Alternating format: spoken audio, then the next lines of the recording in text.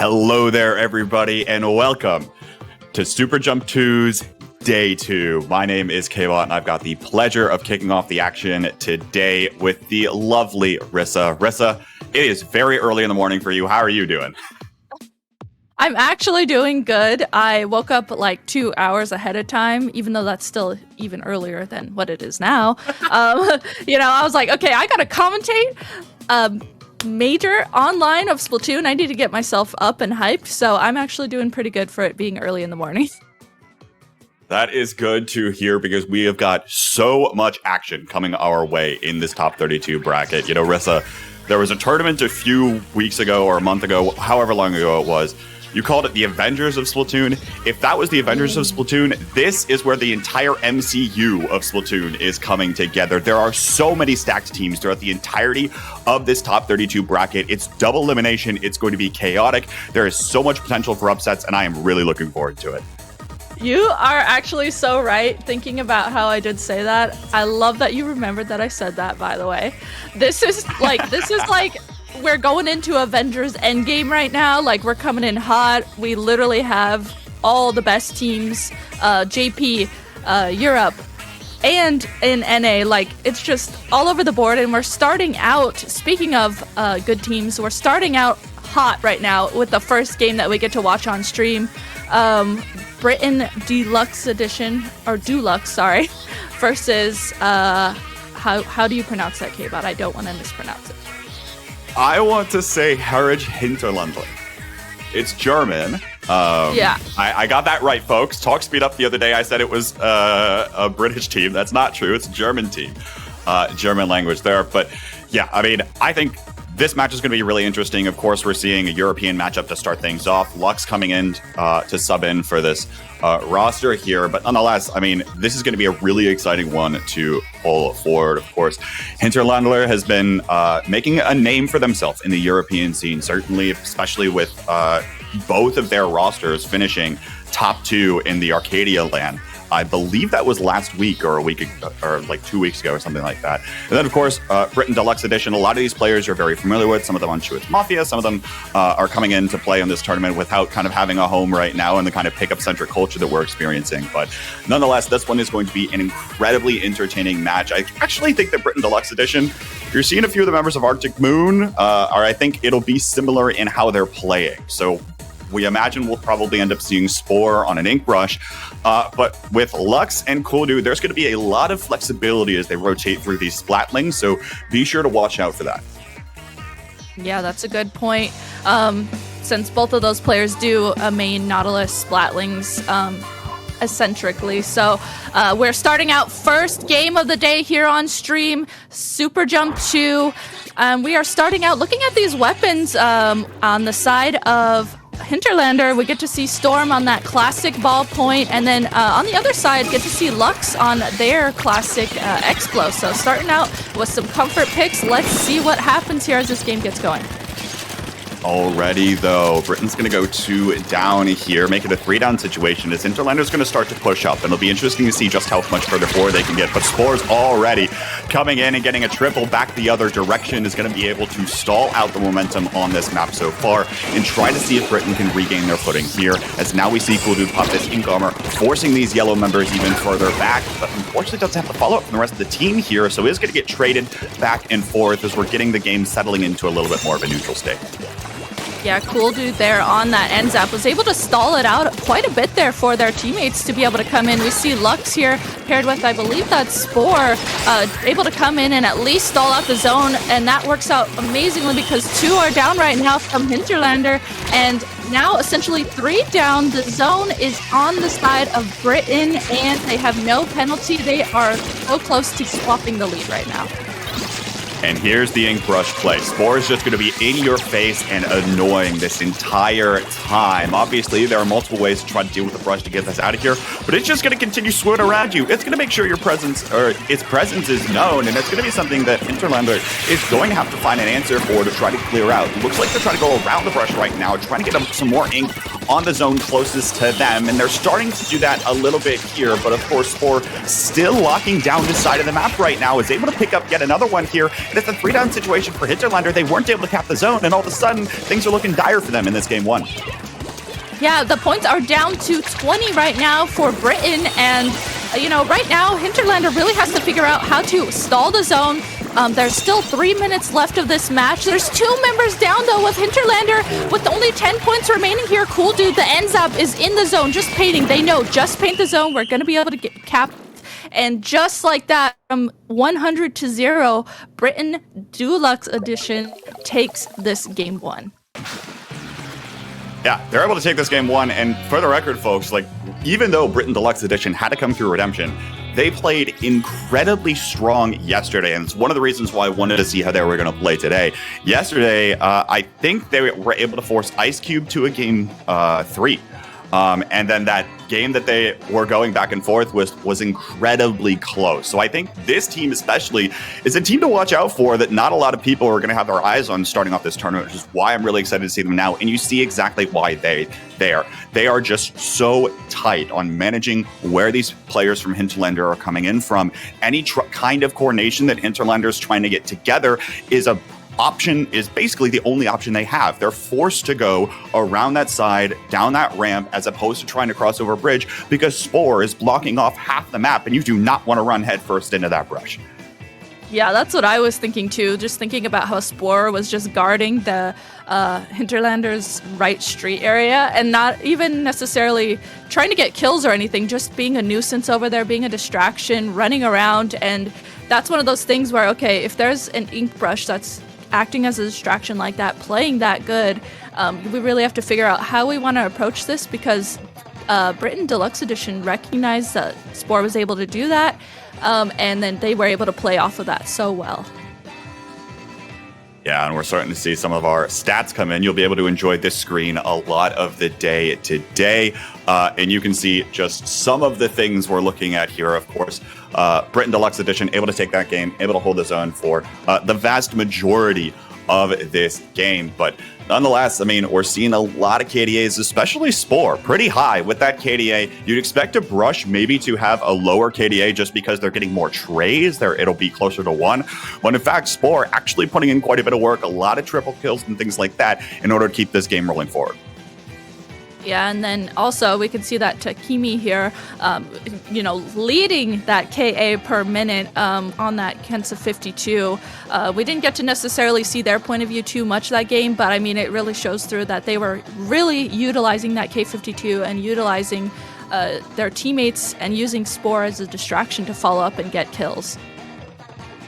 Yeah, absolutely. So it'll be interesting to see what exactly comes of the rest of this here. We do have the counter pick coming in from Hinterländler. It's going to be tower control on Inkblot Art Academy, which might actually, I think I like tower control for them just because that brush isn't able to get set up. It isn't able to sit down. It isn't able to shut down half the map because that tower and that objective is always moving. It's a moving target, and it'll be something that we'll have to see what the response is here for Britain to see if they have some kind of a plan. I mean, obviously, you probably have a plan on this map, right? It's one of the most widely seen maps that we see in competitive play. But nonetheless, it'll be interesting to see what they come up with here. Maybe we'll see more Splatlings as well, which I expected to see, but of course, we didn't get to see come out from them last map. Yeah, that was my first thought, actually, was, picking tower control and Inkblot. Not necessarily a good map and mode for an Explosher, so that might be forcing Lux to switch over to a ballpoint, to a Splatling, that they are also well known to play as well. So that might be one of the reasons they counterpick this. And then also that slick that goes up onto the Plaid and the Bats area of Inkblot Art Academy, that might be a big deterrent for the Inkbrush too. But of course, there's also the steps area that the Inkbrush could get up through, but just that little bit of, less mobility and less area for the Inkbrush to move in might be a big factor in this. All right, folks. It looks like we are having some difficulty getting into the lobby. Apparently, there was a switch overheat. Now, I'm going to be honest. I don't know how you've managed to overheat your Switch within the first 20 minutes of this tournament happening. But one of the players was able to do that, and they dropped out of the lobby before we could actually get into the game. So We'll be getting these players in a lobby as quick as possible. Apologies for the delays this morning, but hopefully we'll be getting underway and getting to things quickly here. I've played with a few people whose Switch will just, overheat all of a sudden, and they have to. I've heard someone having to go get ice packs to put around their Switch. Someone had to go get a fan to put right on their Switch to make it so it doesn't overheat. I've heard it all. I've heard it. Heard it all.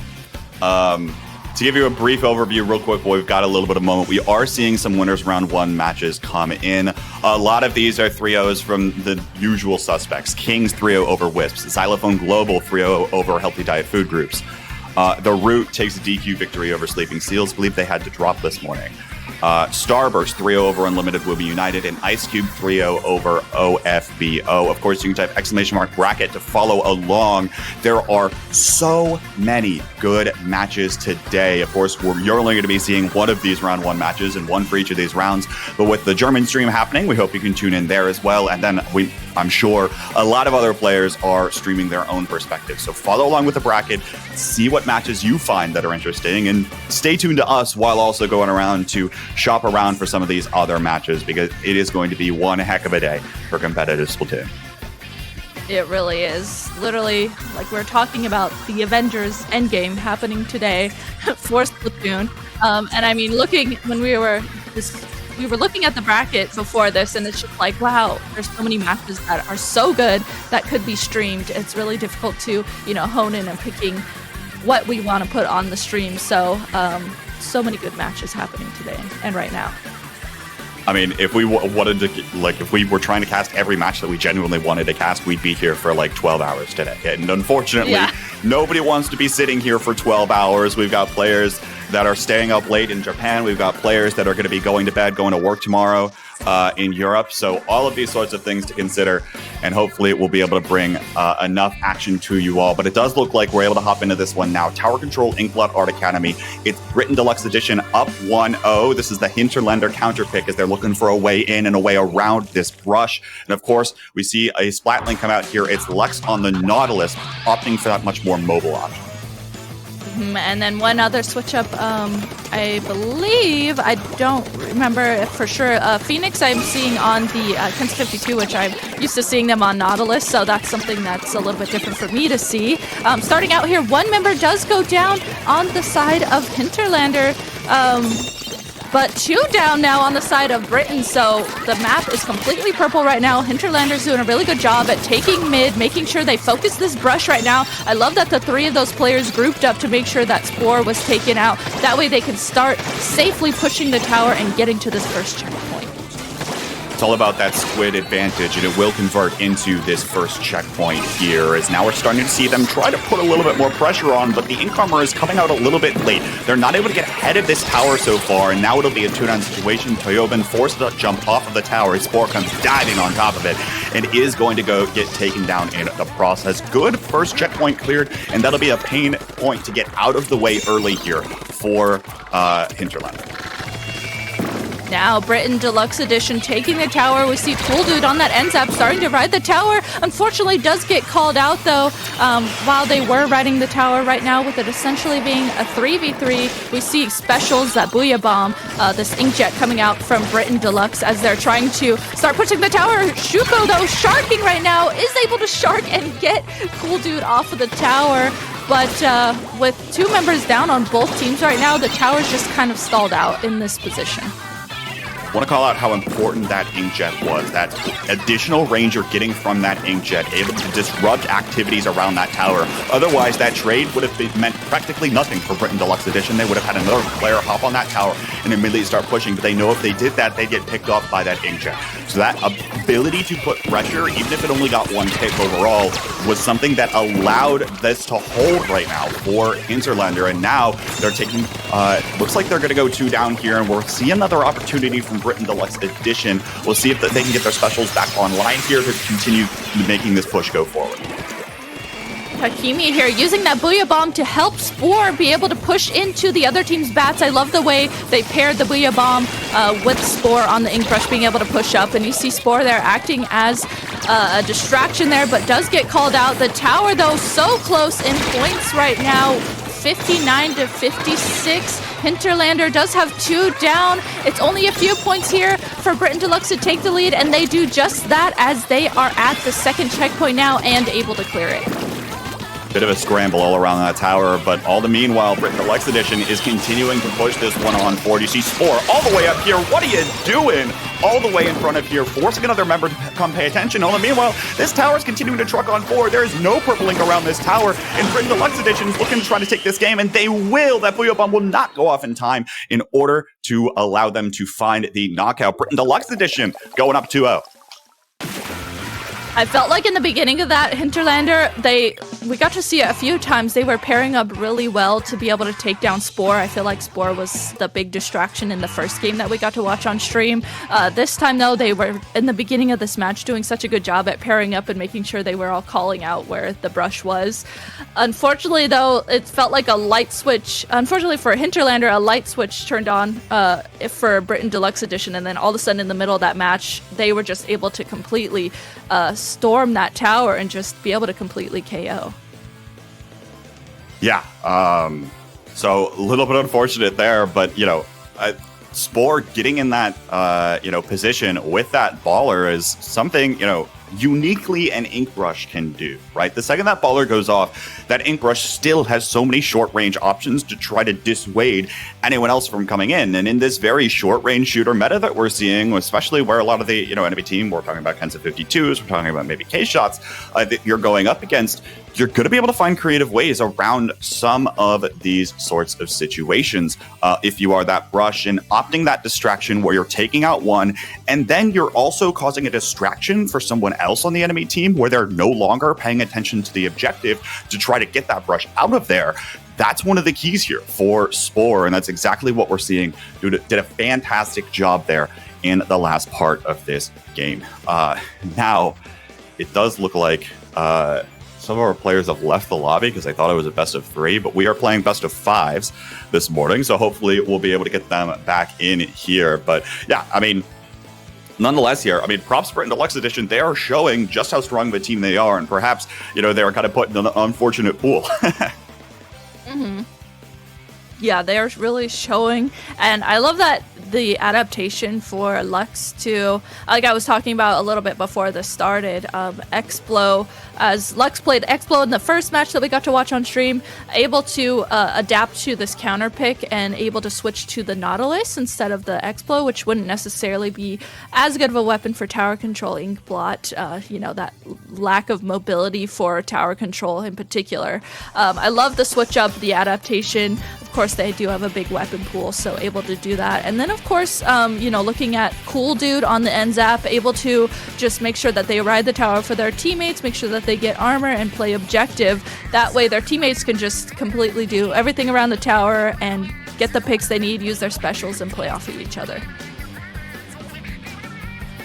Yeah. Absolutely. So again, folks, we are getting these members back into the lobby. Going to take another quick look at the brackets. See, One Hit Wonders. One Hit Wonders is a team that I thought could have gone pretty far as well. It's very reminiscent of like a Polar Knight, alongside some of the members that have been grinding in +2, +1 for the European scene. So they 3-0'd Axel this morning already. Unfortunately, they play Starburst next, so we'll see if they can put up a fight there. All the meanwhile, FTWin takes the 3-0 over Michelin Heroes. 4 tickets to victory, please. Takes a victory over Cascade Duck Crew. Jackpot 3-0's Knights of the Roundy Table, and Grape Juice 3-0's Tatakai. So a lot of 3-0s coming in early in the day, but of course, as we continue moving forward, things are only going to keep heating up. Yeah, only going to keep heating up, and it looks like our lobby that we are watching here on stream has finally filled up. Counterpick is in, so we will be going back to tower control for Game 3, and this time it'll be on Manta Maria. Manta Maria is definitely going to be an interesting one. I think there are ways where you can try to limit where this brush wants to go, right? Because obviously Spore's trying to dive in, Spore's trying to cause distractions, be on the other side of the map, be in your spawn, be everywhere, right? That's exactly what Spore's trying to do, but all the meanwhile, right, on a map like Manta Maria, it's going to take a long time for Spore to get in that position. So maybe if Hinterländler can try to intercept Spore before he gets set up in a lot of these cases, they might have a little bit more success in trying to limit that, but only time will tell exactly what comes of this. Of course, you all had your Twitch predictions earlier. 68% of you said Hinterländler. How confident you feeling in that, chat? We'll have to see if they can take the reverse sweep here. Looking at this counter pick too, one of the main things that came to my head is Storm, who plays Ballpoint. So, you know, this, of course, is a great map for Ballpoint, able to use that middle ramp to use the Ballpoint to get picks, to just act as a nuisance. So I could see that being a big factor in this being Hinterlander's counter pick too. That will be the case. Ballpoints on either side of the map. Lux opting for the vanilla, looking for that inkjet, and then Storm opting for the Inkstorm. Classic there. But nonetheless, we're seeing the rest of these play very similar weapons to what we've seen. Actually, 3 shooters on the side of the map for Hinterländler. We'll have to see what comes of this. As now Lux is going to be able to pick off one on Phoenix. Shuko is about to go down, or looked like they were about to go down. There we go. That Booyah Bomb was thrown right at their feet. And now it's already Britain, who has the momentum here in mid. Might be trying to do a little bit of something. But Phoenix actually on the respawn, able to catch out one of these members, catch out Spore jumping in here as well. And unfortunately, with a little bit of a sloppy start here, Britain's not going to be able to get much of anything. And Hinterländler might have the opportunity to make the first convincing push. Yeah, Hinterländler here starting the tower to the first checkpoint. We saw Phoenix there start pushing the tower. Looks like they are waiting for their teammates to come in a little bit more so that way they can get set up, actually start pushing the tower, have a game plan for getting past this first checkpoint. We see Phoenix here sharking the bunker area with Storm on the Ballpoint. Unfortunately, their end zap does go down as Phoenix also tries to push up to past the bunker area and does get called out. So Britain Deluxe Edition is doing a really good job at coming back in here and making sure that they defend the tower. Yeah, really like the game plan from Hinterländler, trying to build up a little bit more map control, trying to see where your opponents are coming in from. But of course, the more time you take, the more time you're also giving your opponents to get set up, figure out where you are, figure out where your locations are around this tower. And that's exactly what Britain Deluxe Edition was able to take advantage of. Oh no, Lux going down to the suction bomb is going to be a big deal when we're talking about the long-range presence here and the amount of ink that they're able to output around this tower. Looks like it's going to be the first checkpoint is cleared here for Britain Deluxe Edition. We'll have to see if they can get much more of this. A trade happening on this side of the map as now we take a look at where this tower might be coming in from. Spore trying to dive in, trying to open up this window of opportunity for the rest of the team to come on board. But with just fewer members left alive right now for Britain Deluxe Edition, it will be delayed. They're starting to come on in here as Cooldude's going to jump off the tower, try to be a little bit more aggressive. Now Lux up the Inkjet, looking for this 1v1 onto Phoenix. It's not going to get it as Phoenix jumps away. Actually is able to find one off the back of that super jump. Well done play there. Is going to get traded in the process. Though meanwhile, this is a very slow and steady push for Britain Deluxe Edition. They're not completely getting wiped right now. Large thanks to Spore trying to find these windows of opportunity to open up here, and now finally ganged up on by the members of Hinterländler as this tower resets back to neutral. Tower resetting back to neutral, but Britain Deluxe Edition is right here. Lux getting 2 picks right now as they start pushing the tower, and Cooldude takes the tower once again. One thing I really like that Britain Deluxe Edition is doing is they're just, even if they have one member down, they make sure that they stall out the tower, wait for their teammates to come in, and then start pushing it again. We can see them doing exactly that. Inkjet, Baller, and Armor coming out as they get to the second checkpoint and are able to get past this second checkpoint, able to just continue pushing the tower as 2 members of Hinterländler are down. Spore going down here, but that might not be that big of a deal right now. Now 2 members going down for Deluxe Edition. Cooldude going down on top of the towers. Lux was in position to try to get down from above, but unfortunately not able to find any more picks. Britain Deluxe Edition will stop at 14, which is absolutely massive for them, giving them 2 complete checkpoints to defend themselves against whatever Hinterländler can come up with in the next 90 seconds. So Hinterländler here is going to start trying to get a push in. We see missiles come out from Shuko as they are riding the tower. Looks like they're trying to figure out where they need to set up right now. Where do they need to go to start getting in a position to push the tower. But I love that for Britain, they're just kind of sitting back, holding this top right area, holding their street, and not necessarily approaching Hinterländer too much. They're really letting Hinterländer come into them as they know that they have the lead right now and they're set up for defense. Well, meanwhile, Kudu going down on that zap could be huge. Now, Spore going down here as well will open up the map even more for Hinterländer. Lux getting an Inkjet pick on the other side of the map, though, and no one's currently on tower for Hinterländer. They're not pushing this one forward. They're not using their advantage right now, and now Toyoban has to come back, grab this tower, and start pushing it forward. But it's going to mean that there are going to be just a few more seconds for these members of Britain Deluxe Edition to try to respawn and come back in here. We'll see exactly where they decide to take up their position, because remember, they've got 2 full checkpoints to deal with. So what? They gave away that first checkpoint. All they've got to do is hold it perhaps here, and I think that's exactly what we're going to see in just a little bit. That armor is almost online for them, and Lex is in position to try to make sure that they don't get down to this 3rd checkpoint. Puyo Bomb coming out here, trying to clear out some of these members. 2-down situation right now for Hinterländer, and the green ink is just coming all around this tower. Spore and this baller playing very conservatively, playing right next to the tower, ready to jump down from bunker on top of this tower. Will get traded away, but with members of Britain Deluxe Edition on the tower, they are going to take the game and take the set, knocking Hinterländer down to the loser's bracket.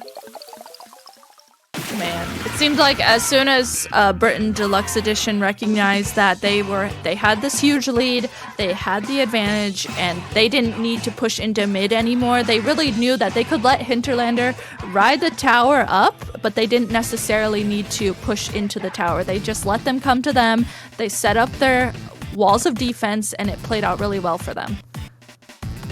Did play incredibly well for them. And again, with such an early look at this team, I'm really excited to see just how far they're able to continue pushing this, because they might be one of these surprise teams that start sneaking the top 12, top 8. Once they get knocked down to losers, do not count these folks out. So well done and impressive play to them. Of course, Hinterländer, an incredibly strong team, just unfortunately didn't quite have the same level of coordination, didn't have quite the same level of game plan that Britain Deluxe Edition had coming into this one. Ooh, man, I'm so interested who we get to see next. I mean, we started out with such like amazing teams already in game 1 that we got to watch on stream. So I, for one, am so excited for what we get to watch next on stream, and then also the whole rest of the day on stream. It's going to be so good. Actually interesting to see that they spend about the same amount of time on the tower between the two teams, of course. Or actually, Britain Deluxe Edition spent less time on the tower, as a matter of fact, than Hinterländer. They just weren't fully able to get all of the wheels turning to make a successful push coming through. So again, we'll have to see what Hinterländer can do. Do not count that team out either. They get sent down to losers, but of course I imagine they'll probably pick up at least 1, if not 2, moving on forward to try to chug along in the rest of this tournament, and should be exciting to see where they end up. Meanwhile, let's take a look at some of the rest of the results that have come in. Looks like all of Winners Round 1 is completed. So I'll read off a few of those for you here. Max Morning takes the 3-1 over Cherry Limeade, which means we're going to be seeing Max Morning versus Grape Juice up next on stream. That'll be a good one to take a look at and watch. What else haven't I read off yet? Sushi 3-0 over Farto. It'll be interesting to see how well Sushi does. Sushi is the next opponent for Britain Deluxe Edition, who we just saw. So that should be a fun matchup that we're not going to get the chance to watch here on stream live. But of course, maybe some of those players are streaming. And yeah, it looks like Squid and Good takes 3-0 over Voice Strike here as well. So a lot of 3-0s, just like 1 or 2 3-1s coming in this first Winners Round 1. But things are definitely going to start heating up, especially with this next match we've got coming up next. Yeah, up next we get to watch another good game that I'm sure will be great to watch for us. Grape Juice versus Max Morning. Max Morning, of course, normally Good Morning, but instead having Max play with them. So, of course, they renamed themselves Max Morning. And I think, I forget what I was hearing, but I know that Caden was swapping out today for someone. I forgot who it was. So I think we're going to see Caden playing today, I believe. Caden playing with Max Morning, and then Grape Juice, of course, Getway, Sinfu, Bray, and Vilos, a team that we've seen for quite a while, and they continue to do really good, so happy to see them joining this tournament too. I mean, Grape Juice is like I don't know how long they've been around for, but they have been around for what, probably at least 2 years at this point. Yeah. This roster has been around for quite some time. They are continually taking names as one of these French teams that, of course, we as, the North American audience, some of you might be more familiar with what IPL does a lot of. We don't get to see them as often as we might see some other teams, but this is definitely a strong team to watch out for, as evidence for that. They actually took the victory over Sendu, Hypnos, Storm Hero, and Anger in their pool. They took that 2-1. And so they're coming into this with a little bit of momentum, riding off of that victory and winning their pool to be here on the top half of the bracket. So, of course, they're taking it. And then Max Morning, this team of Good Morning is a team of all players that we know incredibly well. We know how well they can perform, but we haven't seen it fully come together for any Good Morning roster quite yet. I want to see them make a deeper run in some of these losers brackets. We just haven't seen anything come out of them. So both these teams definitely looking to try to make their names a little bit more known as we head into this set. And of course, what better way to do it than say that you're able to win 2 sets and winners in SuperJump? Like that is a pretty big accomplishment, folks. Getting like top 16 in this bracket is a pretty huge accomplishment for these teams. So it'll be interesting to see what these teams have prepared for us here. Yeah, and remember, this is going to be another best of 5 on stream. We will be starting out on Splat Zone's Anchovy for the first map, so I think this will be a fun one to start out on. Splat Zones in general is a good way to just kind of see how the teams play around each other, how they, what their game plan is going to be against the other team that they are up against. So I think this will be a good starting stage to start on as well.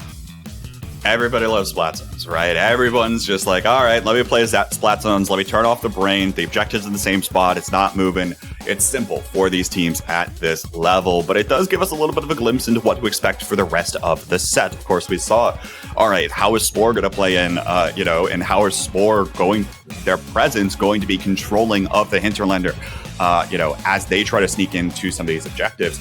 It's exactly what we saw in the last set. We'll see what we see here as we load on into this one. I'm imagining we're going to be seeing a few interesting compositions come out here. Of course, ShadowWin, we're normally used to seeing a Tenebrella. I believe Velace is normally playing Roller, but I could just be misremembering things.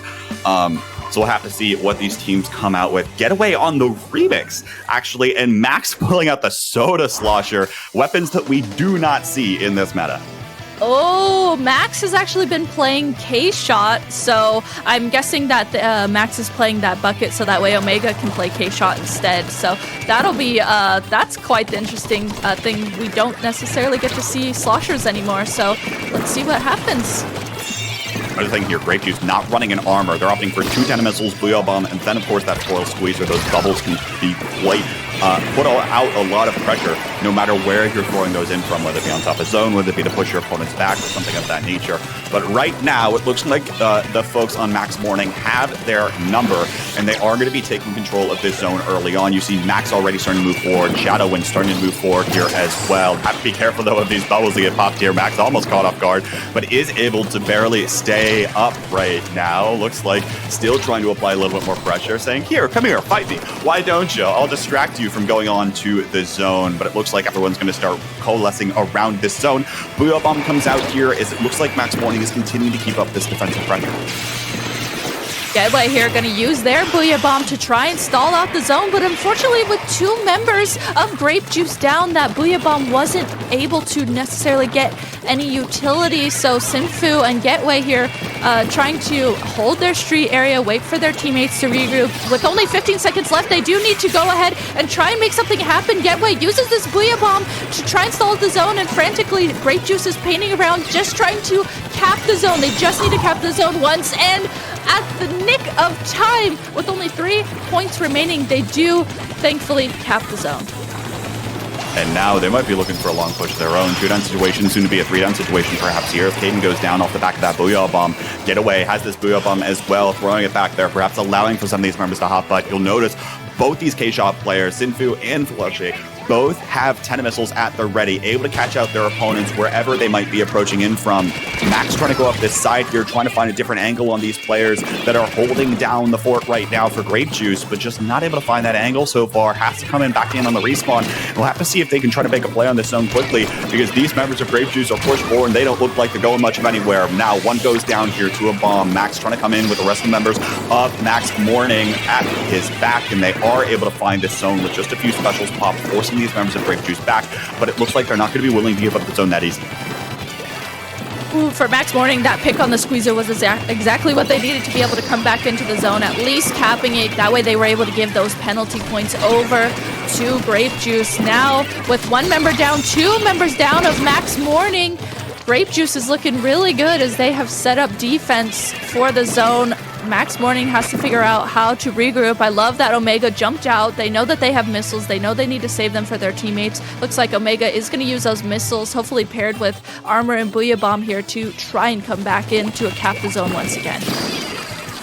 Trying to come in here. You see that Armor come out. Exactly the go button here for Max Morning. Omega trying to be on the front lines here for this team. They're not able to find the cap. Okay, just as I say that, able to find that, apply that penalty for just a little bit longer, and now trying to spot up and sniff out some of these members of Grape Juice. Excuse me. It's going to be a 2-down situation for them now, as they'll have to find another way to come back in. But no, actually a little bit of an overextension. Sinfu's going to be able to pick up a pick here for Grape Juice. Now making another one. They're going to be able to clear out some of these members of Max Morning, cap the zone back, and now start ticking down this timer, trying to whittle down this penalty and trying to go for the lead here. This game is going to be real tight coming down to the wire.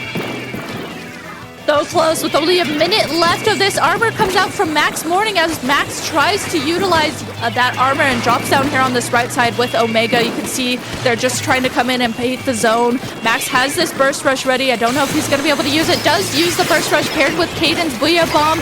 Caden getting a pick with that Booyah Bomb. That was really crucial, because now this is allowing Max Morning to come in, paint the zone, use armor once again, and push Grape Juice back with only 45 seconds remaining of this match. Now we're going to see if Max Morning can continue this hold. Remember, folks, Grape Juice can force overtime if they have the zone capped here when that clock hits 0. That's exactly what they're looking to do, because they only have one more opportunity to do it, so you might as well do it when all your specials are online. Get away, going up in the air, popping this Booyah Bomb. Max is coming up from behind here. 10 missiles coming out on Max, trying to dive on top of two of the members on this side, trying to cause a little bit more of that distraction. So meanwhile, this timer's ticking down. They might not have the opportunity to get to the 0-second mark, as now they're starting to move on forward, but it's a one-down situation right now for Grape Juice. They don't have the members in mid, and just the paint on zone that Max Morning is pumping out is not going to be enough. They were able to find the zone cap for just a blink of an eye, allowing this knockout to not happen, and now they're able to find the 2-down situation, able to take care of the zone, and now forcing overtime. Oh my goodness, do they have it in them to take this game away? Veloz here using those missiles to just stall out Max Morning even more. We see bombs coming out from Max Morning. They do have 3 specials at the ready. They have to use them right now. They're going to go ahead and use that Booyah Bomb, use the missiles, and be able to use the armor as well. They just need to come in and cap the zone once. Max using this burst rush, doing everything they possibly can to cap the zone. Finally, one member goes down on Grape Juice, 2 down. Oh my gosh. Wache was coming up from behind. They were able to take care of a few members, but no, they just didn't have the mate on zone, as one of the members of Grape Juice was popping their 10 missiles, gave just enough time for the zone to be neutralized and taken back by Max Morning. That was so close, and that was only game 1, folks. Oh, my heart is like thumping. That was insane, and I feel like that was so back and forth. We are in for a treat for this best of 5 set. Oh my gosh. And it seemed like even though Max Morning started out that match like pretty strong, able to get a really strong lead at first, Grape Juice was able to adapt and then eventually they're almost take it completely from Max Morning. I mean, that's the thing. So in Splatoon, when it comes down to those last few seconds, instinct takes over, okay? It's no longer about trying to make the best, possible, scenario. It's about, am I doing the things to actually net this team, the ability to win the game? And, sometimes you make a little bit of mistakes there. In that case, it might have been not managing your ink as well as you might have hoped, popping those 10 missiles to try to get the refresh on the ink tank rather than for the 10 missiles themselves, just trying to fire those off as soon as you can. But with only 2 members up for Grape Juice, they just weren't able to get enough paint on that zone in time. You see some of the rest of this come out here, but how close are these numbers across the board? Max and Veloce tying for KA per minute across the board here. Absolutely insane. Yeah, absolutely insane. And then for Max Morning, you see ShadowWin there using specials used per minute, so they were definitely getting armors for their teammates to help them be aggressive, and that was really, really good for them. And then Sinfu, of course, leading the special use per minute for Grape Juice, really coming in to help them. And I mean, I feel like we especially saw that there towards the end of that match. So speaking of these two teams, though, coming up next, we do have our counter pick in. Counter pick coming in is going to be Splat Zones on Skipper. I feel like this is going to be another chaotic Splat Zones match. I mean, it always comes down to who can get the specials out on the zone, who can get the paint on the zone, and it has the same chaotic energy, I feel like, that Anchovy does. So the interesting thing for me, you're absolutely right? There are a lot of different ways to play this map, the Skipper Pavilion specifically, that we might not see in most other maps in the game. But the interesting thing to me is if you would have showed me that these two teams were playing on this map, I might have told you that I thought it was a Max Morning counter pick. With ShadowWin on that 10 umbrella, we know that's a weapon that Shadow is incredibly comfortable with. We know that's a weapon that a lot of these players are comfortable playing around, and this is a brilliant map for that 10 umbrella, able to just take over control of the zone. So I wonder if Grape Juice fully knows what they're getting into, or if they've got another cheeky plan up their sleeves in order to take this game. But it'll certainly be interesting as we start loading into the game and seeing what the compositions are. Yeah, I'm really excited to see what Grape Juice composition is going to be. I mean, if they went Squeezer, Remix, 2K shots in that first match, what is going to be their counter pick in terms of weapons for this one? So starting out here, game 2, looking at the comps right now, we get to see ShadowWin's 10 umbrella come out, just like you mentioned, K-Bot, and this time Kaden switching over to the NZAP, Matt switching over to the Vanilla Jet Squelcher, and then on the other side, Grape Juice having a mini Splatling, and then also a custom Jet Squelcher for their anchor weapon. A lot of mix-ups here. Oh no, Comet falls off. A lot of mix-ups here on the composition. But the name of the game, I think, for Grape Juice is going to be making sure that they can paint over everything. They want to paint over the zone. They want to paint over exactly where this 10 umbrella is coming in. They want to provide enough opportunities to get around this 10 umbrella, make sure they can't set up and take care of business here. But nonetheless, we'll see exactly what comes out here as our first Stingray is going to be, or actually second Stingray, excuse me, already 2 Stingrays. We're 40 seconds into this game here as Max on that back there. Nonetheless here, we're looking to see exactly what comes of this. ShadowWin is not going to give up this angle here, just back it away as these members of Grape Juice are coming in from the front end. Kama here using those bubbles and able to get one pick paired with a second one paired with Sinfu, I believe that was, helping them get that second pick onto Kaden there. So 3 members essentially down right now from Max Morning. I saw the last member of Max Morning jump back to spawn, get in a position to regroup. I believe that was Max saving his missiles. So very smartly repositioning to save those missiles. Missiles come out from Max Morning. Booyah Bomb coming out from Omega as they are throwing the specials at the zone to try and recap. Trying to recap here, but if they just don't have the speed in order to take over control of this zone, Omega kind of caught off alone here. Now ShadowWin trying to push in themselves as well, but the rest of these members, Grape Juice, have backed away, willing to give away this zone, but might be trying to look for the retake here. You see that Stingray get popped from the top side of the map. That's Veloce up there with another one. Max now jumping back, trying to probably paint up a little bit more, have that opportunity to build up another set of 10 missiles here, and now meet Veloce one-on-one on the top side of the map. While the meanwhile, members of Max Morning taken away from this zone as Grape Juice is able to take back control of this area. And now they're looking to try to continue this push of their own with the 2-9 situation, especially with ShadowWin down in that 10 umbrella slot. Stingray coming out also to help try and push back anyone else from Max Morning. Missiles come out from both sides as the zone right now is stalled from both teams. So Grape Juice there able to finally recap the zone once again. And they're doing a really good job at just holding this bottom area. That bomb from Sinfu gonna get Omega, unfortunately, through Shadowwind's Tenebrillo shield. So you can see Grape Juice right now is just holding this bottom area. They haven't really had to move too much. And with these continuous Stingrays coming out from Grape Juice too, it's looking really difficult for Max Morning to get into the zone. You're able to do it here, but to your point, it is very slow because typically they don't have a lot of burst pain output. They're counting on this Tenebrillo to get into position to allow these windows of opportunity for the rest of the members to charge on forward and take over that zone. But on the meanwhile, as long as one of these members of Grape Juice is sitting there watching this zone, it's going to be pretty much capped in their favor. But nonetheless here, actually, it's Max Morning able to take care and bring this solid push together. It was Max Morning that was neutralizing the zone quite a bit more, and now it's going to be Grape Juice that's struggling just a bit. To another situation for them is Shadowwind here, sitting back. Now that jump away here, 10 missiles coming down on top of the zone here, might be able enough to neutralize the zone, but here comes the members of Grape Juice. Will they be able to find this? Shadowwind popping this center of canopy, forcing these members back. Omega goes down, and it looks like Veloce is able to meet them on top of the zone for this cap. 2-10 situation for Max Morning, but once again, Grape Juice has an opportunity to continue coming back in this game.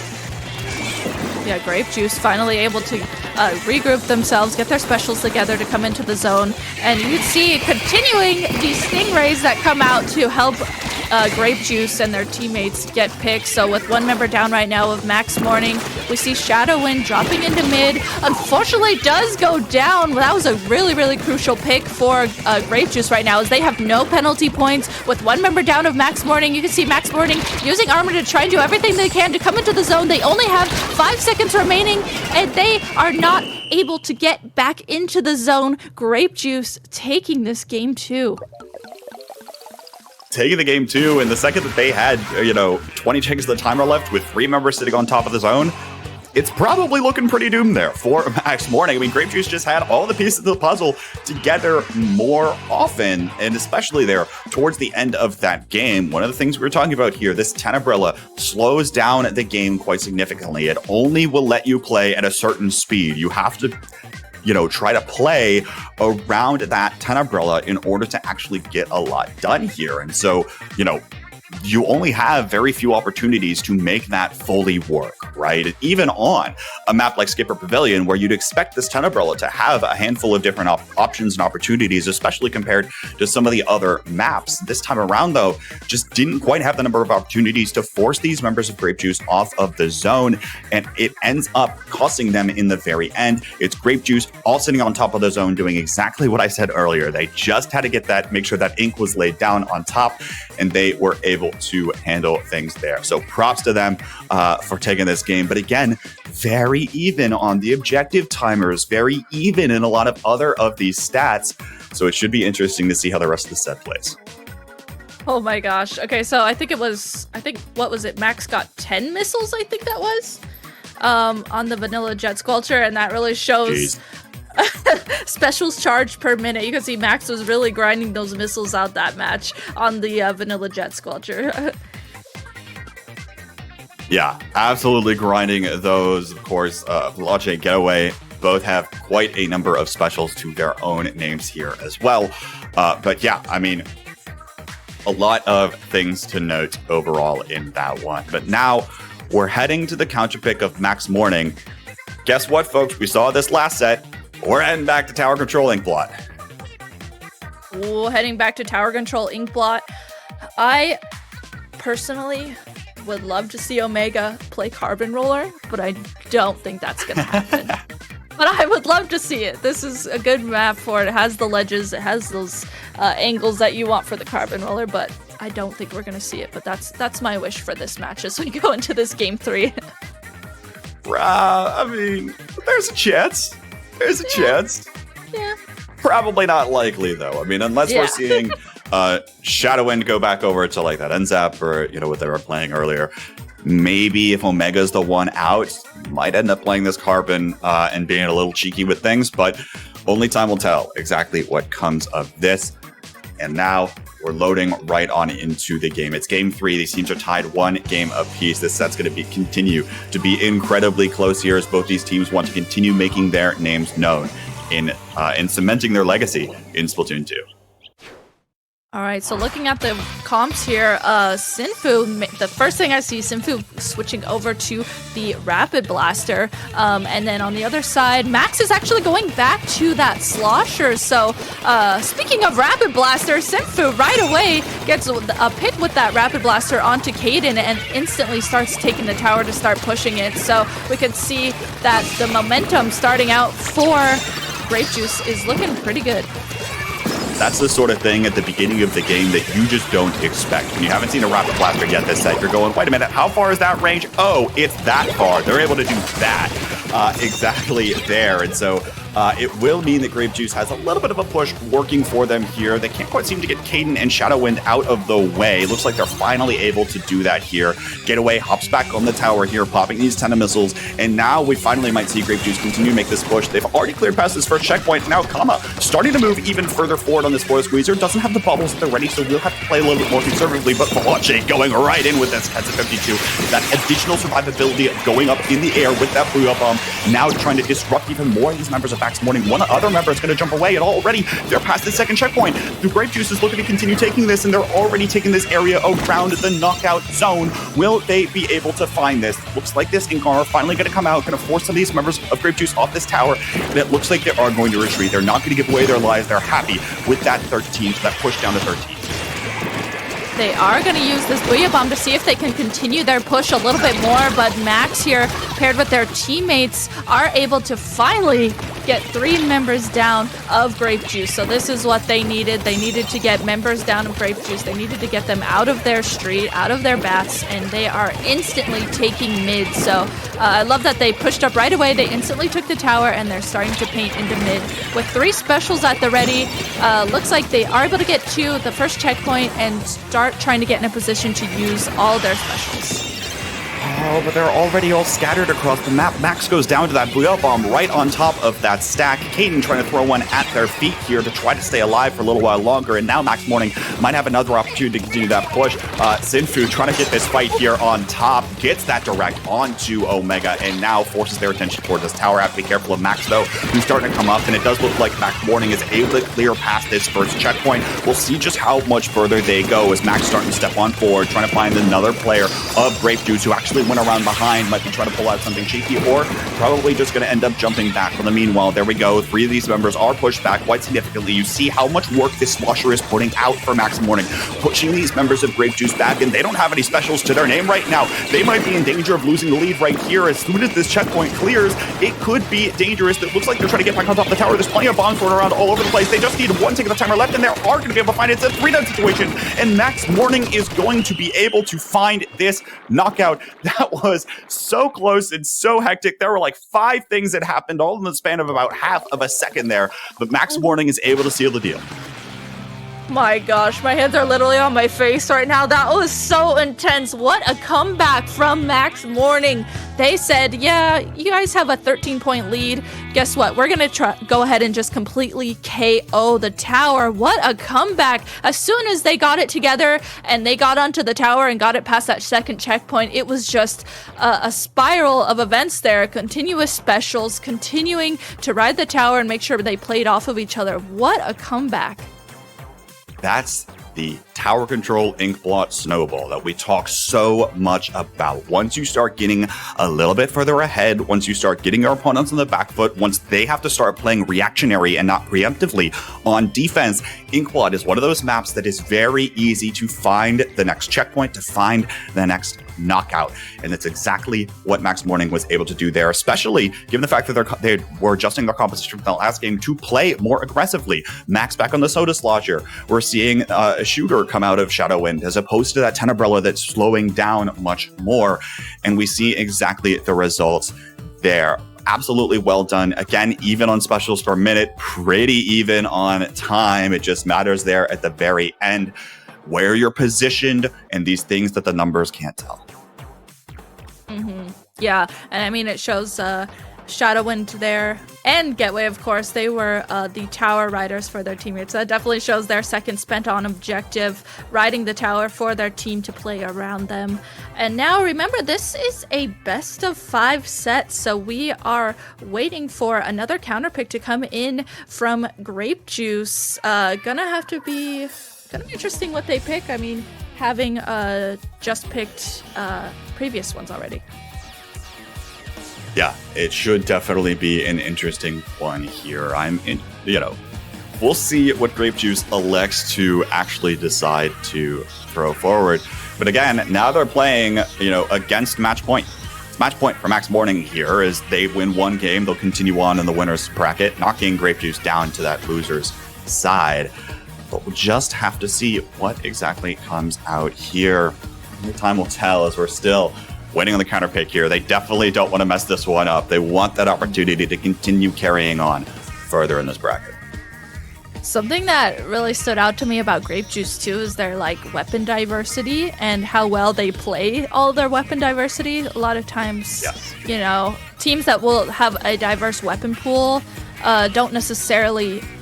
They have weapons that they're very strong with, and then once they switch to, because they might need it for their comp or a map or vice versa. But the way that Grape Juice has been playing different weapons, in particular Sinfu, I mean, able to just come out with a Rapid Blaster and perform really well with it, and able to have all these different comps and play them well is really something that is standing out to me about them. Getaway on the remix versus the Jet Squelcher. I mean, there are so many different combinations here of what Grape Juice is able to do, and that just shows, how much time these players have put in this game over the years, able to be proficient at such a high level on so many different weapons, giving you just that much more flexibility, and therefore probably allows you to actually think about counterpicking your opponent as opposed to picking a map that you feel incredibly strong on. So again, still waiting on that counter pick, but real briefly, while we have an opportunity, we're getting some winners round 2 matches coming in. A lot of these probably not very much of surprises. Ice Cube takes it 3-0 over Squid & Good. Starburst takes it 3-0 over One Hit Wonders. FTWin takes it 3-0 over Xylophone Global. And Jackpot takes it 3-0 over Cosmic Burst. The next match we should be seeing on stream is going to be Jackpot versus FTWin. Both these teams looking hot right now. And of course, I was skeptical of FTWin heading into this tournament. They were, coming in with a different roster, coming in with a few subs. They're saying the last time that this, a lot of these players are really going to be playing at a competitive level, it's going to be interesting to see what they have forward. So, of course, stick around for that set, folks. Jackpot versus FTWin is coming up next, and it's bound to be an exciting one. Oh my gosh, so many good sets happening in the next round. Jackpot versus FTWin, Starburst versus Ice Cube, and then of course it's Sushi and Britain Deluxe are against each other right now. Whoever wins that will be against 4 tickets to victory, please. So, man, the next round is going to have some really heavy hitters happening. Absolutely will. Finally, the counter pick comes in here for Grape Juice. They're taking us to Clamblitz on Piranha Pits. Clams fans rejoice as we head on in here. As a reminder, folks, of course, the way the counter-picking format works, you're not allowed to go back to the last mode you won on. So Grape Juice is not eligible to play any Splat Zones. They had to pick some other mode, similar to Max Morning, of course, in the last one. Had to pick a different mode to play on, and they're taking us to Clamblitz here. They think they've got the advantage. They think they've got the tempo in order to combat anything that Max Morning would pull up against them. Ooh, I'm really interested to see what their game plan might be going into this. And this is going to be the first Clamblitz we've got to watch on the stream too. Yep. This nice big open map, maybe going to be able to utilize their weapon diversity and play longer range weapons for this. I'm wondering if Max might even go back to playing that vanilla Jet Squelcher, but also I could see Slosher being a good pick here too, that Max has been playing mostly so far on this set. So going to be interesting to see what weapons come out here. Definitely will be interesting here, as now we're going to go ahead and get set. Clamblitz Piranha Pit is the map. Of course, Max Morning on match point here. They have the ability to win this game, and they will move forward in the winner's side. We'll have to see what comes of this. Now, Clam Blitz looking to be one of those modes where potentially, like I was mentioning, this tempo could work here. Vlache on that Jet Squelcher, that is the least mobile weapon on that composition, and that certainly is not an immobile weapon. All the meanwhile, though, on the other side of the map, Max Morning might be onto something here, picking up on that tempo, saying, Omega, go rush. Taking that tempo back to them. We see what Spore was able to do with it. Now will Omega be able to replicate? Apparently not. Starting out here, 2 members of Max Morning do instantly go down, and with that Stingray coming out right away from Grape Juice, they were able to help their teammates get those 2 picks down right away. And now both teams do have 14 clams. There's going to be this fight for mid, see who can poke at each other and get picks first. I love the way Omega is just hugging this ramp, waiting to drop down on someone, but was called out there by that Inkjet. So Stingray having to move here, and actually, Omega doing something really cheeky here, flanking around behind the basket. Grape Juice is going to have to recognize that and focus on that. Definitely going to have to take care of business here, but now Grape Juice able to get a few claims to the basket. They're looking back to rush into mid and take care of a few more, as all 4 of these members are still up, still collecting claims, and yet only 2 members on the defensive side for Max Morning, on this far side, able to throw in just a few more claims to this basket. Sinfu trying to back up here as well to find a few more, and now already down to 20. They are unloading all of their clams, and it just looks like Max Morning cannot quite seem to find their footing here. They're not able to find the ink into this area right in front of this basket. Only 20 points left here for Grape Juice. A fantastic push coming in from them to set the tone for the rest of this game. I love that they saw that Omega was flanking around to their basket, but they recognized that they could just push in and score their clams, and that was an awesome starting play from Grape Juice. So now Max Morning here trying to push into mid. Omega unfortunately does go down. Now ShadowWin going down as well. This momentum from Grape Juice is playing out so nicely for them as they are continuing to use Stingrays to play off of each other and continuing to get picks onto Max Morning. Right now, that fight for mid, though, is continuing. With 2 members down of Max Morning, it's looking pretty good for Grape Juice to push again. Pretty good for Grape Juice here, but you see these bubbles trying to come out here, trying to prevent them from moving forward, and it looks like it's dissuading them temporarily. But of course, with that football at the ready, and now with the Stingray coming out, as soon as Grape Juice finds a pick here, they're going to try to move on forward. They're going to try to do that. They just found one on Omega. They found another one here onto a second member of Max Morning. Here comes Kama's bubbles again, pushing on forward. We'll see if Caden and ShadowWin can try to hold down the fort on the backside here, as now Omega comes in to join the fray. It looks like Vlache able to find that power claim in the basket, but now will there be any follow-up? It doesn't look like there will be, as these members preserving their lives, trying to switch back to play defensively here before Max Morning can get a lot of foothold, because now they're starting to storm right towards this back. You see ShadowWin already with that power claim at the ready, looking to take care of things, and of course Caden dropping back to grab this second one here. Will they be able to find the map on here? Meanwhile, actually Sinfu catches this out, sniffs Caden out, and is able to dissuade, popping that bubbles. That's going to be a resource now that Max Morning doesn't have. And meanwhile, on the front lines, Grape Juice holding down the fort here once more, just with no specials really at the ready. Max Morning wasn't able to get a solid push together, and they've got to find an answer here within the next 90 seconds. 90 seconds remaining for Max Morning to be able to score clams, and they have 20 clams at the ready. They just need to get in a position to be able to score them.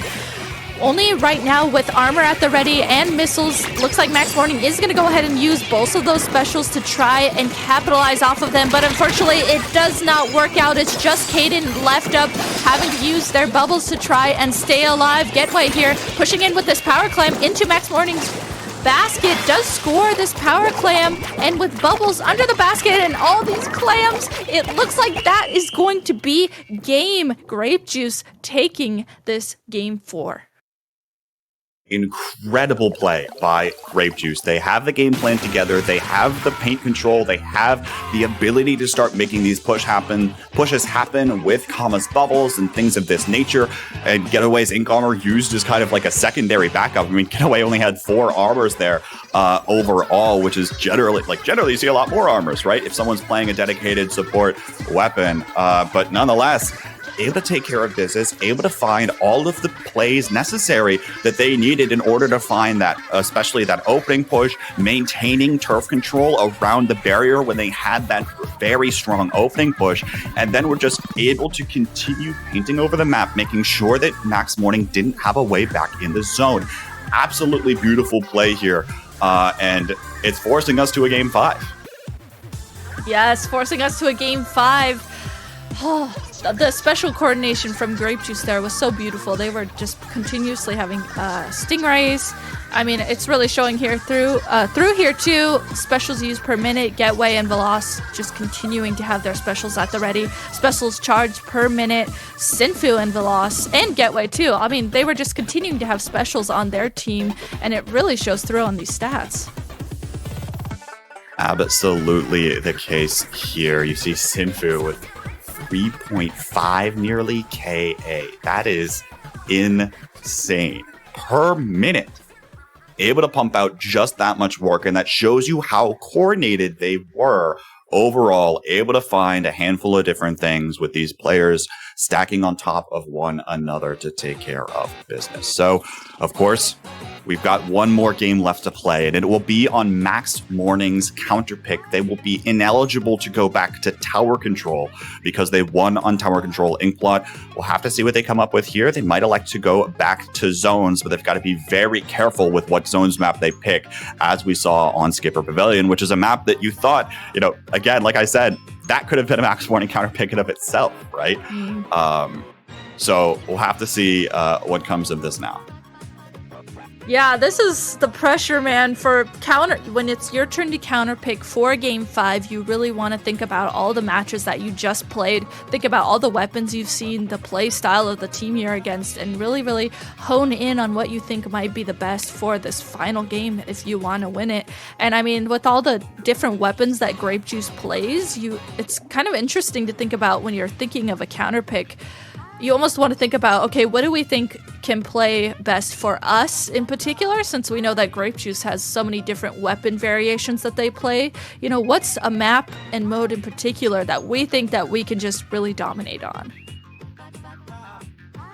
And they are taking their time to think about this one. So as a reminder, folks, you saw it posted in chat just a little bit ago, but !donate, you can donate to the prize pool of this event. I don't recall what number we're at right now. Maybe we can get that for you and bring that out later. But nonetheless, definitely do, donate if you have the means to support these teams and players that are putting on this show for us here today.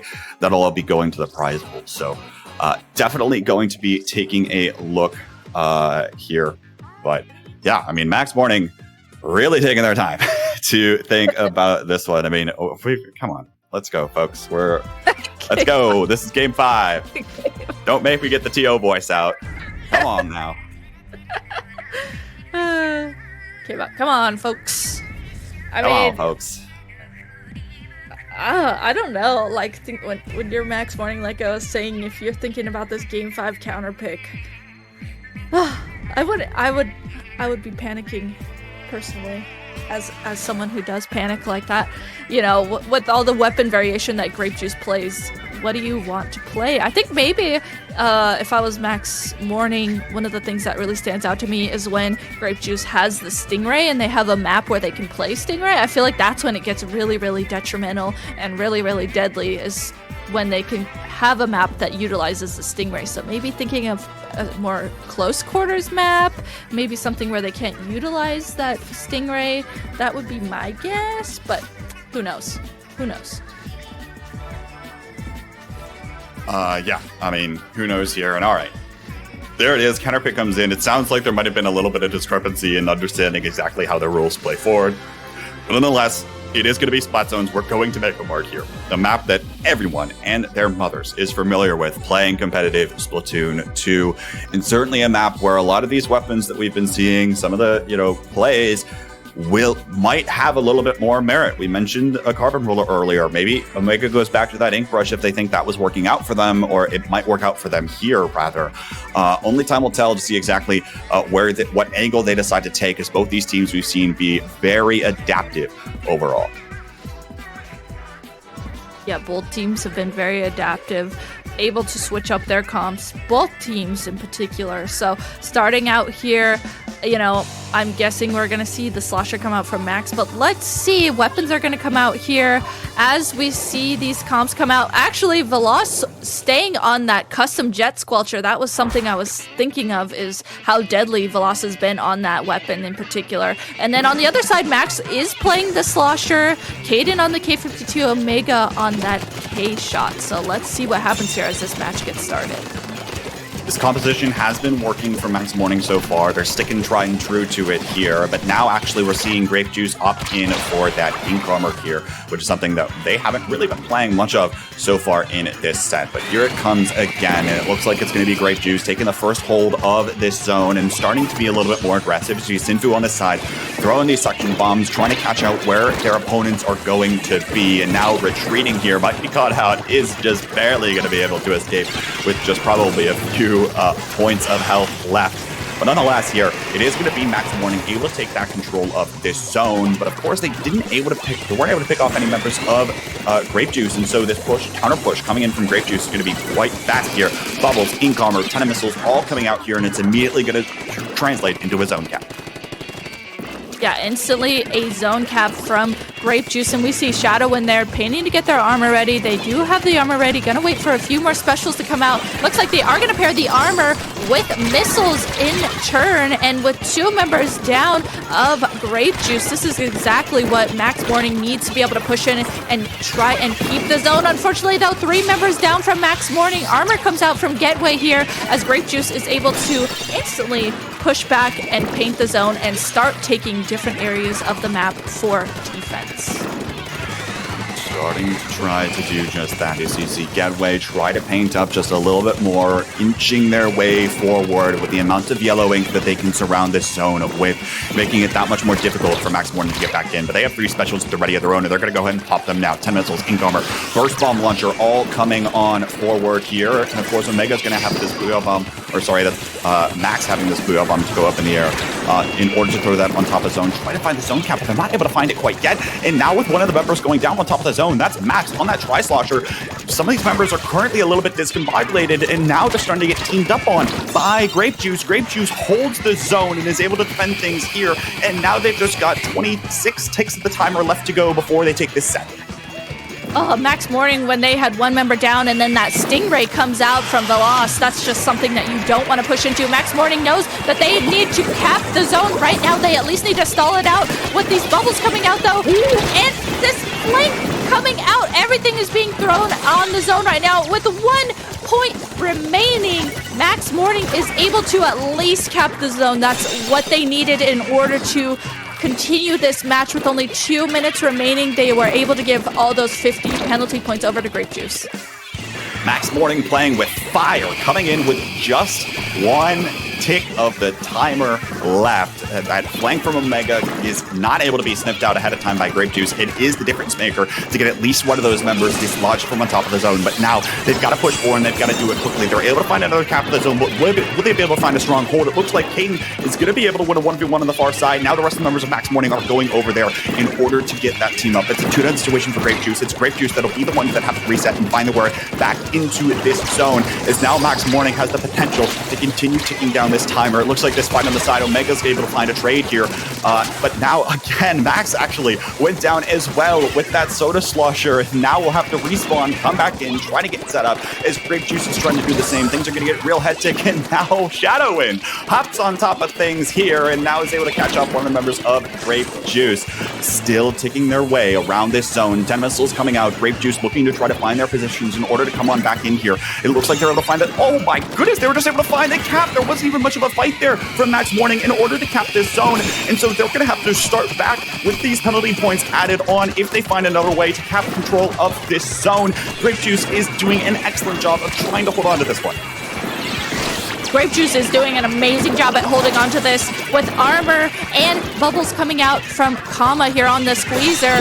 Gonna use those bubbles to just gain some space able to paint the zone around their teammates. And with 3 members actually on the right side of this map from Max Morning, Omega able to capitalize on pairing up with their teammates and get 1 member down of Grape Juice. Looks like Max and Omega are pairing up to get another member down of Grape Juice. With only 20 seconds remaining of this match, I don't know what's going to happen as both teams have 1 member down. Got to be careful. These penalty points are going to go quicker than the game clock. It's just a few more seconds left to go, but with 2 down members of Max Morning, they stand no chance of getting back into this zone, and Grape Juice is going to be able to find the Game 5 victory to carry forward in the winner's bracket. Holy moly, what a set. And that was only the second set of the day here on the SuperJump 2 stream. Oh my gosh, what a set already in the beginning of this day, going all the way to Game 5. And I mean, both teams played that last game so well. It was so back and forth, but at the end there, and continuously, Grape Juice had really, really good presence on the map, and just really, it showed through on that match. I think that's the most, that's the key. It was the presence of Grape Juice overall for that, for the games that they won. They were the ones that just had the presence around that objective. They won Skipper Pavilion because they were always on top of the zone. They won Clan Blitz Piranha Pit because they were always maintaining the area of ink right in front of that, barrier of their opponent's barrier, able to allow for a lot more opportunities to come on in and find that ink. And then, of course, that last one, able to maintain and stand tall despite everything that Max Morning was trying to throw at that zone on Mako in order to come on back in from. It just didn't work out for them this time around. But folks, we have to start taking a look at what's coming up next year. Of course, we mentioned Jackpot versus FTWin is going to be up next. But before we get there, we've got a few shout outs for a variety of different things happening in the Splatoon community. There is a ton of stuff happening, and so many folks have come together to make this event a possibility. And of course, we've got so much more action happening soon. So we'll start off by shouting out Riptide 2022. It's a LAN happening September 9th through the 11th at the Kalahari in Sandusky, Ohio. You can play Splatoon, watch Smash Brothers, Rivals, and others, and then go down to the water slides or to the arcade with your friends that you don't get to see very often in this online environment.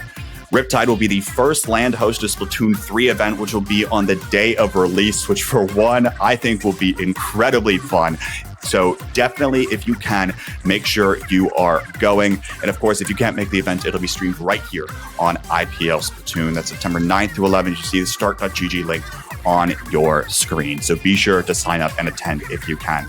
But of course, if you can't attend Riptide, there are plenty of other events happening coming up, including the Big House 10, which will be the first LAN to crown a true Splatoon 3 champion. It'll be October 7th to 9th in Detroit, Michigan. It'll be full of awesome events. You can see all of the games on your screen now. And of course, Splatoon's first appearance at a big house, as well as Splatoon 3's first major LAN presence. So make sure you are taking a look at that one as well. Should be a lot of fun, a new town that we're all heading to, and certainly going to be a great way to kick off Splatoon 3 right within a month after the game's release. Shine 2022 will return here coming up. Splatoon returns to the East Coast with its debut of Shine in Worcester. Am I saying that right? I don't know if I'm saying that right. Whatever the case is, it's that town that's close to Boston. On August 26th and 28th, come on out to enjoy one of Splatoon 2's last in-person events and get a shot at winning cash and art prizes. Competitor passes will increase in price on July 25th, which is tomorrow. So if you're planning on going, now is the time to take that super jump into Shine. Plenty of events happening. Of course, we were talking about Worcester, Detroit, Sandusky. Make sure you're attending one of these events if you are in the area or something of that nature. So definitely should be something that you're coming out to come take a look for. Rissa, we've got 2 other online events happening though pretty soon. What are those? So coming up online, we have LPDC Launch Point Draft Cup is in double digits on August 7th at 5 p.m. UTC time. To celebrate, LPDC 10 will have a first place prize of a full set of Libra stickers. But that's not all. There will also be a raffle for 3 lucky LPDC players to win a set of Libra stickers too. You don't have to be in it to win, so sign up now over at discord.io/MolweIT. And then the other online event coming up is Minnow Cup. So Minnow Cup is back with more single mode fun, and what better way to say goodbye to Splatoon 2 than with Splat Zones. Make a splash in Minnow Cup Splat Zones edition on Saturday, August 6th at 5 p.m. UTC time, 1 p.m. Eastern Daytime. Follow at MolweIT on Twitter, and then join the Discord server to grab the Minnow Cup role for more information. And then lastly, of course, Freshwater Shoals is a new MolweIT draft section just for casual players. Like Launchpoint, Freshwater will run drafts for the usual ranked modes, but with a twist. Players will also be able to queue for turf war and minigame drafts. The best part, Freshwater is open right now. So call your friends and spread the word, because this one minigame party they do not want to miss. Signups are open over the Discord at discord.io/MolweIT. Those of you who might be tuning in, a little bit more casual fans of the scene, perhaps a fantastic introduction to the competitive scene. But here we are. That bought us just enough time to get into the lobby here between FTWin and Jackpot. This is a match that's going to be interesting no matter which way it goes. It could be 3-0s for one of these teams. It could be a game 5. And nonetheless, it'll be interesting because of the perspective that these teams are coming into this tournament with. Yeah, of course, FTWin and Jackpot, 2 heavy hitters when it comes to teams that are in NA right now.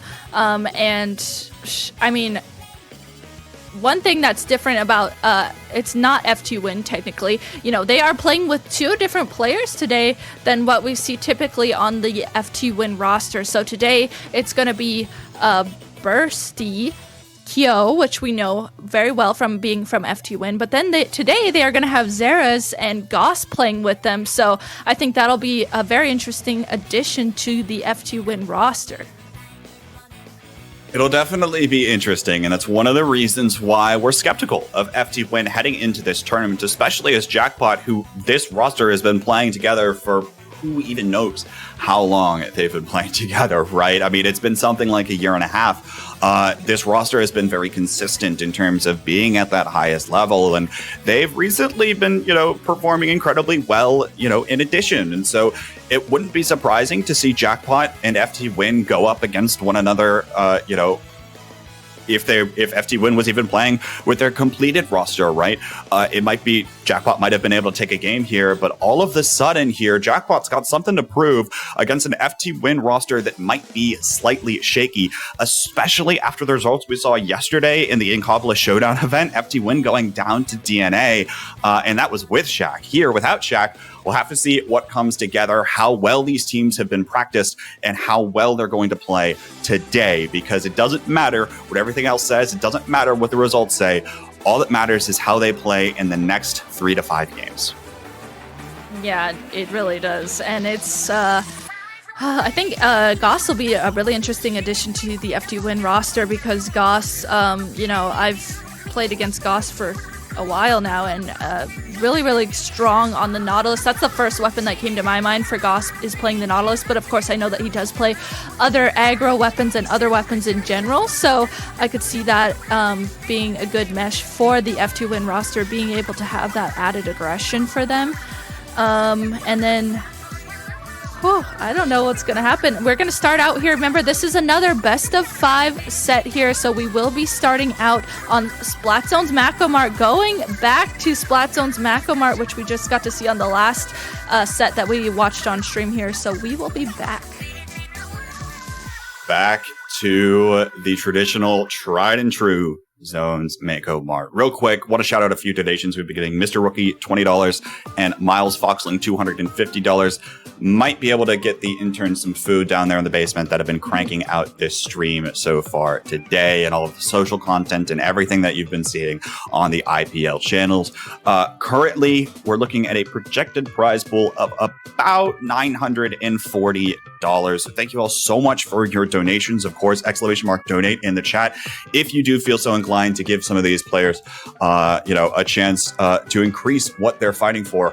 Might boost a little bit of morale here as well. But nonetheless, here we are, Jackpot versus FTWin. We've talked about this plenty. We've seen plenty of things happen as we lead into this tournament, and now it's time to see what happens when these teams are in the arena together. Something else to highlight too is Jackpot playing with .Q today. I love watching .Q play on the chargers that she does play. So FTWin is going to really have to watch out for being against a charger and playing against that when it comes to playing against Jackpot for today. So starting out here, we get to see what comps are coming out from both teams. Looks like on the side of Jackpot, .Q actually opting to play the Jet Squelcher this time instead, vanilla Jet Squelcher. But then on the other side, Zeras is actually coming out with the custom Jet Squelchers. So both teams having those Jet Squelchers as their anchor. Jet Squelchers for the traditional charger players. But one of the other things I want to call out, you might not used to be seeing Leafy on the foil squeezer. She told us in Talk Speed Up that probably wasn't going to see Leafy play Nautilus at all during this tournament. I imagine the foil squeezer would be the weapon of choice. This weapon is so strong. We've seen it been played multiple times throughout the tournament today so far, and we'll just continue to see it appear in plenty of cases as now these teams continue to try to feel each other out. Looks like FTW going to be the first one to pop their armor, looking to try to come on in here just a little bit more, but cannot quite seem to find their footing on top of the zone. Looks like now with one going down, Legend backing away, they're finally able to move forward on this map as you see Kyo leading the charge on that Penta shot. Firsty there painting up the sides of the map, and then on the other side of the map, Kyo and Zera is painting up their side of the map as well, trying to get their specials ready for Jackpot's counter push. It looks like specials do come out from Jackpot, and they drop down into the zone, able to get one pick onto FTWin. Kyo here trying to juggle this 1v1 that's happening, but has to turn away and jump back in order to save those missiles. I think that was a really, really good jump back. Is actually in a position to already use those after he's jumped back, and Jackpot having to back up away from the zone here.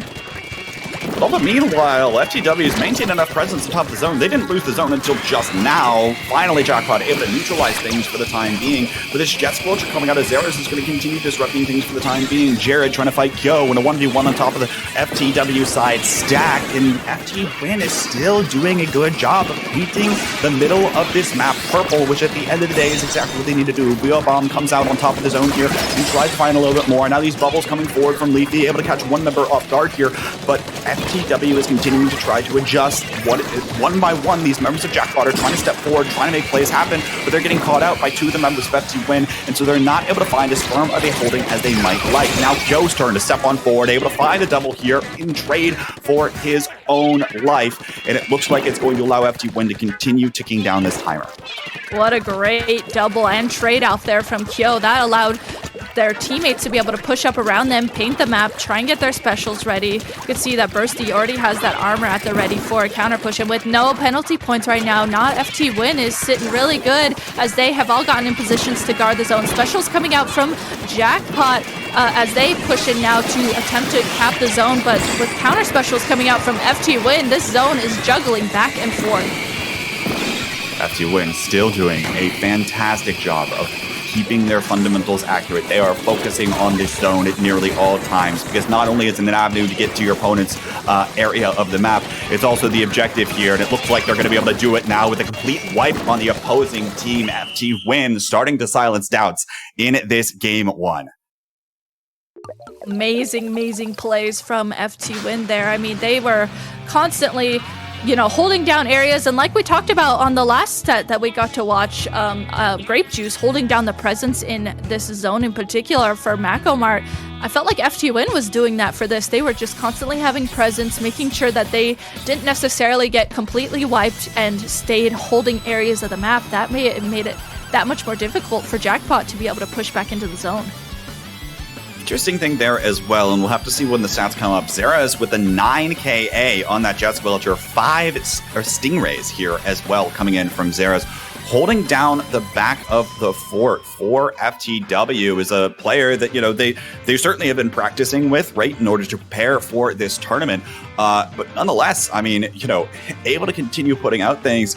And there we see Xera's 2.31 on the KA per minute in the game overall. Still good stuff here to see from FTW. And again, while it might not have been as flashy, it was rock solid. Mm-hmm. Yeah, it was definitely like the most flashy thing I feel like that we got to see was Kyo getting that double and that trade-off. But other than that, it was just like they were constantly holding areas of the map, constantly holding the right side of the map, constantly holding their stack, even just holding their ramp and not necessarily letting those areas go. And I think that was so solid of them to just not completely back up and give Jackpot that space. Yeah, absolutely. And, it's just something that when you've played the game for this long at such a high level, it's something that is ingrained within your blood. Your decision making and the things that you make, it's natural to start backing away and start taking a look at some of the other things there, in order to make sure that you're maintaining your own presence while also making sure that you are completely safe to be able to do that here. So, nonetheless, fantastic stuff. But now, of course, we're heading to the Jackpot counterpick. They're taking us to tower control on Anchovy Games. This one should be interesting to see exactly what comes of this here, because again, FTW was not willing to give away much control. We'll have to see if FTW is going to snowball this one out of control. And one thing that I thought of in particular is you said you were talking about on Talk Speed Up how Leafy mentioned that she was mostly not going to be playing Nautilus. This is a map in particular that I really think of Nautilus and being able to use those inkjets. So maybe Legend will be on Splash per se and be able to use the inkjets on that fan wall. And then on the back wall too, inkjet can be really, really crucial for this map in particular. So that was the first thing I thought of when I thought of tower control Anchovy. Yeah, I mean, it'll be interesting, right? We're used to seeing Leafy on this Nautilus. We're used to seeing that inkjet go up in the sky, able to find a few picks here or there. But Leafy said she won't be playing. So we'll have to see what comes of this now. And again, I can't imagine that FTWin is going to want to change up the composition, right? Things felt pretty solid there. Maybe the only change you're going to see is Xera switches over to this custom jet as opposed to the switches over the vanilla, as opposed to the custom, opting for these missiles. But there it is. Leafy lied to us, folks. There's the Nautilus here coming out, the comfort pick on this map. Should be interesting to see how that plays in. Yeah, when I think of Leafy and a map in particular for this one, I mean, I could see Leafy just dominating with Inkjet here, and of course with the Nautilus's main weapon. So as we start out here, both teams do have two specials at the ready. It looks like neither of them are using them yet. They're kind of just waiting to poke at each other and see who can kind of make their presence known first. Missiles coming out from not FTWin. Finally, specials coming out from both teams. It looks like they were waiting for that Stingray to come out, and that way they could utilize their armors and missiles at the ready. So both teams here fighting in mid. Finally, Leafy does go down. This might be an opportunity for FTWin to get a push going. Go playing incredibly patiently, which is something that you have to do as a K-shot on this map, right? You can't move forward, you can't make a lot of work happen here. And with that K-shot, it's going to be that much more difficult to find picks onto your opponent's flat area. Now, we'll see what comes of this here. Xera's looks to find an angle on this tower, trying to clear out some of these members of Jackpot, and it is going to get Leafy out of position here, forced to jump on back. Although meanwhile, FTW clearing past this first checkpoint. You see Bursty able to pop on down there off of the tower, trying to continue to stay alive. Meanwhile, Goss putting up a presence here on this fan area, now looking to try to make the collapse around the tower as three members are caught between the tower and where Goss is positioned right now. But it looks like the rest of FTW just cannot quite seem to let that, to make that really come to fruition here. So while it was a good idea, it's not going to translate into a further push today. Missiles and armor coming out from Jackpot as they want to start pushing into mid, start pushing into this left area where all these FTWin members are gathered. With one member going down, though, onto Jackpot, looks like they weren't able to really utilize pushing into mid necessarily as well as they wanted to. Leafy, though, using that inkjet like I talked about, able to get a pick onto Bursty. but followed up by Goss here on the K52. Goss has been such a nuisance on this fan area. Legend and .Q have really been trying to challenge Goss to get out of this area, but he is just holding down this fan. Yeah, continuing to hold things down. And that's one of the things. This Kenza52 has so much staying power between the fact that it paints quite sufficiently for itself. It's able to throw out that splash wall, and potentially you have that Booyah Bomb to go up in the air, provide a little bit more invincibility, provide some time for your teammates to come around and try to support you. There is so much staying potential on that Kenza52, and that's the reason why we see it get picked so often. But nonetheless, here it looks like FTW might have found another pushing opportunity with this NZAP going down.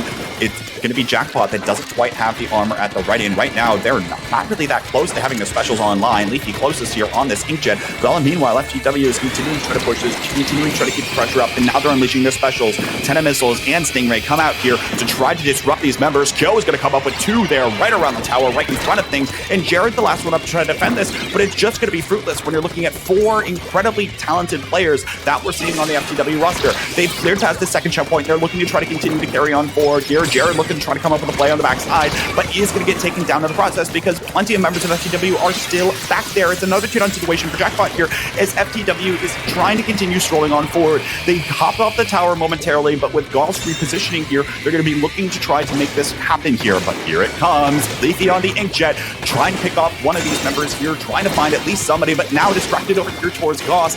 Looks like it bought enough time for Jackpot to take control of this area and dissuade FTW from really making a push, but nonetheless, things were looking very scary there if you were Jackpot.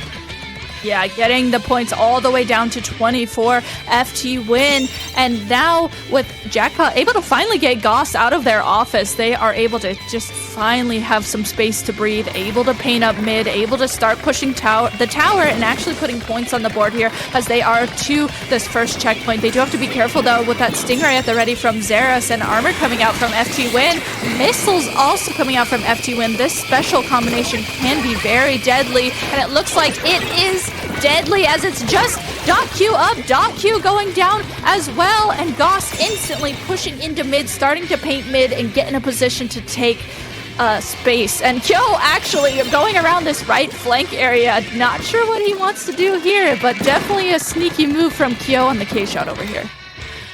Kyo is definitely about to pull up something tricky if Jackpot isn't careful in that position to try to make a collapse when things happen. But it looks like it might not even need that right now, as Leafy's going to go down here on the get-go. Goss jumping onto .Q here as well, opening up this window of opportunity, and so Kyo was trying to make that play happen, does go down in the process, but allows Goss to try to step on board here, find a few picks of their own. Never mind. 3-down situation for FTW. They tried to be hyper-aggressive, they tried to be preemptive, and no! Jackpot was about to hop on the tower, they didn't get the chance to do that, they didn't force overtime. That had to have been milliseconds before overtime spawned, they just cannot do it fast enough, and FTW is going to take game 2.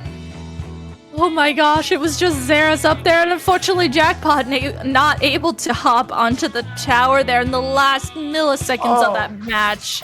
Oh, that was tragic for Jackpot there. It was so close too. They finally cleared out FTWin, man. So now with FTWin winning that second game, it's going to be Jackpot's turn to counterpick once again.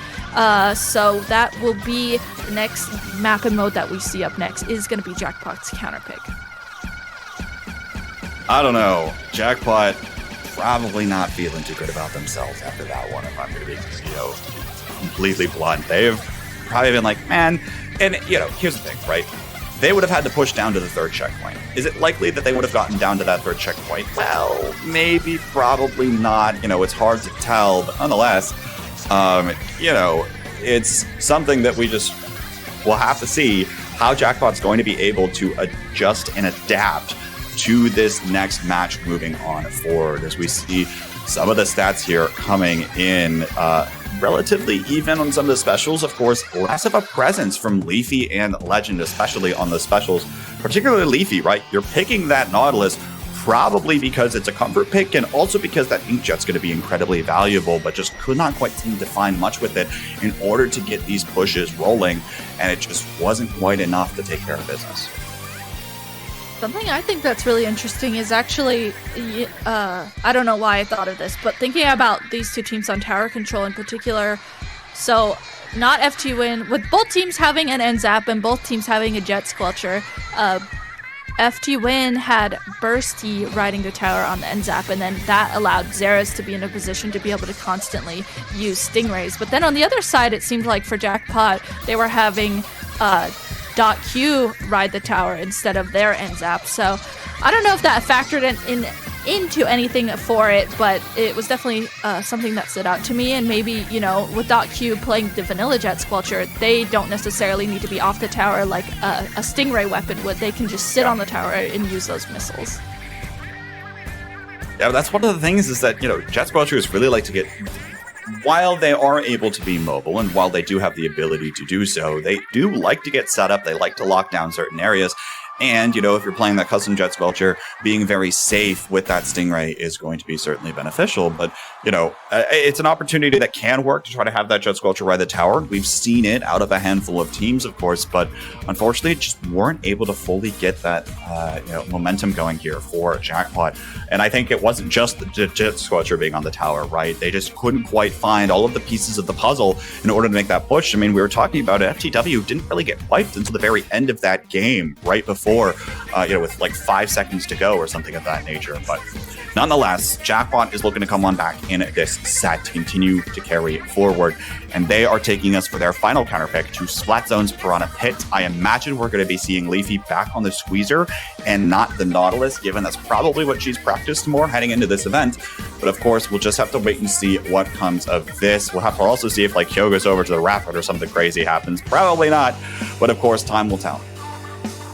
Time will tell as we are starting into game 3 here. This is match point for FTWin. So if FTWin wins this, they will be moving on through the winner side of the bracket. And looking at the comps here, actually .Q coming out with the Firefin Splatter Scope. I think that's a big switch up that we get to see. And actually Leafy, instead of playing Squeezer or Nautilus, is going to play K-Shot. And then on the other side of FTWin, we see the same comp that we have previously seen from them. That Stingray. If Xera's has .Q's number, it is going to be real difficult for .Q to do much of anything. You see already has to jump back here and have that charger presence not on the map, which is exactly what you would have hoped for picking this weapon. But now starting to get set up here. Looks like Jackpot was able to take back control of both of these zones, and they're looking to try to continue to carry on forward. They just don't have a ton of a presence here, but it looks like FTW is starting to try to mount this counter push. They've got 2 specials up and one of the members jumping back. We'll see as they start to sweep through the map how this comes forward, as now we're already seeing Leafy go down to Xera's Stingray here. That Stingray is just going to be pumping out constant pressure across this entire map. Yeah, Xera is able to just stay in a safe position to be able to use that Stingray as it acts as such a nuisance. But with the points right now in the favor of Jackpot and no penalty points for them, they are continuing to count down their points. Unfortunately, Bursty does go down on the side of FTWin. FTWin here going to have to wait for Bursty to come back as they do have 3 specials at the ready. Xera's going down as well. Kyo here tries to use those missiles to get any utility off of them and drops down on the right side of the map. I love that Goss threw that Booyah Bomb right where Kyo was to help Kyo be able to push in and get these picks that we get to see Kyo getting. There we go. Kyo finally going on the front lines, able to find one here, and it's going to contribute to the 3-down situation and the advantage that they now have. Now the question is going to be, how long can FTW really hold on to these things? The answer might be shorter than you think, as now all of a sudden Jackpot's already in position to start putting a little bit of paint on this zone, slow down this timer just a little bit more, and with 3 specials up at the ready, they're probably going to wait on Legend to respawn to try to come on back in before they start moving forward. But here it comes, Ink Armor coming out, Jared trying to find a little bit more, and .Q up on this perch, throwing out these suction bombs, trying to slow things down. The Booyah Bomb to try to counter this bomb launcher, but all the meanwhile, Jackpot's still trying to hold on true. They're holding on to their lives for right now, and FTW is just not playing super aggressively into Jackpot. We're seeing things stall out and play much slower at the halfway point in this game. Much slower. Looks like FTWin was maybe waiting for those missiles and Stingray to come out. That way they could maybe start pushing in. I love that Goss is just with this K-52 guarding this right area, and that played out so well for them as they was able to get that pick onto Legend. Goss here pushing up, able to get this pick onto Leafy as well, so it's just .Q up on the side of Jackpot, and the lead is just in grasp for FTWin as the lead goes ahead and switches over. FTWin is counting down points right now.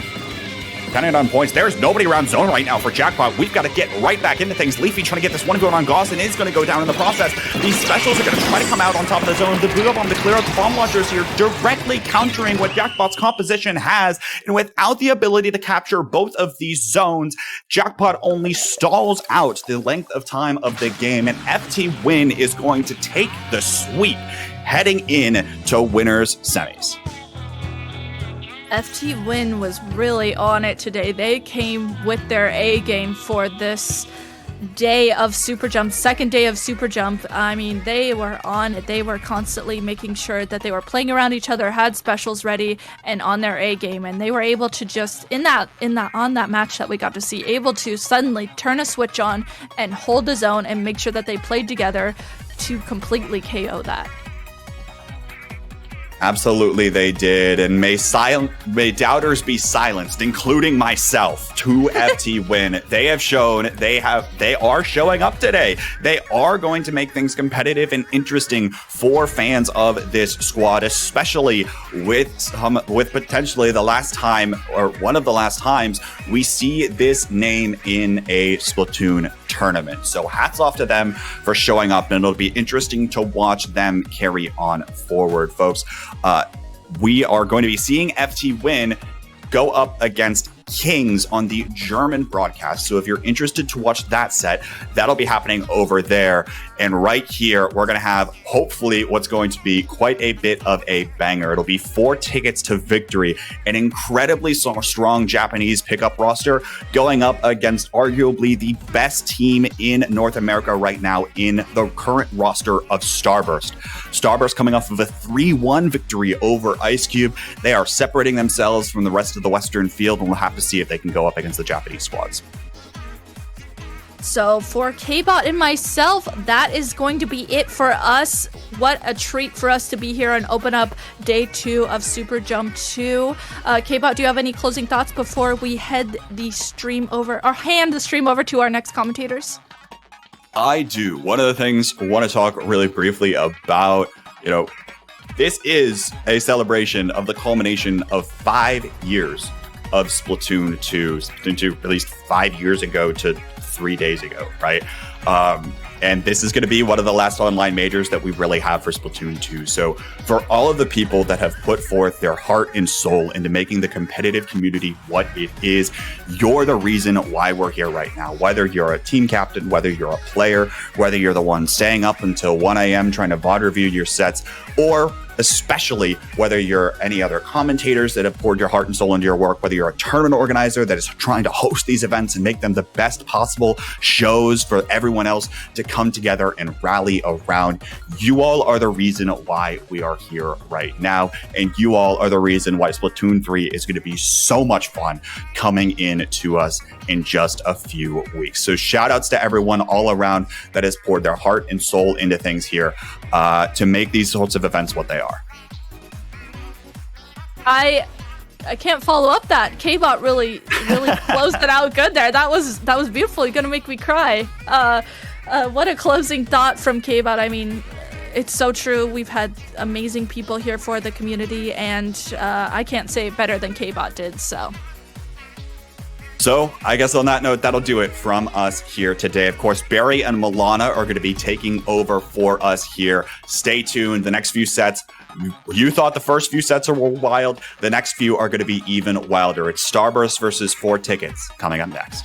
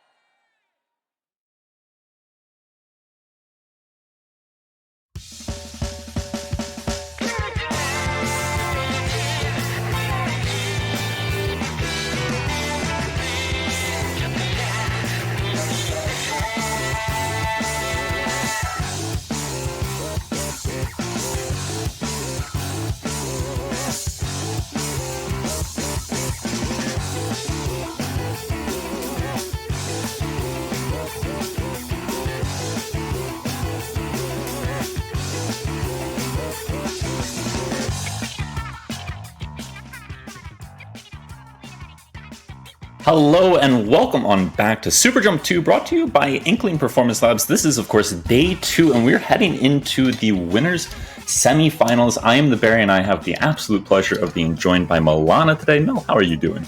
I'm doing really good. Just excited to watch some honestly top-tier plays from these top-tier players going into our latter half of this SuperJump 2 tournament. Yeah, and boy, do we have a set coming up. Obviously, we've seen some incredible ones earlier today. Britain Dulux taking down HaarigeHinterländler, and an incredible set where Grapefruit took it 3-2. And of course, FTWin coming through with a very strong 3-0 performance. But I have a feeling that this match could see a Game 5, perhaps? Game 5? I would love to see a Game 5. And I'm watching this poll go back and forth, and all of a sudden, just 10,000 points on 4 tickets to victory, please. And, oh my god. So these two teams are incredibly strong. Obviously, we have Starburst, Bran, Ice, Biscuit, Bagel, of NA fame, placing in pretty much the top 5 of pretty any tournament that you can think of. I would say even top 3. one. Top one. Yeah, top 1. Yeah. And on the other side, we have 4 tickets to victory, please, made up of some really strong players. We have Isabel, Rhea or Tic Tac, Tacoban, Rusu, and Reimaru. 2 of these players are over 3,000 EXP, and I believe it's Reimaru who is probably the best. Oh, no. Tacoban. Tacoban might be the best Squiffer in the world, is what we are to understand, which as Squiffer enthusiasts ourselves, we are very excited about that. Of course, Reimaru will most likely be seeing a Neo/Splash meta coming out, as they have reached 3,000 XP, 3,003 to be exact, and for those who are very familiar, well, not even very familiar, for anyone who has seen some high-level JP gameplay, you are almost certainly familiar with the name Rusu, who is one of the most incredible custom jet squelchers in the world. Should also have a couple of other weapons in the back pocket if needed, an X-Splasher, a Rapid Blaster Pro, but of course they are up against no slouches, as we are all quite familiar with Starburst, and in this iteration, I think they have one of the strongest teams imaginable. Obviously, the splatling possibilities that Bagel and Biscuit have, despite the fact that they will probably be playing shooters in this meta, still leaves them with a lot of flexibility moving forward should they have to make any sort of changes. We are going to get started in our next match. Starburst versus 4 tickets to victory, please. And we do get to see a lot of shooters coming out. 7 out of the 8 members are on the shooter. But that said, there is that Rapid Blaster Pro Deco coming out from Rusu, who will be providing one of 2 armors for 4 tickets to... 4 tickets to... Maybe you can just call them tickets? Tickets? Tickets, please. Tickets, please. Tickets, please does get an early lead with the zones, but you know, with a map like this with the double zones, it really is going to go back and forth, probably a couple of times before we get something settled. Yeah, and of course, well, when you have coordination like that from Starburst, that is an excellent way to cancel that Booyah Bomb. The 52 Gal, obviously present from both teams here, as it is one of the strongest weapons in the game, if not the strongest. But at the moment, Starburst are struggling a little bit to find control. They do get to cap both zones and are starting to work some points off of that score. But Biscuit is going to get 2.5 before going down there, thanks to an assist there from Bagel. And you know, the assists really do make a big difference. That, you know, having your teammates there, having your back, I think being able to get that splat really just helped them to be able to hold on to that zone for at least a little bit longer. Yeah, it's one of the underlooked statistics, and of course we do have some beautiful statistics coming for you at the end of the game, something that IPL has done wonderfully well. But assists go a very long way. They do deserve to be valued as much as a kill, and I'd almost expect to see Bagel be top KA here for Starburst at the end of it all. Though that said, they're going to have to work pretty hard to get in, as finally 4 tickets to victory, please, have set up in a very nice position. They have control of both left and right, so whichever direction Starburst tries to drop in from, it is going to be contested. Yeah, Yes, and you know, especially on a map like this, you really have to be careful before you drop down. You gotta make sure that, like we were seeing right here, that we're combining those specials. We see the missiles, the Stingray, the Booyah Bomb all coming out at once, and hopefully this will give Starburst a little bit of an edge to kind of stand on. Yeah, they were only able to get 1 for 1 there in that trade, so time is running a little bit short for them here. Biscuit really looking to find one pick, and somehow these 52 gals not quite finding each other. But that said, Rusu with the Rapid Pro is going to come in here and clean up shop. I think that's going to be just about it, as you can't really paint the zone with the Stingray, sadly enough. Says the Stingray main. And that match does go to 4 tickets to victory, please. And a really strong showing for that first match. Yeah, I think one of the things that we really do see come into play is that double armor. It's not the most traditional armor weapons, as oftentimes it will be an NZAP and a Tri-Slosher, but it is brilliant to see some of the flexibility that they're able to offer. Obviously, Tic Tac known very, very well for it. His H3, technically H3D, one of the best players in the world for that role. But when you have Rusu able to frag out and provide some armor too, that's got to be a very, very frightening feeling for the members of Starburst, though I don't think they'll be shaking just yet. Not yet. And oh my god, look at these statistics. They are so cool. We see that, I believe it's Rusu getting the top KA of that last match. But, you know, we do talk about this a lot, Barry, that Splatoon 2 is a very special-oriented game, and we can see it right here. How many specials these teams have charged, these players have charged per minute and used. So, you know, being able to use those specials and use them in a productive way is definitely gonna make or break the game. Most definitely, and I think one of the things that I don't understand how that works. Kills with special weapon. Rusu. Oh, sorry, I'm reading poorly. I was reading it as Rusu got it, but Rusu had armor. That said, kills with special weapon. I do think we would want to see Ice being able to get set up in a little bit of a stronger position to use that Stingray. Obviously, never quite able to drop on that far left side where be able to extend the map in the much longer direction rather than Stingraying from spawn. But that said, I do think there's a good chance that Rusu will be pulling out the custom Jet Sculpture here as well. Not guaranteed, of course. We could continue to see the Rapid Blaster. But were that to be the case, look forward to some Stingray battles. And, you know, with our next map and mode going to tower control on Inkbot, I think a Stingray might be something that we pull out from maybe either team. We certainly see it coming through from Ice here, but we don't get to see it coming out just yet from Rusu. Continuing to roll with that double armor comp is what 4 tickets to victory, please.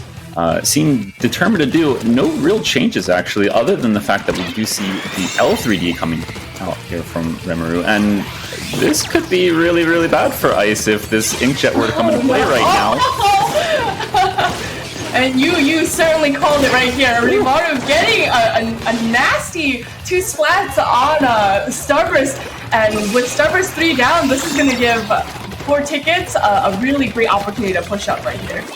Yeah, and even after that double came out from the Inkjet, Rusu did a wonderful job of protecting anyone who would be rushing down. No, Taco is gone.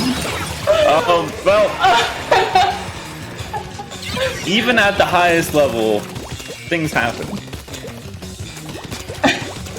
They certainly do. And this may be Starburst's opportunity to kind of push up forward. They do get 2 picks on 4 tickets, giving them a little bit of space to move, but unfortunately that Rapid Blaster is giving Starburst a difficult time pushing up with that tower. Yeah, it's so good at spacing out players, keeping them away from the drop here, and not really allowing anyone to move up safely with the tower or otherwise. That's something that clearly Starburst needs to focus on getting control of before they're able to really push this. Ice does bring out the Stingray, but I'm not sure that he'll be able to find much with it, as there's a lot of map that is still looking a little bit green. Really hard to find players when they have so much room to maneuver through. Indeed. And you know, but it's still really, it really is like an ink bath out here. We have these trades going off, and Biscuit hoping to get maybe another pick or stop this push. Unfortunately, getting a split on that tower, and you know, making 4 tickets rethink a little bit about whether they want to push now or not. Well, they most definitely will not be pushing now, but will they be able to hold a sturdy defense? That is the question. They do have 2 specials online in Armor and Booyah Bomb, but there will be a Booyah Bomb coming out from Starburst themselves, and this is the spot where we want to see Ice bring out that Ray. From that top right stack, looking here from the perspective of 4 tickets, please. This is a great spot for the Ray, as Ice gets one, might even be able to get another, but such an important pick to find it onto Rusu, taking out that Rapid Blaster. No longer will they have to deal with that oppressive range and the chip damage coming through, and that has allowed them to get a pretty strong lead so far. Yeah, a push to 55, I think that is going to be the end of it, but you know, a lead is still a lead, and with only a little bit over the 2 minutes left in the match, it's still, you know, it's their game to lose. Well, if Biscuit's able to get picks like that, then it should be their game to win by all means. But very good work coming out from Biscuit. Wonderful double, and again, this is actually a very difficult position for 4 tickets, please, to be in at this moment. Another Ray coming through from Ice, and that's going to keep all of the members of Tickets away from this tower, so it will be a clean second checkpoint break. And while they do have an Inkjet ready, their 52 gal will not be in play to try to prevent this Tower Rider from moving the tower any more forward. Yeah, this is a really, really strong push coming out from Starburst. They are backing up just a little bit to kind of give themselves space from their specials, from the specials of 4 tickets. But you know, they're still in a really great position to be able to at least keep the tower where it is. And that's perhaps the thing that they want to focus on most. Obviously, in many modes, it is about clock management. But if they can just prevent that tower from resetting all the way back to mid, and kind of hold it in a very defensive position. Well, I say defensive position, but Biscuit is going to go in here off of that 2-down situation. And can you really blame him at this point? That is a... That is not the first time we've seen someone fall from that spot on the map, obviously on the other side, but this time around, still in favor of Starburst. And with that Armor and Ray coming out, even though there is no one riding the tower, this is allowing so much room, so much space for Starburst to move in with. And I don't think they're going to be stopped anytime soon.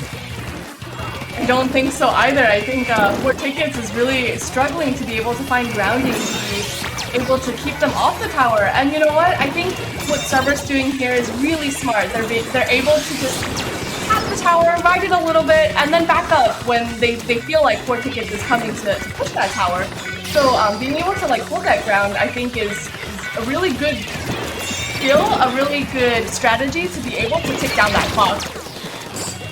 Yeah, and I think they have given up some space here, knowing that they have a Booyah Bomb ready, and that Booyah Bomb is going to do more than enough to keep anyone from 4 tickets moving on over to the tower. A very, very clean response coming through here from Starburst.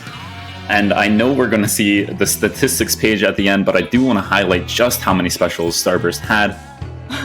9 missiles, 7 rays, 8 armors, and 5 Booyah Bombs. On the other side of things, 4, 4, 5, 5. Nowhere near as much special output as we saw coming from 4 tickets in the first match, and Starburst really finding their footing here in that tower control match. Yeah, I think we've talked about this before, Barry, but like just being able to know exactly what to do at every point of the match is really what shows their expertise as a top team. To be able to know like, hey, we know that they're gonna be pushing up. Let's back up a little bit. Oh, we know that we want to position Ice on that left stack to be able to Stingray, to be able to keep the other team back. We know we want to send Bagel up front. So I think being able to know exactly where each player is supposed to be at each step of the match is really what shows their expertise as a top team. I agree wholeheartedly, other than for one thing, we are not sending Bagel up front. We are sending Bagel to the tower because Bagel sat on that tower for more than a minute in that match. And I think that is really what did it for Starburst, was having that sustained push, not letting the tower come all the way back.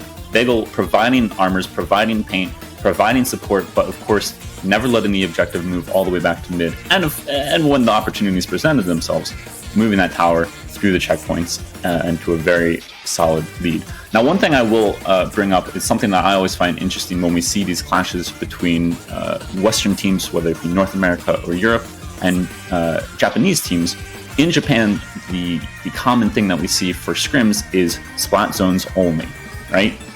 Whereas in North America, at least, we tend to have a little bit more variety in our scrims. Not always, but perhaps is there a little bit of an advantage in the experience that these North American players have moving into maps and modes that are not splat zones, in your eyes?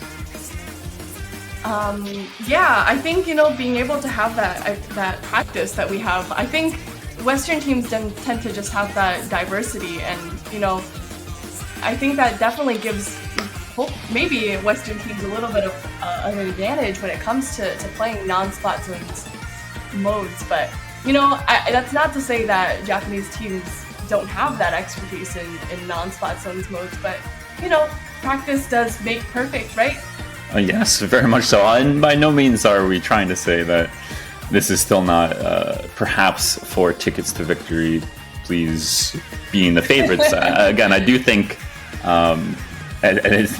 they're very experienced in other modes as well. It's just when it comes down to it, what we do see coming through from the scrims tends to have a little bit more emphasis on splat zones than any other mode. And I wonder if that's what leads to performances like that for North American or Western teams. For sure. But in all fairness, Japanese teams do get a lot more practice with splat zones because there are tournaments that really only focus on splat zones too. We did in the past have in the zones one of Sendo's tournaments that was focused on that, but I feel like in general tournaments here are more well-rounded, so it gives. Wait, is there a statistic for booyahs? Did Biscuit booyah the most? Biscuit is a team player through and through. Well. Biscuit and Taco Bone both were running the Kenza 52s. If they want those booyah bombs, they're going to have to booyah a little bit themselves. So, really poor team play from Rusu and Tic Tac, though, can we just say? Listen, really leaving Taco Bone. We have to be our own cheerleader short. Sometimes, okay? Biscuit's just cheering on the team at the same time. It's okay. Ice clearly the most valuable teammate there, pumping out 8 booyahs just to help Biscuit get off those booyah bombs. I do love this statistics page, and obviously this is something that we hope to see grow more in the future, whether it be implemented in Splatoon 3 itself or from the love and wonderful members of IPL and the greater community too, because these are the types of statistics that really help to understand the matches much better from a viewer perspective. Obviously, those of us who have a lot of playing experience, we can kind of watch and see what is going right, what is going wrong, but to see how much time someone spends on the objective, I think that's an incredibly underrated or undervalued stat that having to be implemented more is an excellent thing to see. Surprisingly, all that talk that I brought up about splat zones, we're not going to splat zones. Oh, we are not going to splat zones. We're actually going to end up at Tower Control Starfish main stage. An interesting pick for sure. Yeah, and this is probably a map that will, I would say, better suit Rusu on the Rapid Blaster Pro Deco. Absolutely prepared to see that get tossed away and bring the custom jet in. But that said, I think the spacing on this map does suit that a little bit better. Doesn't have to worry so much about people pushing up underneath a drop, as it will be a little bit more level footing and can make better use of the high ground. So we will see if there are major composition changes coming through from these teams as we move into this third match of this semi-final set. You're rooting for a Game 5, aren't you, Barry? Of course I am. How would I not want to watch these two teams duke it out for another 2 more matches after this? Moving on in here, though, we don't see too many changes. Rimuru back to the Kenza shot, or Kenza splatter shot, rather than the L3D. I think that is an understandable change. While that inkjet at the start was impressive, perhaps having that information coming through from the 10 missiles, along with the suction bomb presence at tower, a smarter more team-oriented on. And we do see that pretty early raid coming from Ice, hoping to get a little bit of space for that tower. But really, with one down on both sides, and you know, a fair amount of turf. I'm speaking, and things are happening as I'm speaking. We do see 4Tickets starting their first initial push on the tower. They do have a lot of turf, but Brand is not making it easy for them at all. No, and perhaps the player we've talked least about so far for Starburst is Bram, who I think is just an absolutely brilliant player in the way he approaches the game. Very calculated, very methodical, always seemingly in the right position, and giving himself the best possibility to win fights. It's one of the many things that I think is important to watch from Starburst, but the supporting cast around Bram has been doing so much already, so we haven't gotten to see too much from him, and at the moment, perhaps 4Tickets would be preferring to see less of him too, as he gets a nice pick there. He certainly does, and Biscuit dropping down, getting a splat on a member of 4Tickets. Unfortunately, that is going to be the end of the push for Starburst, and you can see right here that 4Tickets is doing a great job turfing up and making space for that tower, giving the opportunities for most of the members of 4Tickets to move up. And they're going to be able to, yes, and they're going to be able to pop many specials in a row here. They had one armor coming out for the start of that raid, but they're going to use both armors to help break through this checkpoint, something that is definitely needed here because, well, Starburst are moving in very, very quickly, and they will get a delayed wipe onto 4Tickets. Now, this is, of course, a very important stage of getting a wipe, pushing up, not allowing Tic Tac to move back in very easily, and getting control of a lot of important areas, like that right side and the snipe. Indeed. I don't know. That raid coming out from Ice is probably giving headaches to the members of 4Tickets. And you see right here, every time a team is making a push, they're standing on that snipe. They're really trying to give room for the tower to move, and you can see it happening from both sides. So hopefully, let's see if Starburst is able to get that lead. No one is in the tower right now, but I think this may be it. Yes, I'm like, let me not commentator curse this. Well, it's funny that you should say that because, of course, as you started highlighting the importance of that snipe position, they kind of vacated it and weren't able to push the tower through. But as you rightly pointed out, they do get the lead there. Not much of one, sadly, for them, as Ice was the last remaining member alive, had to jump out with that Stingray, used it pretty early and hasn't found a pick with it, so that could come back to haunt Starburst a little bit, as this tower is getting dangerously close to retaking the lead for 4Tickets. And with that Booyah Bomb, I don't think anyone's going to be able to peek from there. Not yet, but I think what Starburst is really good at is being able to play patiently and being able to wait for the right moment. And if they need to lose the lead, that's okay, because they know they have confidence that they'll be able to get it back again. Yeah, and that's such an important thing to highlight as well. There are moments where you have to give up objective points just to be in a better position as a team. You cannot afford to wipe at the cost of saving, a temporary lead. So really, really smartly played, and it's working out wonderfully for them, as they are now the ones getting the wipe. And again, we'll be taking plenty of space. Yeah, and we see Brand picking all of the turf all the way on the side of 4Tickets. And, with only 30 seconds left, they really don't have to push the tower that far, but they do want to keep the tower a little bit in front of mid. That would be the ideal position, so that it would take at least a couple of seconds for the tower to move back, if needed. Yeah, but they also have so many specials ready, and I don't think we'll be seeing Biscuit or Ice using their Booyah Bomb or Stingray until the time is right. Taco Bun understanding that and really trying to put a lot of pressure onto Biscuit, forcing that Booyah Bomb out, but Biscuit has sat very patiently, and Taco Bun is sitting even more patiently inside of Ice's raid. But that said, the armor has come through at the right time. Biscuit does use that Booyah Bomb, but it's not going to be enough to stop them, and that patience was absolutely key. Somehow, somewhere, 4Tickets just found a lucky portal to victory. I don't don't know if that was luck. I think that was strategy. Just being able to recognize that there is a Booyah Bomb being saved for the last like 5 seconds of the match, that there's a Stingray being saved for the last 5 seconds of the match, and being able to hold on to those armors and not use them preemptively and use them at the exact right time to be able to sit on that tower and like, you know, just truck your way through that, I think is a really impressive show of expert play. And you're absolutely right, and I think in the end there, I don't know if it was a distraction for Ice that he was raying a Booyah Bomber, but Taco Bone's patience with that Booyah Bomb ended up being so important. It really prevented any members of Starburst rushing to the tower in the end, as they would have known they'd immediately have a Booyah Bomb landing upon them.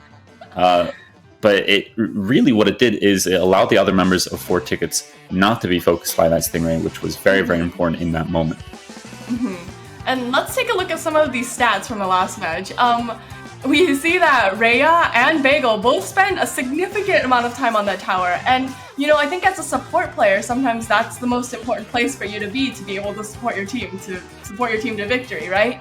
But what I did want to mention is that the consistency of Starburst, to see Bagel on that tower for so long, for every match. I think being able to know your role exactly in the team is really important to be able to have a successful team play.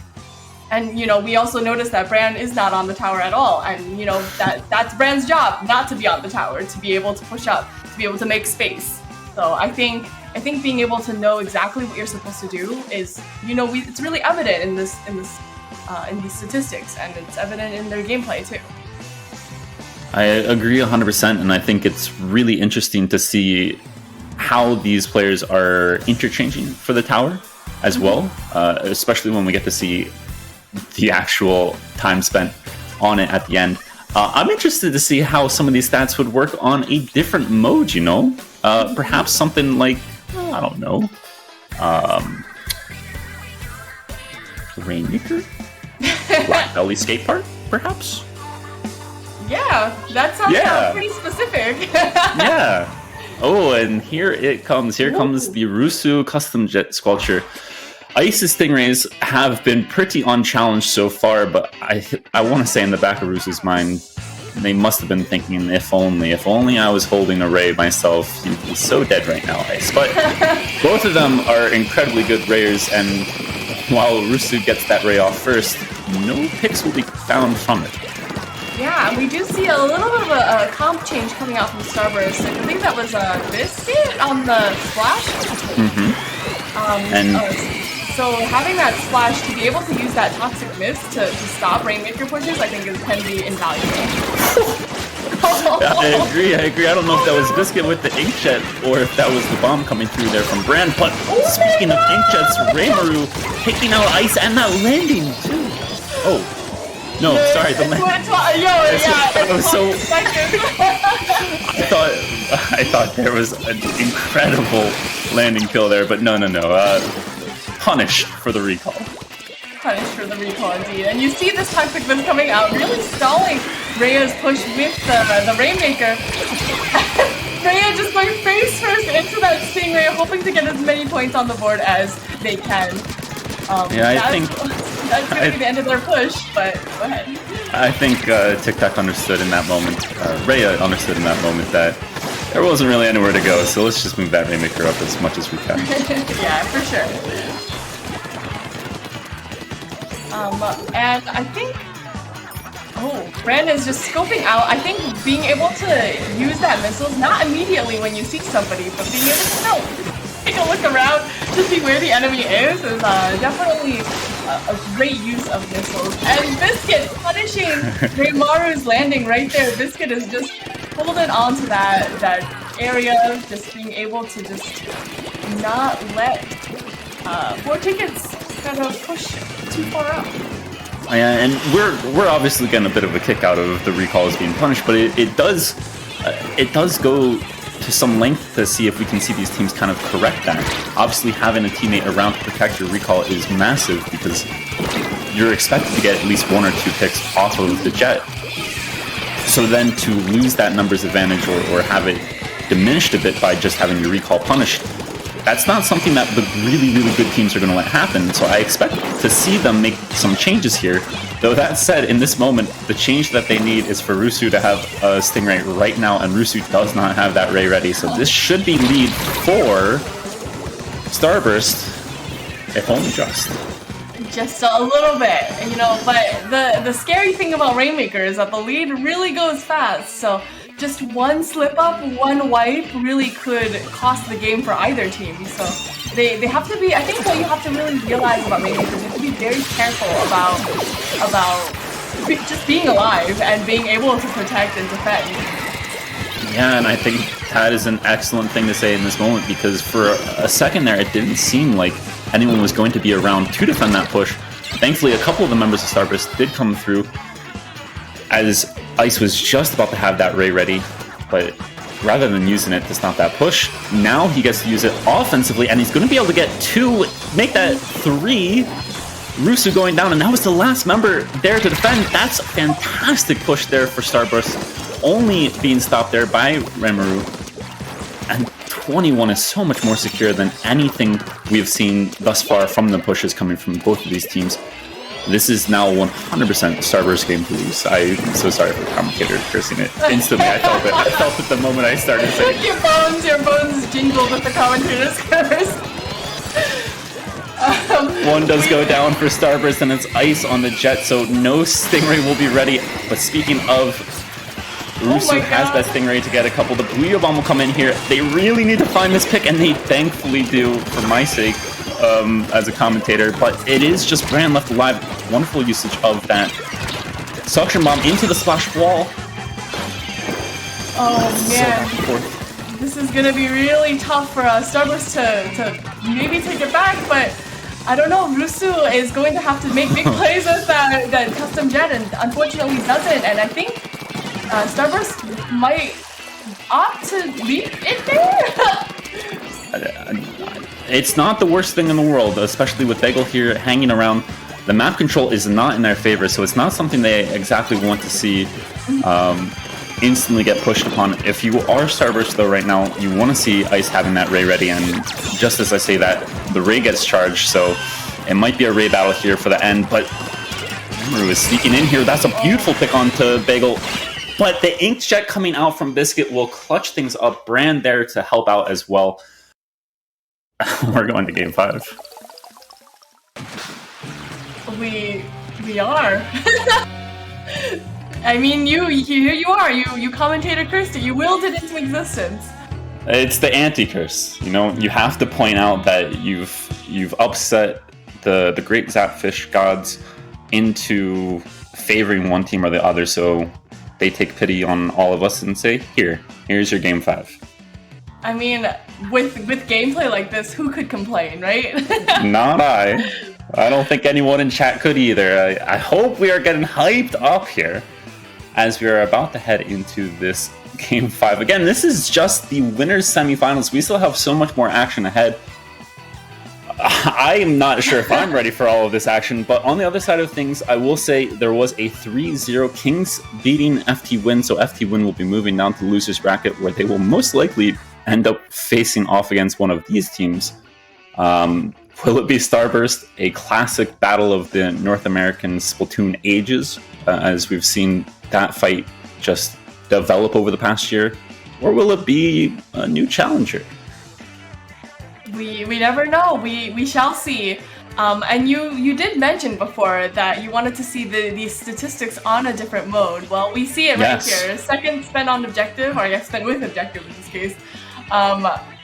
Rhea is almost the only one who picked up the Rainmaker, and Bagel exclusively picked up the Rainmaker on the side of Starburst. So as you can see, their roles are it's the same, kind of.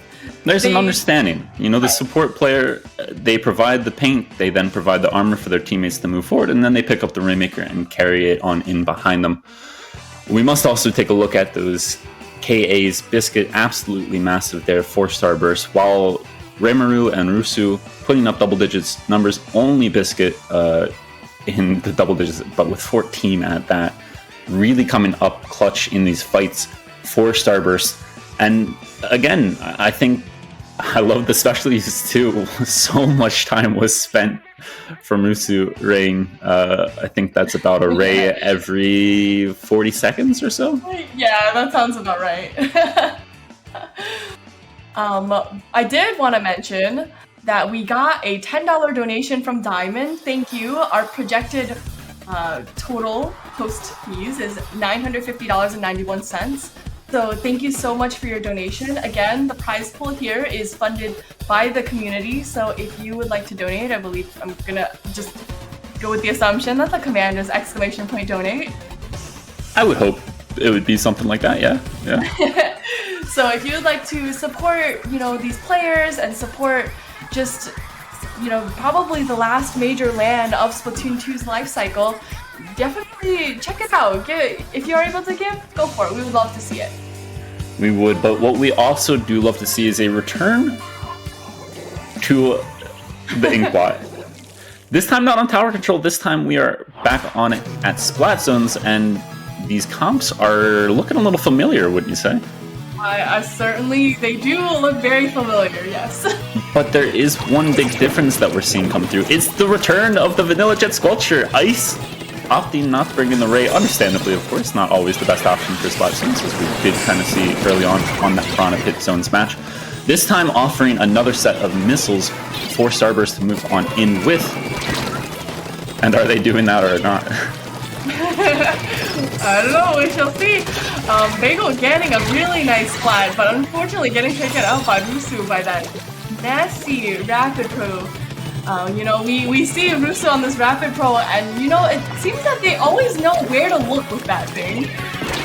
I think that is a very important quality to see in a backliner. Understanding where players are going to be coming from is what's going to save you when your weapon doesn't kill quite as quickly as the others do. I love this view. We always see our missiles just being shot from both sides. And we do know that, missiles are a huge part of competitive play, being able to find location, being able to potentially share missiles. So I think it's just an interesting perspective.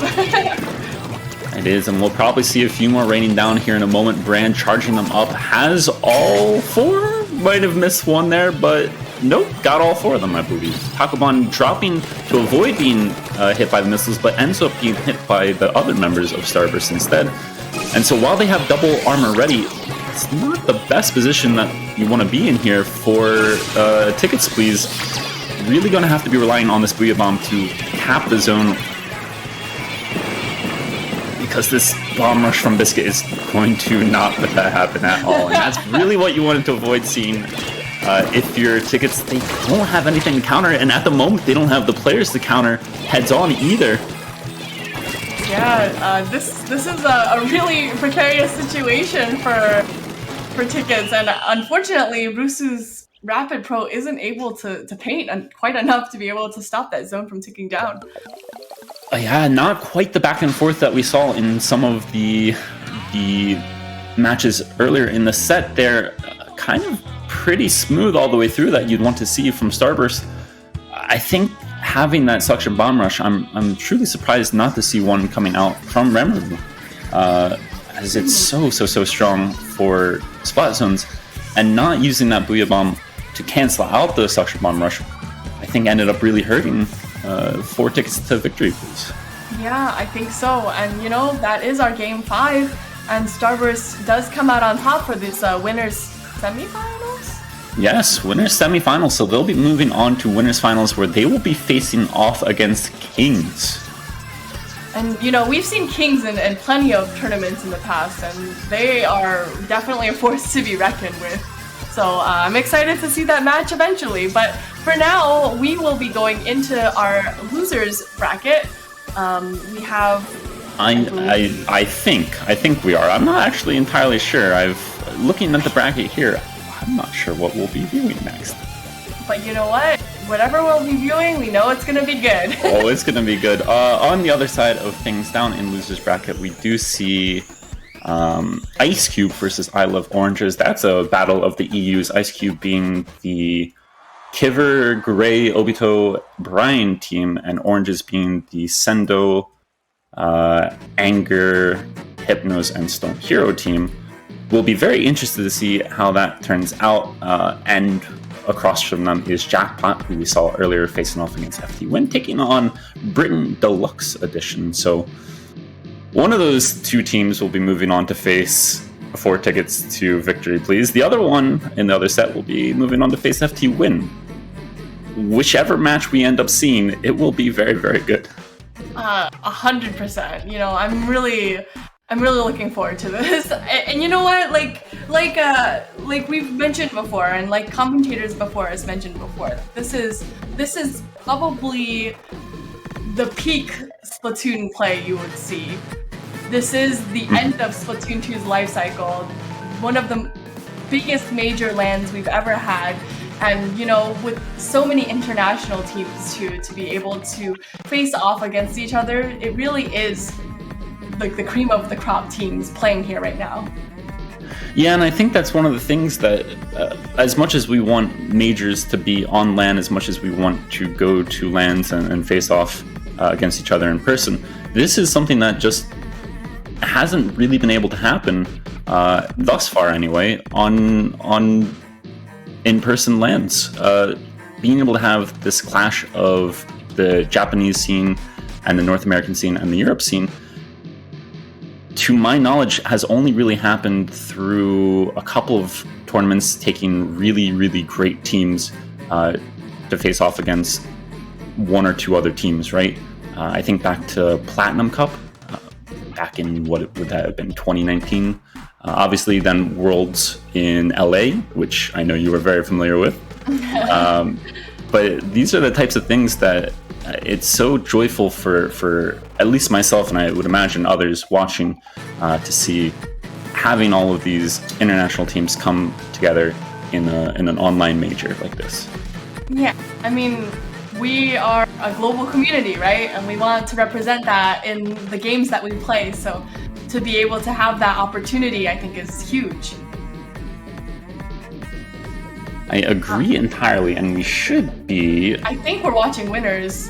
I think we're watching winners. yes, we are watching winners finals. We've got the voice on high from above telling us that we actually will be watching Starburst again versus Kings, and you know it's going to be a good one. And on top of that, we have some more good ones coming through in the donations. We've got Tori PNG with a $10 donation. We've got Magic Basement Dweller 8-Ball. I wonder who that could be, with a $50 donation. We got Boeing with the $50 donation as well, and Vesper with the $11 donation, bringing the projected total post fees of this prize pool to $1,065.55. I know one of you out there in chat has 14 more cents to offer for the haha funny number, but that said, we appreciate every and all donations going towards these players here in the end. It is a community-funded tournament for the prize pool, but all the hard work that goes in on the IPL scene should not be understated as well, and that is why I believe there should be an exclamation point Patreon command somewhere out there too. So if you want to support your local IPL Splatoon, you should probably do that too. Local IPL Splatoon.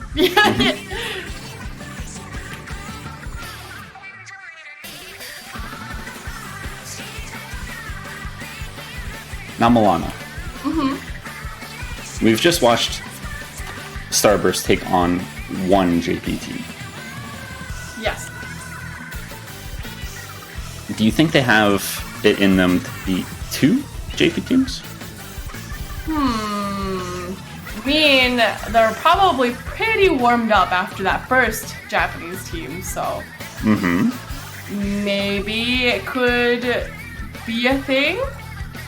It could very well be a thing, and we are looking at King's roster here. We've got some... well, we will certainly be hard at work translating the names, but if I'm remembering correctly, we should be seeing clicks on, I would guess, 52 gal, but could also see some dualies coming out. Clicks has many different weapons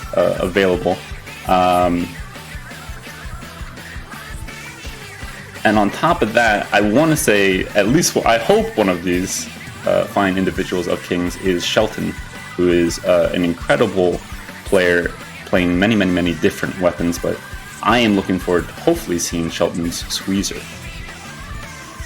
Think Shelton is playing. We are in the midst of translating their names. I think Sheru-tan is Shelton. Yes? Yes. So, I really like watching Kings play. I think they're a really, how would I say it? Well-meshed, well-practiced, expert team. So I'm looking forward to it. I am too. I know we've seen them in some previous tournaments that we've run over in Spawn Point.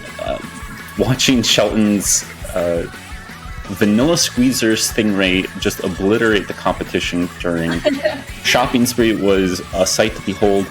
I know I've seen clicks on several different weapons in tournaments as well as through Open Rec, which if anyone is interested in watching the JPC, I would highly recommend that you check out openrec.tv. It is where many of the high-level players end up streaming. It's the Twitch equivalent, I would say. So if you're interested in learning more about the JPC and watching more JP players, that's a wonderful resource for you. We, of course, are also familiar with Tara, who is the sole non-JP member of Kings, is of EU, but has done brilliantly to bring in so many JP players into the Western tournaments. Should be seeing Tara on support, but also could be seeing Tara on the tent umbrella. For sure. And you know what? I think that is commendable to be able to use their abilities and connections to be able to kind of work with different communities to bring us all together. Yeah, I agree entirely. Definitely trying to bridge that distance, that gap, is something that I, for one, am very, very happy to see. Definitely. We are just waiting for a little bit just to see, just to give everybody a couple of minutes for break, because Starburst just played through a 5-game set. They did, and it was not an easy one. So I'd imagine while they're warmed up, they should be just about ready to go, and we are just about ready to go. And if I am understanding correctly, then we should have Benzaisu as the other member of Kings who we have not yet talked about. I'm just very, very excited to see what we have to come here, but we will be moving back to, not even moving, it's like nothing changed at all, Splatzone's Inkling Art Academy once again. We already know that it's a classic, truly. We know that everyone loves, all of my homies love Splatzones on Inkling Art Academy. Yeah, I definitely didn't call it overrated the other day. But that said, we know that Starburst can do wonderful things here. Perhaps Kings, since they did finish their matchup against FTWin a bit faster than we saw the Starburst versus Ticket Squeeze set end up, perhaps they were able to watch that set and maybe have some strategies moving in here to take on Starburst and counter their double missile strats. But we're just going to have to wait and see about that. We shall, and we're just a few seconds off from getting started into that next match. Do you have any predictions for how this set is going to go, Barry? Well, I know it's a loaded question, but it's a very loaded question, and I don't want to be a biased North American commentator who is excited to see a North American team potentially send us to a Game 5. But I want to see us go to a Game 5. A Game 5? Okay. I mean, you called it before. Maybe you'll call it again. It's a possibility. But we do see these comps coming out here. Sorry. no changes coming through here from Starburst from what we just saw. And on the other side of things, it is nearly identical. Vanilla Jet, NZAP, and K-Shot, the only difference being that Tensa 52 Gal compared to the Neo Splash. And, well, we saw how that worked out last time, but perhaps Kings has something up their sleeves. Perhaps they do, but we do see that Vanilla Jet Scouts are coming out from both sides, and you know, the missile potential is going to be immense. Yes, it is, but that said, Starburst have moved in very well with theirs, despite going a couple down, or sorry, one down. It's Biscuit, Ice, and I believe it was Bagel still alive there to move on in and avenge Bran. This is very, very good map control for them, taking that far left and far right area for special gathering purposes, and now having 4 missiles ready to launch onto the members of Kings before they're able to drop. That's going to put a lot of pressure on them and be very discoordinating for them. One of them jumping to each other, but it is their Vanilla Jet that will go down there. I believe that would have been Shelton. Yeah. You know, I think Starburst is having a really strong showing here, but Kings is playing it really patiently and trying to use that Booyah Bomb to give a little bit of space to move in. And I think from that they are able to take the zone. But, you know, they do have a lot of loose ends swimming about. They do at the moment, but one of those loose ends will super jump on out to spawn. Biscuit does go down to what appeared to be a bomb, unfortunately, so won't have a bomb rush ready, even though there are 3 other specials online for Starburst. They are more than happy to be a bit patient here and wait for the right time to strike.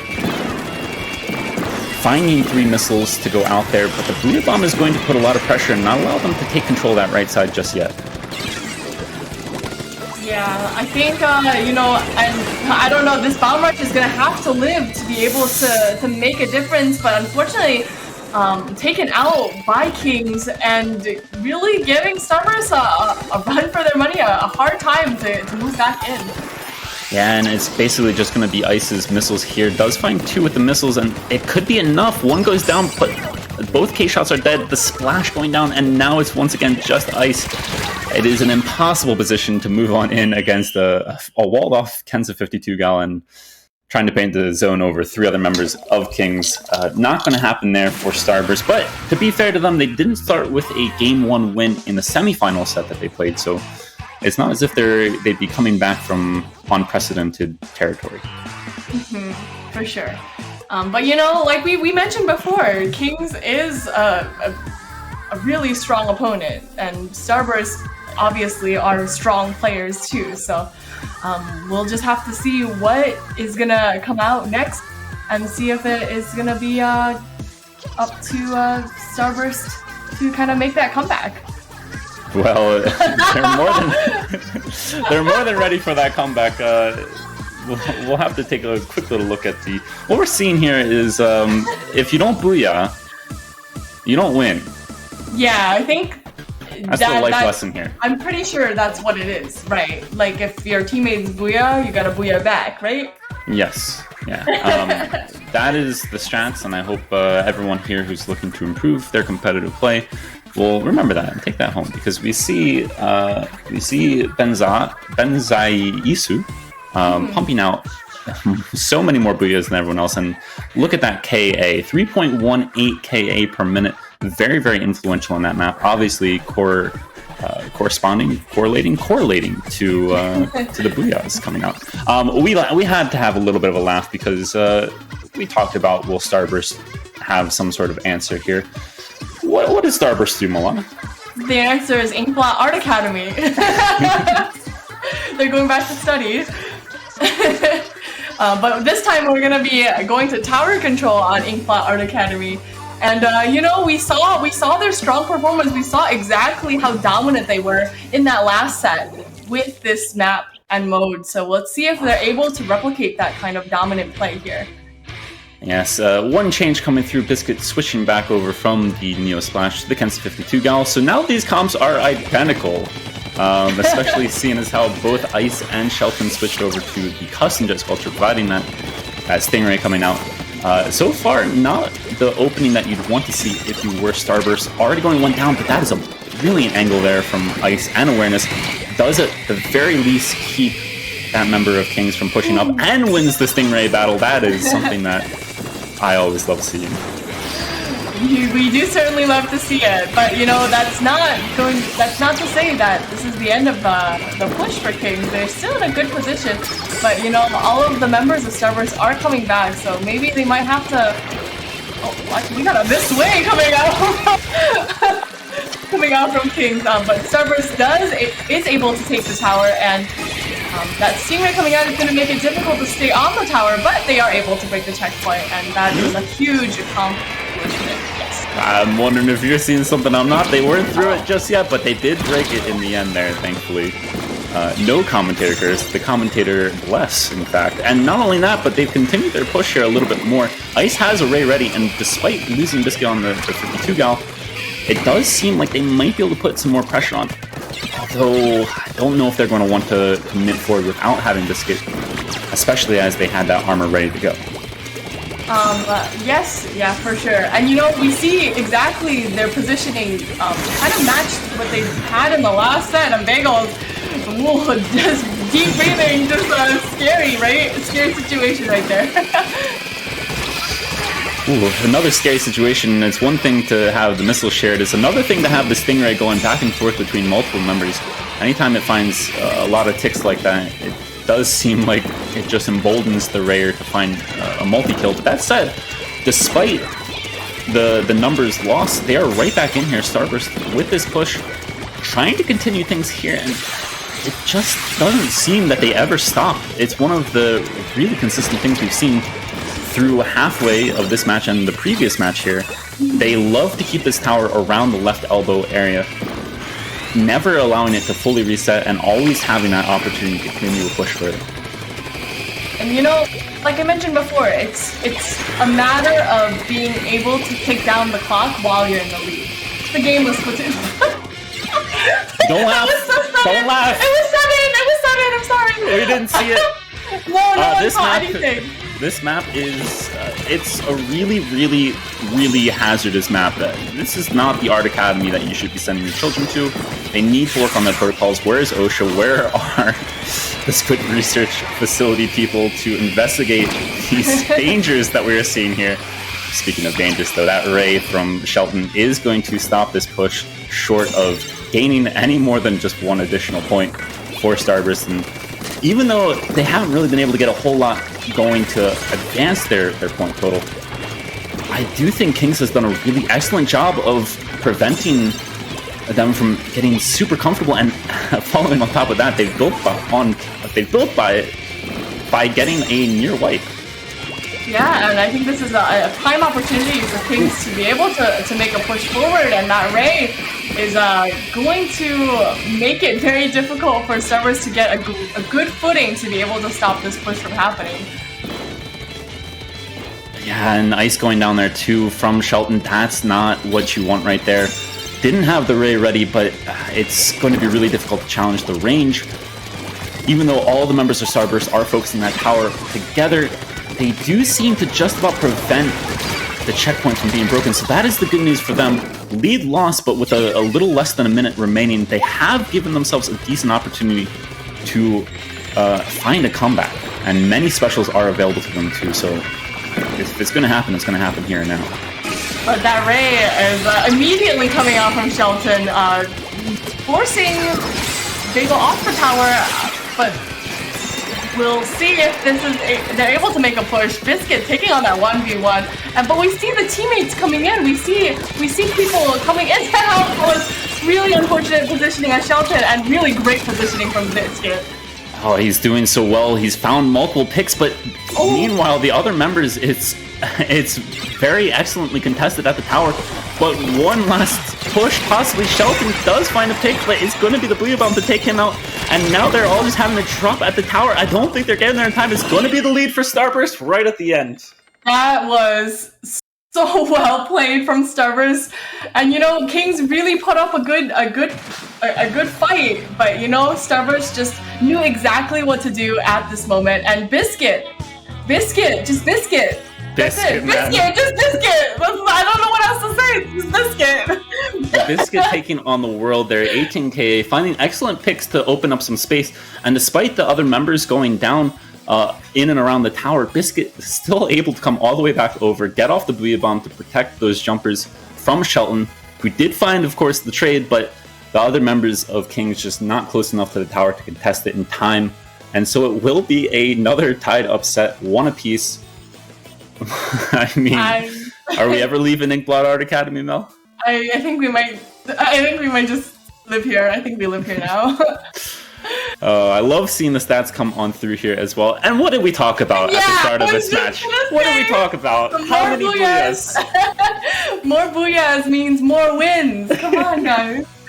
We see that they have remedied they've seen the errors of their ways, and they've been booyahing, and their booyahs brought them right straight to the top.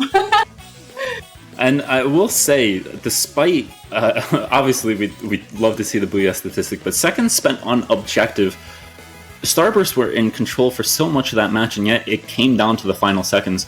Look at how little Kings was actually present on that tower for. One push, one true push to really get that initial lead. I say initial, but it wasn't not a very initial. It was right at the end.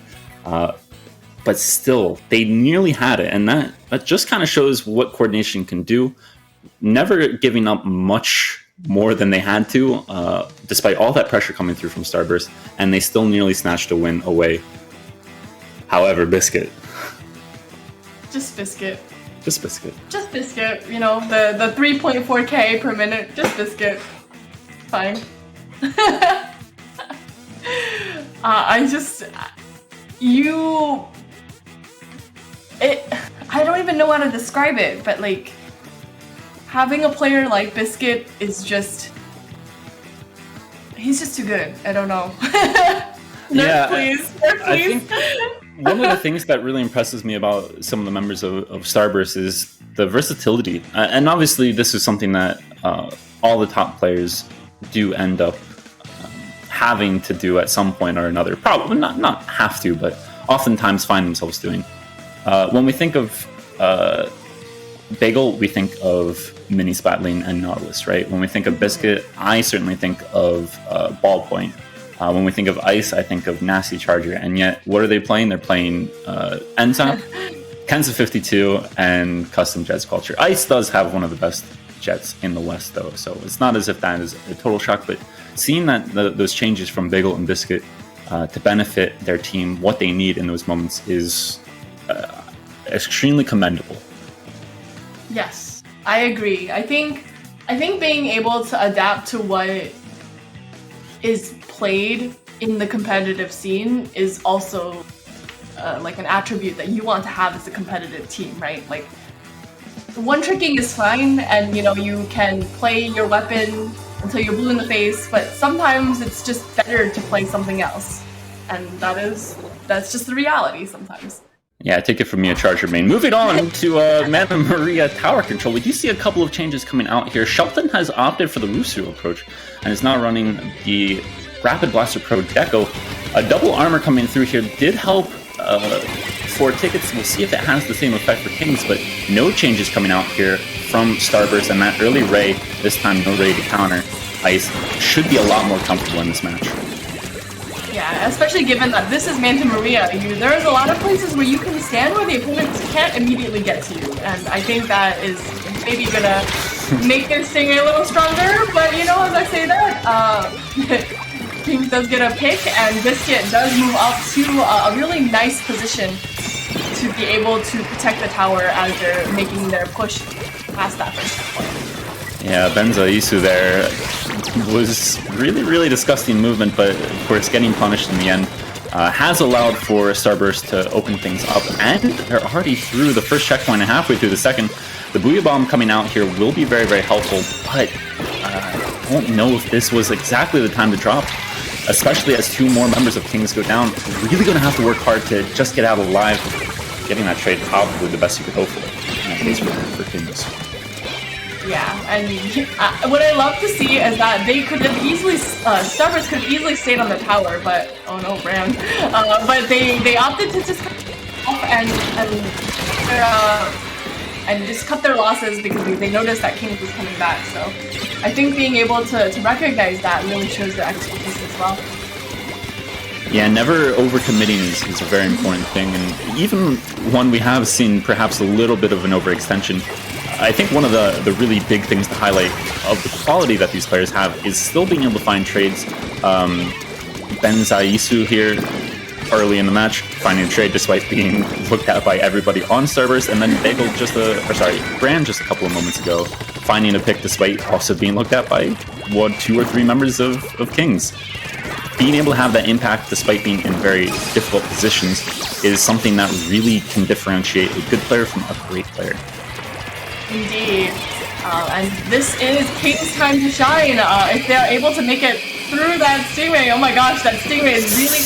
I think what we don't talk about enough about Stingrays is that not only is it good to, get the picks, but to be able to kind of herd the enemy team into a direction that you want them to go, I think is also a really big component of the Stingray, to be able to herd them away from the tower or to move them to other places where your teammates are. I think that is also a huge component of what a Stingray is.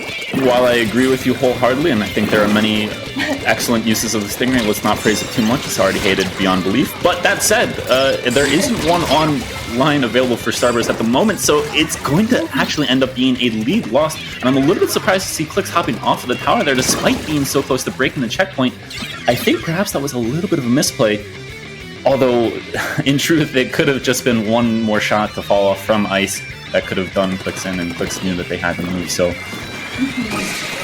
well done to get the lead, but a little bit perhaps disappointing not to get the checkpoint break, and that could open up big possibilities here for Starburst. Biscuit already moved up into a wonderful position, has that Booyah Bomb ready, and despite one member going down, I think two... Oh, I see. We all see now. Biscuit has seen. We certainly do see. Kings is holding on to a really good defense here, being able to stop these pushes from Starburst happening. We do get a jump out from a member of Starburst. I didn't catch the name, but having the team together is going to make for definitely a better push. And you can look at them all coming back in from the same area, but perhaps this time around not to their benefit, as the missiles coming out on all 4 of them, really isolating Biscuit from the rest of the team, and he has an incredibly challenging 1v1 to fight here against the fellow 52 gal. Meanwhile, Kings has broken through that checkpoint and has already moved the tower to 33. They might be able to find a little bit more as it's a 3v3 situation. It's so scary. It is scary. I've been on the other side of Starburst. It's not fun. And yet, Ben Zaisu doing an excellent job to just stay up on top left and be such a nuisance, so immovable to get out of that position, is really killing a lot of clock for Kings and not allowing Starburst to move back in easily here. With 9 seconds remaining, everything remains on this Booyah Bomb, this Ray, and what they can do with it. Unfortunately, I don't think anyone was on the tower? No, I think Bagel ended up going down as... They would have been the closest one to the tower, so not able to extend this match into overtime. And that's going to be a 2-1 advantage to Kings. Yeah, a 2-1 advantage. But you know what? Like you said, Barry, Game 5, right? Game 5, that's what we're here for. we certainly are. But we saw a lot of really good play coming out from Kings. We saw that they're able to get the picks that they're needed to get, to get the splats to prevent these pushes from happening. And I think being able to know exactly how much to back up, to know exactly when to call it quits. Like we mentioned earlier, it's really important, especially at top level gameplay like we see here today. Yeah, and I touched on the ability to vary in your weapon picks for Starburst, but equally important was Shelton making that switch off of Jet Squelcher and onto the Rapid Blaster Pro. Obviously, double armor is incredibly difficult to fight against. But I also think that having that additional splash wall, a number of times that we saw Benzaisu and Shelton pushing up together with their splash walls, I mean, you're creating a very difficult thing to approach when you have two members cushioned behind two splash walls in very strategically important what's better positions. than one splash wall, Barry? Two splash walls, Mel. But will we see the return of the Rapid here, or will be back to business on the custom gel sculpture? No need to wait on that question. It was answered immediately. More Jets coming through, and Bagel making a switch over to the Junior for a little bit more popping power. Clicks also switching over to the L3D. This is something we saw coming out earlier from Remaru, but I don't think it ended up working out in 4 tickets to Victory Please's favor. So we'll see if Clicks can do something special. We shall see. I think, unfortunately, they are unable to get a pick with that jet, and Brand getting a really nice splat on a member of Kings. Unfortunately, unable to. Oh, just kidding! Able to get that spot on Benzaisu as well, giving Starburst a great opportunity to kind of move up. I was gonna say that's a weird position to move with the Rainmaker, but we see Bagel is playing it patiently, is trying to get a little bit of spacing before making a significant push into the enemy base. But unfortunately, Kings' offensive power, or defensive power actually, is a little bit too strong there. Yeah, I don't think the other members of Starburst were quite able to find the openings needed for Bagel to move that Rainmaker up into a more profitable position. But at the very least, a lot of time was killed even after some of those members went down. That has allowed Ice to get that Stingray ready and is going to instantly shut down this push. The lane Kings much more heavily. We do see just constant trade-off of Stingrays. Shelton using that Stingray a little bit offensively, but I think they're still waiting a little bit to be able to get a few picks before moving in with that Rainmaker.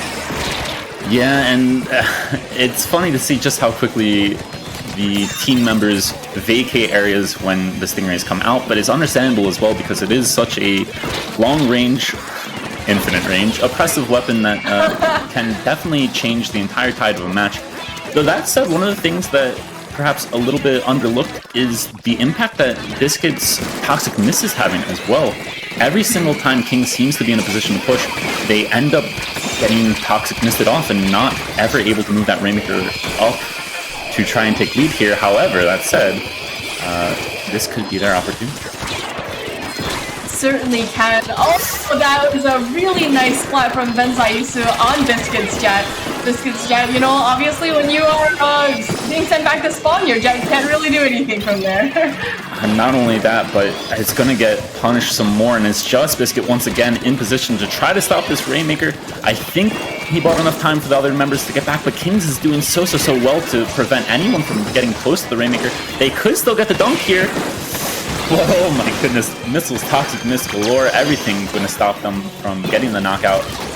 And rather thankfully for Starburst's point of view, they did see that recall was right on top of the Rainmaker and the pedestal. Otherwise, that could have been a very cheeky KO. But that Stingray, I think that might have gotten a double, maybe even a triple. That is going to be a wipe from Starburst. And not even letting Starburst exit their spawn before getting another one. Yeah, the oppression that the 52 gal can have is really disgusting. Jump shooting 2-shot, it's a strong weapon. It is a strong weapon, that is for sure. I think this might be Starburst's opportunity to be able to at least make that Rainmaker not sit in their base. But with the Stingray battle coming out, let's see. Oh, Ice coming out on top of that Stingray battle, taking out Shelton. It's going to be huge for Starburst, and they are making a push, a really strong push, and then Booyah Bomb coming out, landing directly on top of the Rainmaker, not quite letting Starburst make that push happen. Yeah, it almost looked like they had a path ready, but then at least one member of Kings coming back from spawn slowed things down enough for Benzaisu, who definitely seemed out of position trying to push Ice's Stingray. That Booyah Bomb perhaps saving the day, but now it's Clicks with the inkjet, trying to clean things up a little bit better. And despite the map control, well, or lack thereof, I do think that Kings are in a very comfortable position at this point. They seem more than happy to bring the Rainmaker to their snipe and probably just lock things down, wait it out, and let Shelton's Ray save the day.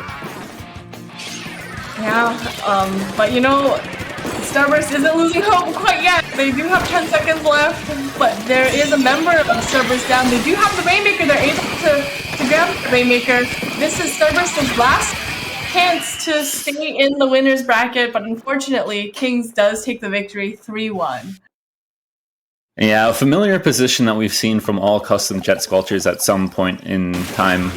Sitting in spawn, waiting for the right moment to Ray at the end of the match. The GG Ray truly coming through, and it will be Kings moving through to grand finals as well. Shelton with the 14 KA. Anything Ice can do, Shelton can do better, is what we've seen here. But that is not the end of the road for our friends on Starburst. They, of course, are moving down to the loser's bracket, where they will end up facing, I believe... let us see. The winner of... Whoever wins of... are we going to see this match? I believe we are. Maybe. I think we're probably going to end up watching this match now. Possibly. We might be in store for a return of FTWin facing off against Ice Cube. Otherwise, we will next be picking up with the winner of that one facing off against Jackpot. I'm not sure if we've made it into the lobby in time or if things have been held for us. I sure hope we have, as that is a kind of a more classic Battle of the Ages, going all the way back to the 2019 days, seeing Oh my god. Kiver have some 2? rematches with FTWin. Splatoon 2 is 5 years old. Oh yes, very much so. Let's just put that out there. Since 2019, that's 3 years ago.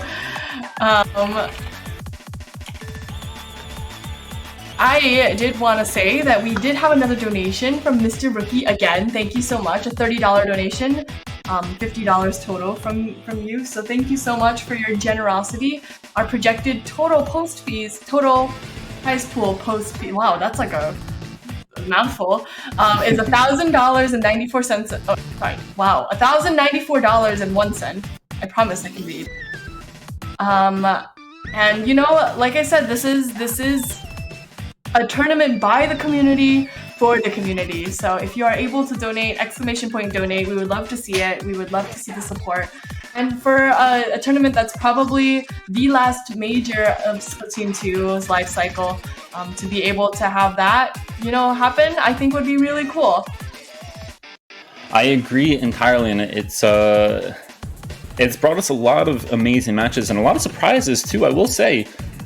Something that we should be pointing out here in the losers quarterfinal, which is what we're about to watch the other one of, Jackpot actually ended up 2-0ing 4 tickets to victory, please. So the amazing performance we saw from them against Starburst has a little bit gone in vain now, as we will not be seeing a return from tickets, please. As Jackpot kind of pulling off, I would say, a little bit of an upset there. To move on to losers semifinals, where they will face the winner of this set, FTWin versus Ice Cube. Two teams who, though one of them is maybe a little bit rebranded, two teams we're quite familiar with. Indeed, I'm really looking forward to this. This is like when I started joining and doing competitive Splatoon. This was the peak gameplay right here.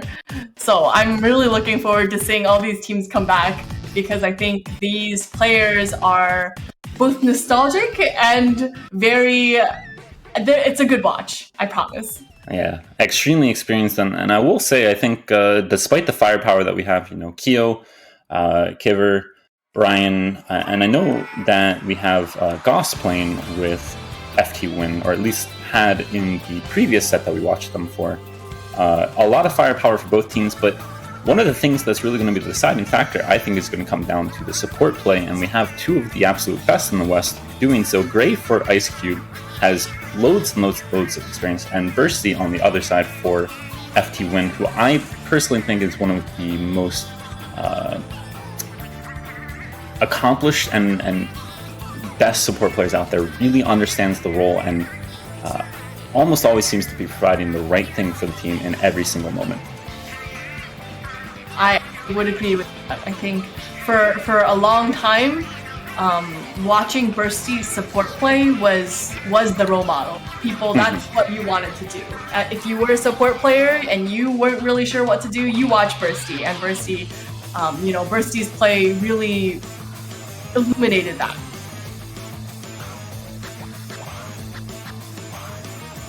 And it looks like we're going back to a classic, Mel. I really love Inkblot Art Academy. Inkblot Art Academy Splat Zones is where we will be heading, unless there is some change that I've missed, but I want to say that is where we'll be starting our venture. It is only a best of 3, by the way, this set, so I always think there's more and more pressure on these shorter sets. Every mistake is that much more punished for, and it's something that does not ever put me at ease, but these players are more experienced than myself, and I would expect that they're more than under control. So Barry, do you have any predictions for this set? Oh, so much riding on it. Well, I would never involve myself with predictions, but if I were to have to wager something, I would look all the way back at every single set that these teams have played today, and I would see that You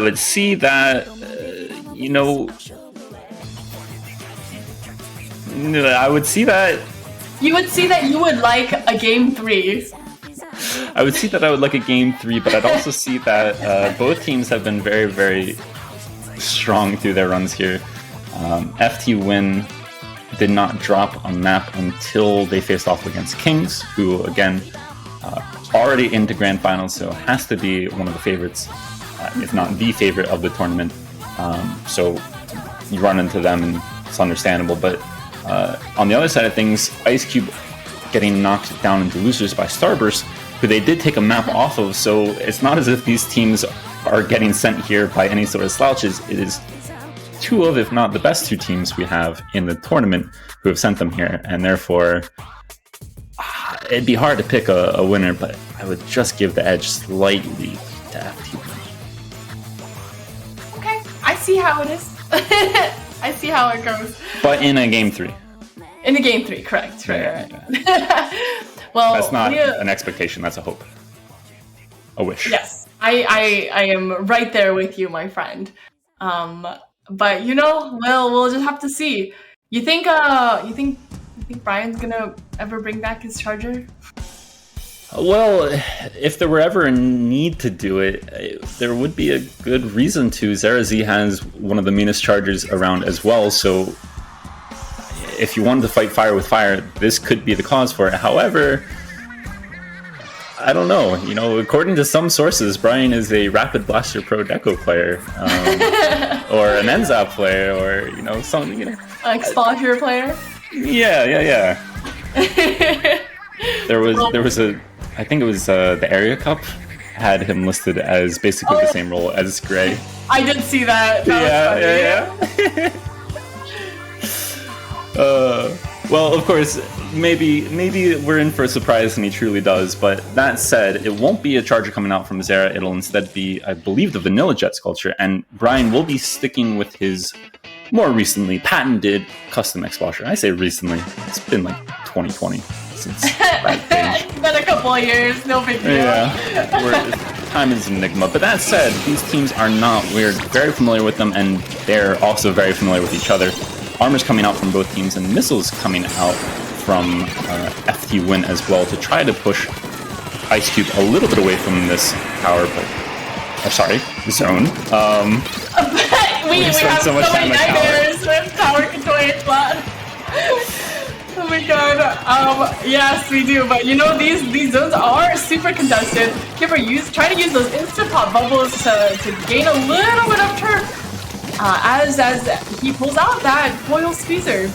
Yeah, and it's a role that we don't necessarily see Kivor on very often, but it's something that probably suits him very, very well. Being able to use those bubbles especially, he's one of the best when it comes to sharking in small pockets of space. So to be surprised by some nuclear bubble blower, that sounds very unpleasant. Game. Yeah, it's a horror game. It's also a horror game there for that 52 gal being stuck in that corner with bombs being rolled underneath their feet. Not the place you want to be. Not that place indeed. And Ryan is trying to gain a little bit of space with that Explosure. Ray popping that Ink Armor, but I think it's difficult for them to kind of move up with that Ink Armor, just given what is going on. But I think I don't want to speak too soon. I don't want to say nothing yet. I know what you're thinking, and I'm also thinking it too. I'm wondering how have Ice Cube not capped that zone? The bubbles, the baller. It really did seem like they should have been able to take it. The Keel has just popped off here for a multi-kill, and he's going to get a third. Could get the quad, but couldn't get taken down there just a little bit in time for Obito to possibly save the day. Still doesn't have the numbers advantage, though, for Ice Cube, and so this zone is going to continue ticking away should FTWin put a little bit more paint down to take it back under their control. And, yeah, this is going back and forth, and for now, the control does lie with Ice Cube, but I don't know, maybe we'll see if they're able to hold on to that zone. It's really like an ink bath out here. It's just one splat after the other, after the trade, after the other, and right now, even the zone is contested. Is it really a bath until we've seen someone go in the water? Is that your hopes? Is that your prediction? It's happened a bit here, but it probably will not happen on this one. Not just yet, anyway. God's bringing out that Booyah Bomb, but it's going to be getting focused by everybody, and despite being able to deploy it, it will go down before being able to scoot away. And that is going to be really, really good for Ice Cube, as they're able to bring the zone under their control. These missiles will force Ryan backwards, but with good movement, able to get to a nice position, continue contesting FTWin, and this is going to provide Ice Cube with the lead. They certainly do, and you know, oh my god! Kyo had every person shooting at him! I think Ice Cube definitely is working together as a team pretty well, and you know, it's demonstrated here in their win. Wow. I would, 100% agreed. I think the focus not only on the other members of FTWin as a group, but the focus on the zone as a group is probably the difference maker in this match. I think if FTWin had perhaps been able to give their attention to the zone all at once when they had it around the 27 marker before having that penalty put on them, perhaps they take it down to a little bit more of a comfortable position and they're able to get back in. That is quite the possibility, but you know, I think what we want to mention is definitely that Ice Cube knew exactly who to focus on, because Brian was there on their platform trying to compete, and you know, Kyo was targeting Brian, and immediately everyone on Ice Cube was like, Kyo is targeting our anchor player, let's get him, you know? That's just good comms right there. Yeah, for sure. And seeing the stats, of course, as well. Once again, it's the Booyahs, right? The Booyahs, that's the difference maker. Neither Kyo nor Kiver offering any Booyahs, but compared to the rest of FTWin, Goss, far, far away, yet Obito and Gray cancel everyone out on FTWin alone. So, gonna harp on it, but the Booyahs is the difference maker. The Booyahs are definitely a difference maker, you know? Next time when you're playing solo queue and your teammate Booyahs you, maybe think twice about Booyahing back. Also, take a look at that time zone held. 52 seconds for FTWin, 51 seconds for Ice Cube. It just goes to show how important it is to make a solid push all the way through, rather than chipping away at the zone every now and again. So, despite having more control, FTWin do lose this first match, but it will be their choice to send it to Rainmaker Muscle Forge Fitness Milana. This is not a map we have seen yet today. How do you feel? It's definitely a map, that's for sure. if you're like you like pumping iron and making really fast Rainmaker pushes, this is the map for you. So you're telling me that there's about 9 reasons to go here? I think so. Maybe like 9 gains. You might get a couple of gains here and there, right? you can have some whole grain to get there. Yeah, you might need some, some dietary changes, like some bread. And of course, once you leave, you can always come back. So, boy, I hope people know what we're talking about. Oh no. They have no idea. But what we do know is FTWin are readied up and ready to go. So I expect to see them running a very, very aggressive composition here. Ice Cube able to kind of grind away in that last match a little bit more steadily. I don't know if Brian will be able to bring back the Explosher for this one. It's something that I have seen a couple of backliners run for Rainmaker, but I don't know if it'd be my first pick. However, Brian's Explo is one of the absolute best, so if anyone's going to do it and pull it off successfully, do you think it will be Brian? Well, we'll see in just a second. As we're going into this, this could be very quick, folks. You might not want to blink this entire match. Maybe. Well, I said fast comp from FTWin. It's actually going to be a little bit faster from Ice Cube. Brian bringing out, I can't believe I forgot, the patented Sploosh 7. One of the best options for a backliner to turn frontliner when it comes to Rainmaker. That Ultra Stamp is going to be ultra scary, and Brian is one of the best actually with that Sploosh 7, so it shouldn't be seen as sort of some sort of gambit or one-off thing. Yeah, it's not a trick. definitely a well-practiced, well-burst Blue 7. And with one member down on the side of FTWin and the Ultra Stamp coming out, this could actually be an opportunity. No. Oh no. This way! We got it this way from Gray! This is wow, that was a really remember that time I said don't blink, folks? Don't blink. Don't blink. You might miss something. And Kiver nearly able to get to the Rainmaker there with those bubbles, but now it's actually looking the opposite way. Obito out of position is just going to be great here to try to stop this Rainmaker push. Does so, ends up finding a double somehow, and is still alive despite having another member of FTWin around. Perhaps wisely backs away, and Gray stopping what could have been actually an immediate counter push. Yeah, that could have turned out really bad for Ice Cube, but Gray, as a support player, is a really good support player, and what better way to play support than to not let the enemy win? Very, very true, and being in crucial positions, obviously massive there for Ice Cube. We'll see if Goss is able to find anything with that Inkjet, but I think Ice Cube ended up playing it pretty smartly. Oh. How many shots did he tank? It looked like Kyo did enough, but it ended up just not working out there, sadly. I think only getting 3 shots maybe instead of 4 needed, and that's going to leave Ice Cube in a very good position with wonderful map control and plenty of time here to kill. Looks like that will be all they're aiming to do as one member goes down, and the rest are now pushing out Obito. Oh my god. Gray does drop that Rainmaker over on that right side, which is probably one of the best places to drop a Rainmaker if you have to drop it.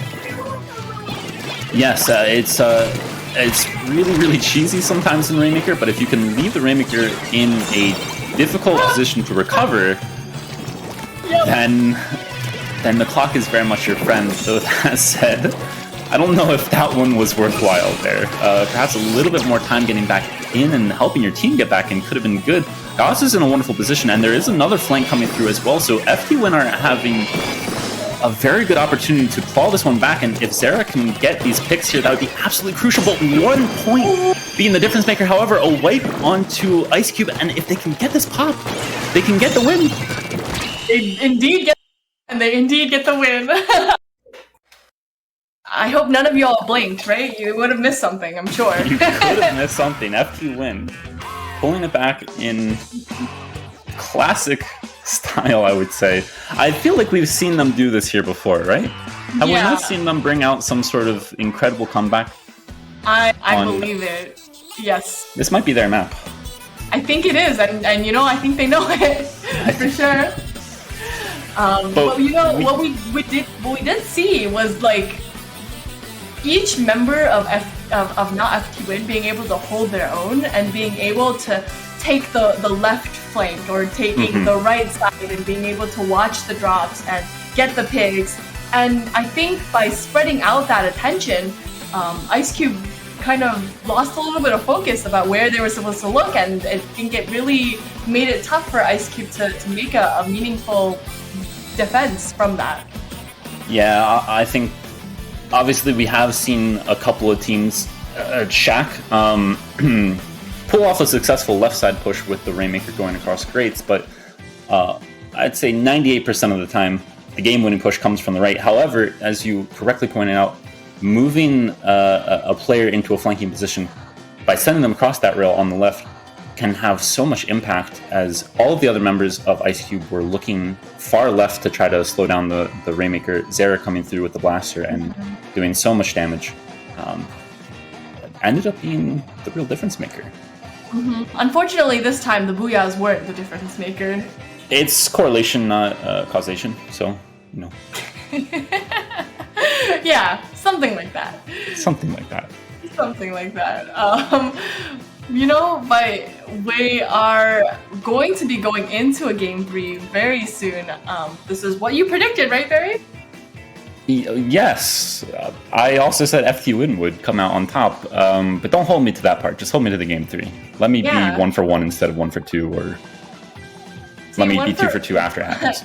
1 for 1, and then you stop making, guesses, and then you're fine. You end as a winner? Yeah, end as a winner. No more one more round. No, none of the one last game. LG. Why I quit competitive Splatoon after that Philly local? Yeah, exactly. You come out, you win, and then you quit. You end a winner. Speaking of winners, I think we are all a bit of a winner. Well, I feel like a winner. Clan Blitz Piranha Pit will be where this set ends, and it's a map that I really, really enjoy. I know there are people who don't love it as much as I do, as it can be a little bit of a snowball, and it can be challenging to get out of a spawn at times. But I think it's something that I'm really happy to see Clan Blitz being played here.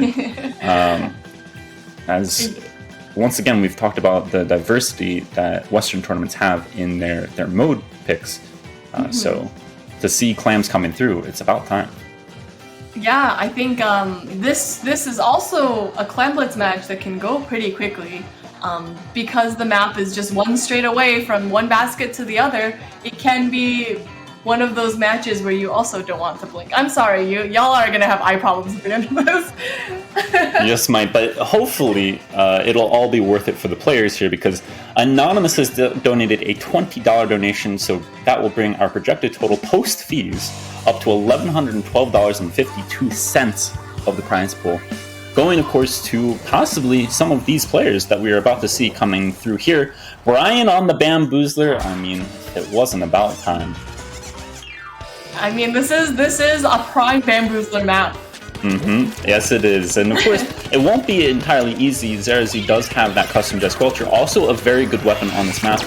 And with Rays available, it could be very, very challenging to have any sort of strong pushes or strong defenses hold up against that Ray, as we do see Kibber having to already jump out versus the Ray.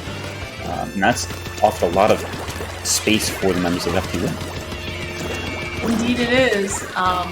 Both teams kind of holding on to a lot of clams, and Goss getting put into a little bit of a difficult situation right here.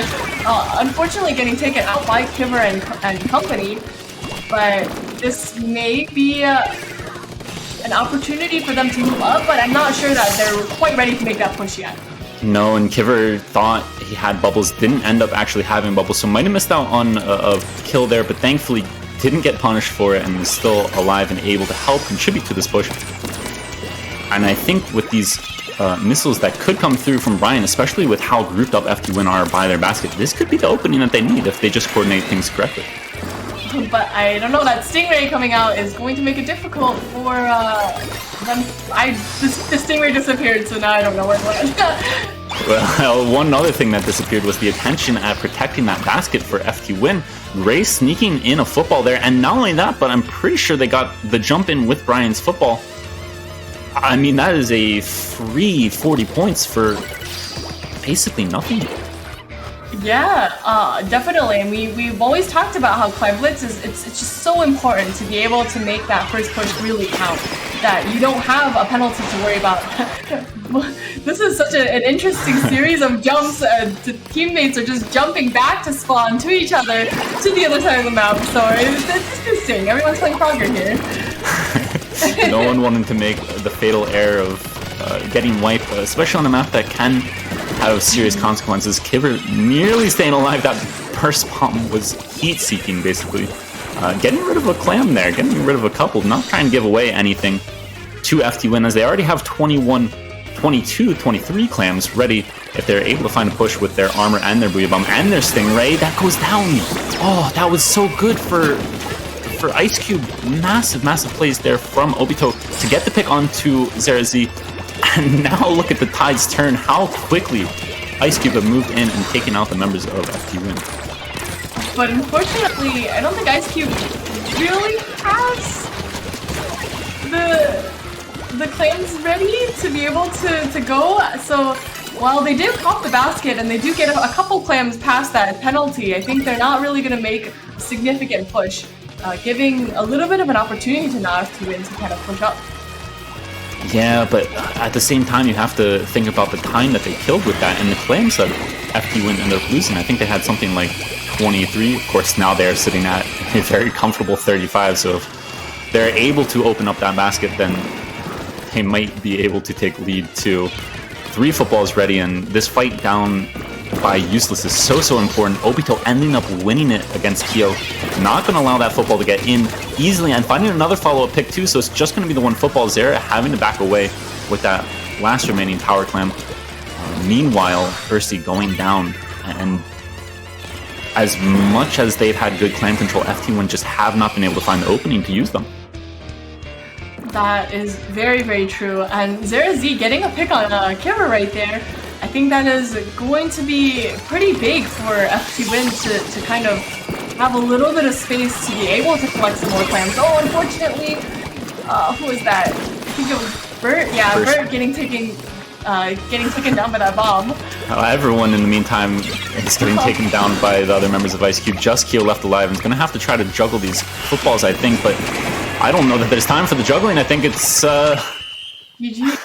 It's GG's, and Ice Cube will eliminate FTWin from SuperJump 2 and move on to face off against Jackpot in the losers semifinals. Yeah, that was just so impressively played by Ice Cube. We saw how they knew exactly what that push was supposed to be. So every push that they made, they knew exactly what the purpose of that push was. Whether it was to, get those 2 clams in and immediately jump out. Whether it was to stall for time, like you said, for that one push that barely brought down the penalty. Or whether it was just to knock out the game. So being able to recognize what these pushes were for and to communicate that with their teammates is just such an expert place to be. And I also think it speaks to the experience that Ice Cube have, especially with one another. They've obviously all been playing together for some time now. FTWin's roster a fair bit different from what we're used to seeing them have over the years. So those sneaky plays that we saw coming through from Gray, maybe never quite on the cards for FTWin, and that's a big difference maker at the end of the day. Mm-hmm. It certainly is. I just like looking at the Booyah statistics. We do see, kudos to Ice Cube. We see a couple of Booyahs coming up from every member of the team. So you love to see it, the teamwork. Yeah, Brian gave one. One Booyah is better than no Booyahs. This is true, but also I think seeing how important it is to score, right? 24 seconds is how long the basket was. I have to think that can't quite be right. The FTWin did not have the basket open longer for than Ice Cube did. I'd have to say that Ice Cube probably had the basket open. They broke it 3 times, I think. So they probably had it open for about 40 to 45 seconds. Important to make use of those scores. Obviously, if you're opening the basket and you're only able to get in 1 power clamp, that's not ever going to be enough to keep up with really strong pushes that we did see from Ice Cube. Yeah, you're right.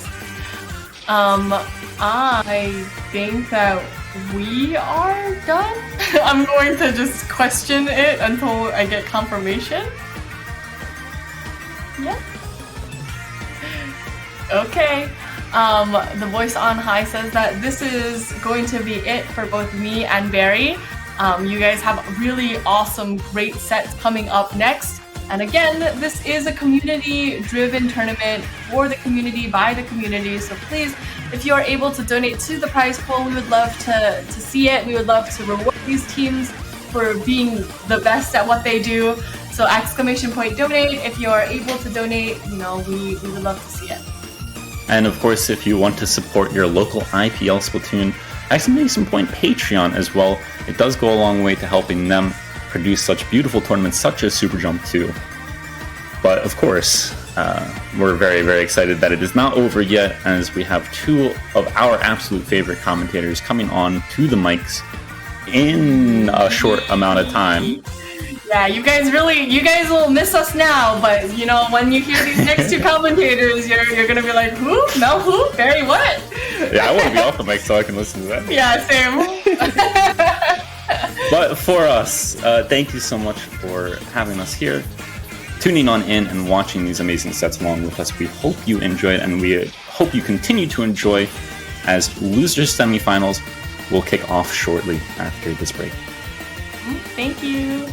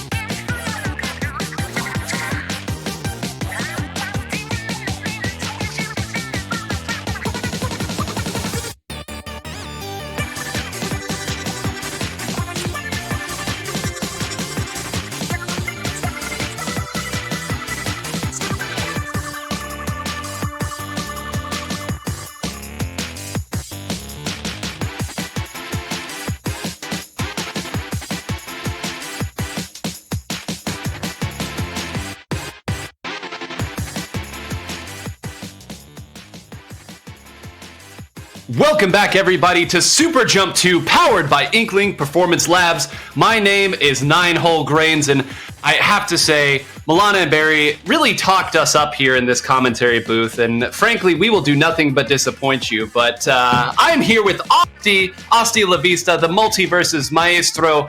Asti, are you ready to bring us home today? I am so ready, but why are you calling us a disappointment, bro? Like we're gonna do a good job. This I hope so. Anyways, we're gonna be jumping into loser semis, man. Top 4 of IPLs. Got SuperJump 2, baby. Tons of money on the line, man. We got Jackpot facing off against Ice Cube. Kind of not what we expected to see in loser semis, right? No, I would say if you had a lot of people sticking with this monetary theme, put their money down on who would have made top 4 here, you would certainly have had a lot of people say that either 4 tickets to victory or FTWin would be here. Of course, that is not the case. Jackpot defeating 4 tickets to victory 2-0, and Ice Cube, as you all just saw, with a great 2-1 set win over FTWin. But here we are. These are players I know a lot of people who are watching this stream are familiar with. These are certainly no strangers to this stage.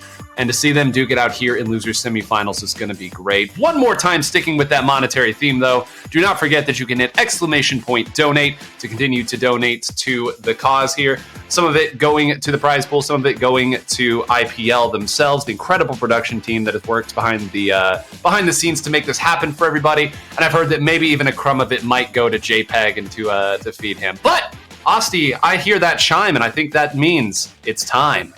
It's game time, 9. You know all about it, man. So we got Jackpot over here representing them. We got Leafy, Q, Jared, and Legend facing off against Brian, Gray, Kyver, and Genobito. Starting off with, of course, Splat Zones. Oh, Splat. I mean, we knew this was going to happen, and already taking a look at these 2 team comps, you've got some stark differences. On one side, Gray and Brian going with a double backline composition here. Of course, Gray going to be pumping out as many of those Tenta missiles as possible with that Vanilla Jet Squelch, with the darling of the current meta. But Brian, who is known by many people as one of the best backliners to ever grace this game, bringing out the Explosher here. This is a weapon that he has truly fallen in love with towards the back half of Splatoon 2's life cycle, and will certainly show you why. But on the other side, Jackpot, a team that has always found good results, but as of late, Asti, they've just continued to make the climb as they get up to a great start here. Yeah, they actually had a pretty good start right out the gate. Right? Already taking the lead, 80 points remaining, just like by taking all of that center grain. But now we got some missiles coming in from Gray to just try to like help them with their push. You're gonna see Starburst start to make their not Starburst, Ice Cube gonna start to make their push towards center screen, trying to take that control. That's the name of the game, to try to build up those specials. Leafy trying to fight against Brian's gonna go down in a splat 3v3 here, and still Ice Cube's gonna hold on to that zone. Yeah, it was a really interesting sequence there. You saw, as we so often see on Starfish main stage, both teams kind of send somebody around to flank and try to disrupt the opponent's counter push back in, but there were enough specials that were had from both sides there that they were really able to kind of mess it up a little bit, and we did see at least a little bit of penalty applied, and again, still kind of a scramble situation. There hasn't been solid footing found here from Ice Cube, although as I say that now, they finally have 3 people up. Obito is going to try to start a flank here to maybe push this a little further. In the process, though, giving up the zone once again. Already getting a splat, but you know, maybe we take those trades, having ourselves a 3v3 situation again. Q looking for some answers here. Got missiles, gonna probably force him to get back, but has the armor ready to go to try to help them with the push of their own, taking over that zone. They've taken the control away, and now they are back in control here. Jackpot putting up quite a great fight here against Ice Cube. Yeah, and one of the, I think, frustrating things about this type of comp here, if you are Ice Cube, that they're running here is there's not a lot of direct oomph for their punch, of course. Everyone knows that the Explosher, if it is able to get both pieces of its arcing shot on you, can do a pretty significant amount of damage, but it's not quite the same as what an indirect for the Blaster can do, at least from a consistency factor. So the fact that Q and Brian have gone with such different approaches here, I think, is kind of lending itself. It does seem like when Jackpot gets their counter hits here, they're able to immediately push forward, although certainly some of that may come down to play style, as we see Legend and Kiver just hitting the map here against each other, trying to duck and dodge with the same weapon, but it does look like the members of Ice Cube are going to be able to respawn in and maybe extend this a little bit. Appears to be not the case. Dude, it was definitely looking like a 1v1 there for a second, which is crazy because you saw a lot of Jackpot's members being down on the ground with the splats, so it's just kind of weird that they actually end up losing the spot. Have another tray open, just trying to go for that flank yet again, but gets caught one more time. Jackpot's going to be back in the lead here, taking that center stage, and Leafy's going to be pushing forward, trying to just keep them back. Gets a splat on Brian. Hold on a sec, forcing them to push back even further and further so they can get even more points for the center. But finally, missiles, specials coming out from Ice Cube's going to have to force Jackpot to just back up just a little bit. And this kind of goes into what I was talking about earlier, where this double backline comp, if 3 members of Jackpot opt to move forward, there really isn't a great answer for it. You see Brian trying to get rid of Legend, or Jared rather, now kind of has to shoot at the zone. Try to slow it down a little bit. That's 1, that's 2, that's 3. That is game. That was such a big moment. You saw the double splat happen right there at the end. That's pretty much just securing Jackpot's victory for this game. And guys, you got to remember, this is only a best 2 of 3. Like, there's not much time to try to like get some adaptation here. So Dice Cube's gonna have to put their thinking caps on here and try to think of what they're gonna bring here for map number 2. I know lately today we've seen a lot of tower control counter picks, a lot of splat, a lot of one thing that we saw was Clam Blitz, bro. I couldn't believe that we saw Clam Blitz in the last set. Like, I saw that on Piranha Pits. We saw that again, and just, dude, all the time, man. I can't believe we'd be going for Clam Blitz counter picks. I love Clam Blitz, and I don't know about you. I love seeing that mode. I love playing that mode when I can talk to my teammates. I'm not letting that Piranha Plant bit slip there, because at this point I think you're doing it on purpose. You've done this every time we it was it's fine. Listen, take a look at the wonderful stats that we have here on the screen, and you can see specials used per minute. Gray, Kiver, Brian, and Obito pacing kind of behind. I know Gray is really putting in a lot of work there at the top of that marker there, but you can see that .Q, Jared, and Legend all well over that 1 threshold. And I really do think that in that game there were, I won't even call them decisive moments. It just seemed like when Kiver or Obito went down, or when they sent one of them around to flank and the other one went down, the members of Jackpot with their shorter range comp were able to go forward and push after either Gray or Brian, and they could pick one. And there's not really anything that I would say a vanilla Jet Squelcher by itself can do if it's in a 1v2, right? You push forward, you bump them off their spot. The worst they do is fire missiles, and that holds them still, and they aren't painting at that point. So I think that I understand the rationale with why you would try to go with that on a Starfish main stage, but I think the dominating prevalent thought behind the current meta in Splatoon 2, right, is versatility. And we talked about this. You need to be able to, at a moment's notice, chase somebody down, push forward, neutralize a little bit of zone to build your special, but then go forward. And the more times you have to have a perfect setup for your comp to work, the more difficult it's going to be in the long run. Yeah, also just playing safe, playing patient, waiting for the correct moment to hold forward and go in there. I feel like sometimes it just goes to a detriment for some teams, because sometimes you just don't want to be able to get into the fight as fast as they could be. But, you know, you just got to play safe. Staying alive is so important in this game. Like, I know that people want to get in there. They want to scrap. They want to get some splats going. They want to prove that they're the one-on-one god. But the thing is, staying alive is much more important, and just trying to like find those those key moments to push in.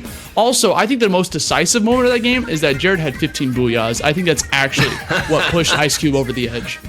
The discrepancy between the two of them, I think, is the really, or maybe not the two of them, but Jared and everybody else on Jackpot. I get it, you know, you pop into your booyah bomb, and you know, of course, you're going to be the first one who has the opportunity to booyah, because you know exactly when you're going to booyah. But we'll see if the other members of Jackpot are able to figure something out. But all I'm saying is that Kyver has disappointed me. Oh, they got the zero booyahs, man. Like, come on, Yeah. I at least one. Give me one, bro. Yeah, I'm sure Kiver will come back to that eventually if they do opt to do that. Maybe they'll run a double Kensa 52 gal at some point. Now we can see a little bit of there. But as we're waiting for the teams to remake the lobby here, one thing I do want to call out that's kind of intriguing here, and that's surprising me a little bit. Jackpot has not lost a game since losers round 4, where they lost to Squidding Good, which is, you know, not a bad team by any means, another strong European squad, but then to go on the run they've gone on, 2-0 after 2-0 after 2-0 against top quality opponents, and already coming here, it's a 2-0 versus Britain Deluxe Edition, 4 tickets to victory, they got a 2-0. I mean, and they're again on the verge of getting another victory here against Ice Cube, another top team, but we can finally stop stalling here, because we can tell the good folks that we will be moving to Asti. We're seeing this again, Clam Blitz Piranha Pit. Bro, we got those treadmills back on deck. You know, when I first started playing Splatoon 2, this is one of the first maps I remembered very vividly because I could just get stuck on those conveyor belts, and it's so, like, if you got missiles coming towards you, it becomes so difficult. But I'm sure these players here that are sitting here in top 4 know how to play around a little bit better than I, so let's jump into it. So the name of this game is trying to collect as many clams as you can, so you can turn it into the power clams after 10, throw it into the hoop, and get some points, but they're scattered all over the place, 9. Yeah, and the reason that they would pick this and why they chose this as their counter pick against FTWin in that last great set that we saw was they had such a great command of the map in its entirety here. Controlling this much space is not easy to do, and typically if you're a team that's able to do this, it's because you are you're very capable at identifying exactly when you need to move forward, when you need to push in, and where you can take. What part of the map is relevant at this exact moment. That's that awareness that we talk so much about. And, you know, a solid opening score here. This isn't maybe as big as they had hoped, but, you know, a lot of people will compare this to Turf War in the sense that you do have to find ways to have presence all over the map at all times, which is not so easy as it turns out. Yeah, compared to the likes of like Splat Zone or Tower Control, where it's like you pretty much just want to go to that one specific area. Like you said, you want to be all over this map, and it's all about kind of coordinating with your team, like who's going to be covering what, as well as kind of traveling together for right at the perfect moment to break the barrier. Already so many points. That was 77 clams scored in one go. They were in sync right there, 9. They got everything on board, and that is one hefty lead. Yeah, they got that pity claim, and actually this isn't done yet. That's another delayed wipe right here. If they're able to put more together, this push might continue, but there was a lot of effort that was put in by Ice Cube just to try to get in his leaf. He gets an incredible single shot, had to hit for that clean of fall off here. And the threat is still not done. You can see off in the corner, someone is finally able to build it. Leafy's able to put more damage on. Jared throwing another Booyah Bomb here. They have enough clams to almost end this game. .Q gonna toss him in. How's about another here? I don't think they're gonna be able to retreat back and grab any more. Although if they get some more picks, they might be able to do that. Bro, all they need is 4 more clams to be able to finish this off. Jared says, "What do more? Just one clam! One! Where is it? They're trying to push for it! They get it in! Oh my god, Jackpot just shutting this set down, completely annihilating Ice Cube, moving on into losers finals already. They are on a tear today, 9.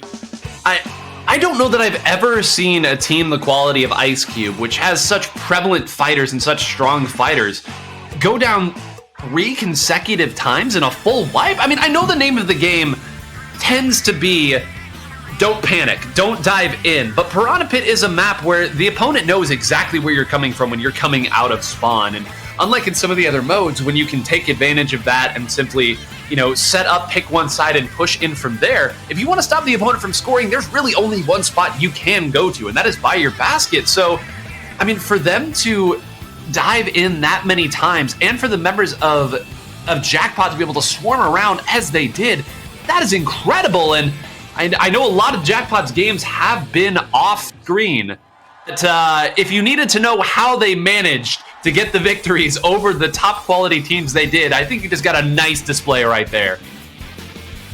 9, we were talking off-stream a little bit before we came on about how Cinderella stories don't really happen in Splatoon.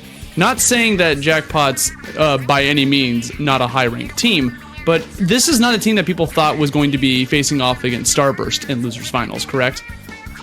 I would say that there were there were quite a few people who might have had them in like a top 4, but a top 3 getting victories over the teams that they did to get here. The path is certainly an interesting one. Yeah, I mean, seriously, they beat 4 tickets to victory 2-0, Ice Cube 2-0, like they you know, I will add. they're dominant victories. Maybe it was close though, but the victory be showing that it's a 2-0, 2-0, 2-0. Literally, like, since like the beginning of top 8.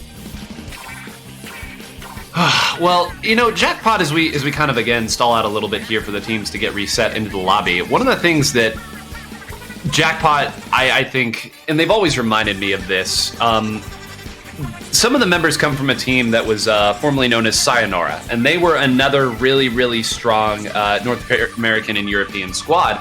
And they were always described as a team where you were always fighting 2 of them.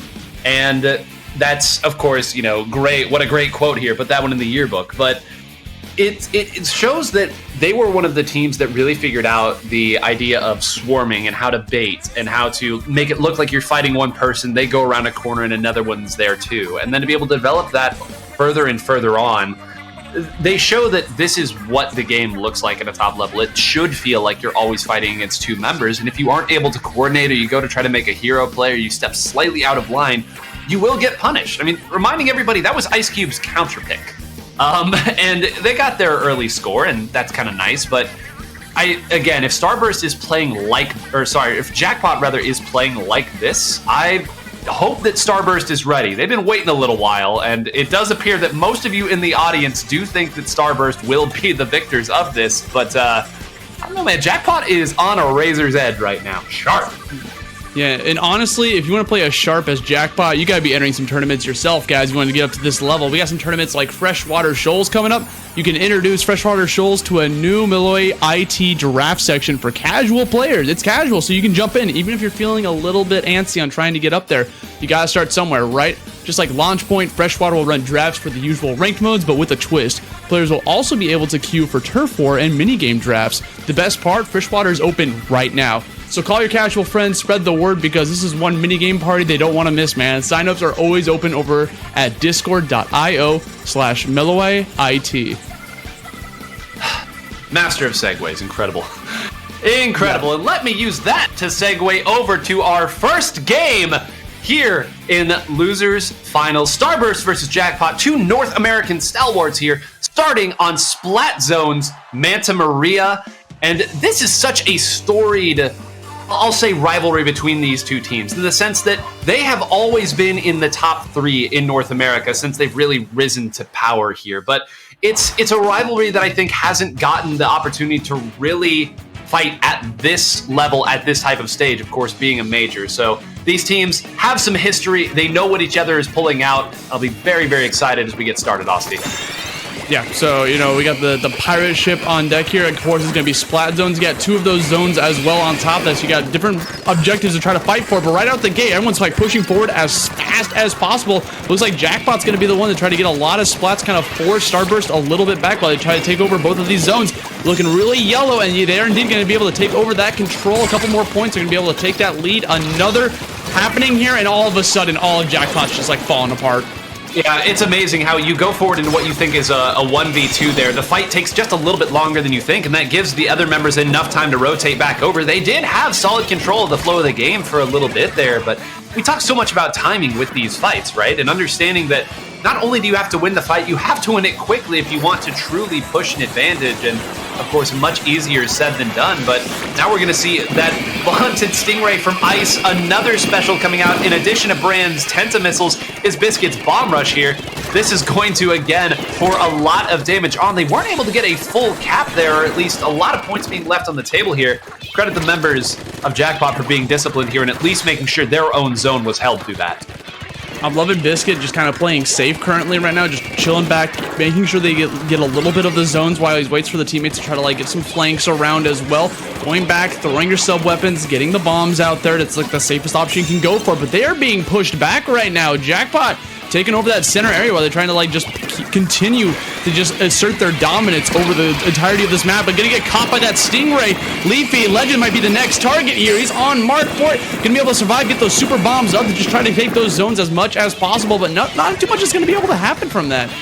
No, I think this time, though, enough went down. But no, that entire time, Legend pivoted all the way back around. They are going to lose control of the zone, and Legend is going to opt to stick here and fight it out. And hey, that trade may pay dividends later on the line here. It's going to at least give them an avenue to come back into the map as opposed to leaving all 3 of them there. But it really does seem like the MO at this point is Starburst is going to play off of Ice's Stingray. And I know, again, that's not some big reveal that Starburst goes as Ice's Ray goes, but times that they push back in, it has started with Ice's Stingray. Yeah, literally, that Stingray is just so powerful to be able to just like jump back to the back line, start shooting it off. It forces people to get away from the objective. You know where the objective is going to be. It's not going to change. It's the same exact spot, so it's the very first place you're going to shoot that Stingray. Then once you find your mark, you're going to try to follow it through, kind of playing a little bit of game of hot and cold on that sound effect, be able to try to figure out where you're going to be going. Legend's going to get downed by Brian as he's going to push back into enemy base here. A little bit too far, though. get splat themselves, but it is currently a 3v1, and I believe Starburst is going to be able to take the home this section this time.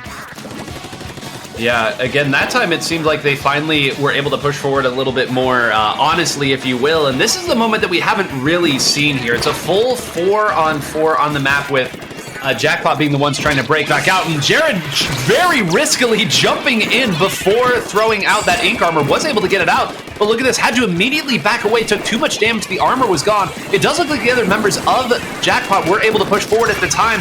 And very nicely moving forward there. That should be another. Jared's able to get 2. That's 3. Ice's Stingray is there, yes, but you can bet he's not going to fire it right now, as they will go all the way back in a perfectly executed take back there without the need for that many specials, Austin. We are just rubber banding right now. Literally, like you said, they weren't using many of their specials. They can save it for the next fight here. Speaking of, Ice going to bring out that Stingray yet again. Gets a splat on Leafy, trying to find their next mark. Has to move around due to the Tenta missiles, just kind of interrupting that special a little bit. And now we're seeing a lot of the blue team here. Starburst just trying to paint as much as possible on the center area. Wants to take over that zone, but they don't really have the high ground. Having the high ground is so important. It's going to be a trade right there. Leafy going down, Brian going down. Only one player left on Jackpot. They're going to be able to lose that control. It is looking blue out here. Oh, just barely in time. You can see there, they actually haven't applied the penalty yet. Probably need to do that here. Oh my gosh, if they let this slip away by not applying the penalty, they are going to be kicking themselves forever here. Enough members of Jackpot are back now, and they might actually be able to paint over this here. This is some more missiles coming through. They have solid control of their own zone. The ink is going to be falling here. The bomb rush is here. This might take it back, and I can't believe that they have still managed to hold on at this point with no penalty. They only need a couple more points as we go down to the last 10 seconds. This is so stressful. Just you want that yellow just to get full. All they want is the yellow to get up there so Jackpot can take it. It's going back and forth. Jackpot, no penalty. They take it. Oh, they could have just one more point. Could have solved it for them, but unfortunately, it's going to be going into overtime. They're still fighting tooth and nail right here. People jumping in team for Starburst. That's not going to happen. Oh my God. They just need to hold it for one more second, 9. That is... again, like that entire moment there, if they had applied the penalty, they wouldn't have had to stress out about that at all. And I'll need to go back and look and see if they were fighting somebody off to the side or why they didn't do that. I thought there was an opportunity, but if they let that one slip away, that was going to be one that they would remember for the rest of this set. And okay, you know, you made a slip up, you held it, you got the win, and now we're on to the next game. No worries. What happened? I don't know. At the end of the day, it's game 1. You know, like that is the first map. There's still plenty of time here. This isn't just a best 2 of 3 anymore. We are jumping into best 3 of 5 territory here in losers finals. So, you know, we got plenty of time to come up, try to recoup. The fact that you kept up that well with Starburst is already a good sign in my book for the future of this set. Yeah, I mean, if this is what we can expect between these two teams, of course, you can expect it to be a great set. And these two teams have treated us to some dazzling displays before, but we will probably stick with splat zones for the foreseeable future here. I imagine that Starburst, certainly known for their Rainmaker counter picks here, will switch to that when they have the opportunity. But this really is the mode that Jackpot has been most successful on. It's certainly what they're most comfortable with. And I do feel that it fits their swarming playstyle a little bit more, especially on a map like this where, let's be honest, Austin, we've been playing this one for years, and it might be the most popular map in this game. I know it's one of my favorites, man. Just literally just going to the art academy, gonna learn some, you know, a little bit of studying, going to college a little bit, you know, get that little art degree to maybe not get the dream job that you're looking for, but it's on a I didn't want to say it, but it came from the heart, man. It came from the heart. That's all I can say, but that's okay. We're gonna come to the center of the splat zone. What's cool about this zone is you got that building that's on top, so there's a little bit of high ground, and it counts towards the painting as well. So let's get started as both teams are gonna start painting their way over there. You're gonna notice some people specifically going their own way to try to build special bar as much as possible. Yeah, oftentimes this map really does come down to, you know, who doesn't let up their plat without getting anything in return. Of course, everyone knows you take control of this map, you get the high ground, you put your attackers up there on the enemy plat, and you just try to hold from there and hold solidly. But so often I feel like whenever a person goes up on the plat like we saw there, it's a trade, right? And now you can see Jackpot doesn't really have control of Starburst, which does mean Starburst is going to get the opportunity to activate their set play here, come back in with as many specials as they'd like, and go from there. Now, that's not to say that you have to take it in order to get a full long hold, but it certainly makes it a little easier once you can step out like we're seeing Biscuit here. And he's definitely stepping out here, going for some specials, putting a little bit of bombs on towards center stage, trying to get some coloring for Starburst's ink there. Unfortunately, got kind of steamrolled. We're going to see a green team here, Jackpot, easily take that zone and continue to push forward and just prevent them from coming in. What a counter pick. I mean, like, steamrolled is actually putting it lightly somehow, and that's a pretty strong word to be using there, but it's true, and now they're going to have two specials here to push in, but I don't think they're going to be able to get their second missiles out. They are actually able to, so the missiles will come in. If the members of Jackpot are able to move away from the zone, it might be okay, but they are not perfectly timed, and Bran opting to fire that second set of missiles may have made all the difference there. I didn't think he was going to have time, but that's why he's Bran. Yeah, honestly, now the point difference is so massive that you still probably have enough time for at least 2 fights before, giving up this victory, the 7-67. However, those penalty points are brutal. That means you just got to hold on to that lead. Yeah, they'll have to hold it here, and again, they're going to be, again, firing enough missiles here to paint the opponent's flat there without having to do a whole lot else. Now, you'll see here that they have snuck Jared onto this left side here. If Jared opts to dive in, this might be a great time to do it. Is instead going to pivot back and go to the right side. A very excellent decision here. You can see that they were able to get both members there, and that is what makes Jackpot such a strong team, among other things, is Jared had eyes on that side and one player there. The call out is made. Jared instead pivots back over to the right side. They create the advantage, and they are at least able to stop the bleeding for now and put a nice big penalty on, even if it hasn't resulted in a full lockout. Bro, my man Jared be staying cool out here, man. He's got the Booyah Bomber ready to go, too, making excellent decisions, trying to go for the fight, using the corner for their advantage. Can he get the splat? He does. Takes care of Bran and trying to go back towards center stage to try to get a little bit of painting, give it a little bit of an assist here. Legend, meanwhile, is going to be trying to go for a flank. Gets on top of him, doesn't get the pick. That was so brutal. Doesn't matter. He gets the assist instead, going back to center stage. And we see Jackpot just kind of holding onto this zone yet again. Trying to keep the battles up, playing a little bit patient, build up some ink meter here while all the teams just going to be kind of holding back a little bit, wait for the specials to get built up. There's the Booyah Bomb. That means time to go, man. Everyone's going to be pushing forward. Got all the specials coming out on deck just to prevent this push from happening. Jared flanks behind him, gets his pick on ice, but it's a trade. Maybe not a good trade. It is 2v1 right now. They managed to get it, and that's going to be Jackpot again, taking claim of that zone, but they did get the penalty points. They did get the penalty points, and I mean, it's a game of chicken, right? Everyone looks at the top of the screen like, well, they've got 3 specials, we've got 2. All right, just wait for them to do it, and we'll throw ours, and we'll just see what happens there. And that scramble situation, I actually thought that Jared maybe could have gotten that pick on ice cleanly there. Thankfully, the rest of the members of Jackpot were able to control the zone in that spot, so it wasn't a big deal. Now, Biscuit's burst bomb, or suction bomb rush, rather, might be their only opportunity to take the zone, and thankfully it is enough. So members pushed up in conjunction with that. That's 3 down here, and with just over a minute left, this penalty is going to start to go very quickly. It's a delayed wipe. You can take a look at the top of the screen. There's going to be at least 1 set of missiles online, and you have to imagine there's going to be another set coming up shortly. Yeah, and that delay wipe is actually insanely important for them, right? Because that's going to make it so the team of 4 over here for Jackpot is going to have to recoup even longer to wait for their 4th player to get the spawn in. But that's okay. We got meters going. There's the Booyah Bomb. There's the missiles. They're going to start making that push towards it. That's literally how splat zones go, right, man? You're just constantly trading specials after specials to make that approach go in. Got 1 splat. Jared trying to find another one. Couldn't find its mark. Going to be backing around here. Green team trying to find their way. Gets a pick on Bagel. That's going to be a 4v1 right now. Jackpot in control. Gets the zone again. There's time for 1 more push from Starburst. This is their moment to shine. They have to take the zone 1 more time, take it to overtime, and then after that, have to defend the zone from the opposing team. Can they pull it off, 9? And it's going to be so frustrating here. .Q in the best spot that the Rapid wants to be in here, can put safe damage on anybody from any distance. Jared going to throw this down just to get a little bit out, and now it's gunfight territory. Is able to get the trade with Bagel. There's going to be not enough members, though, coming in. You saw that they had stacked up onto that left side. That's where Jared's Booyah Bomb went. And a great counter pick by Jackpot there. Really in control of that game outside of maybe 1 or 2 fights going the other way.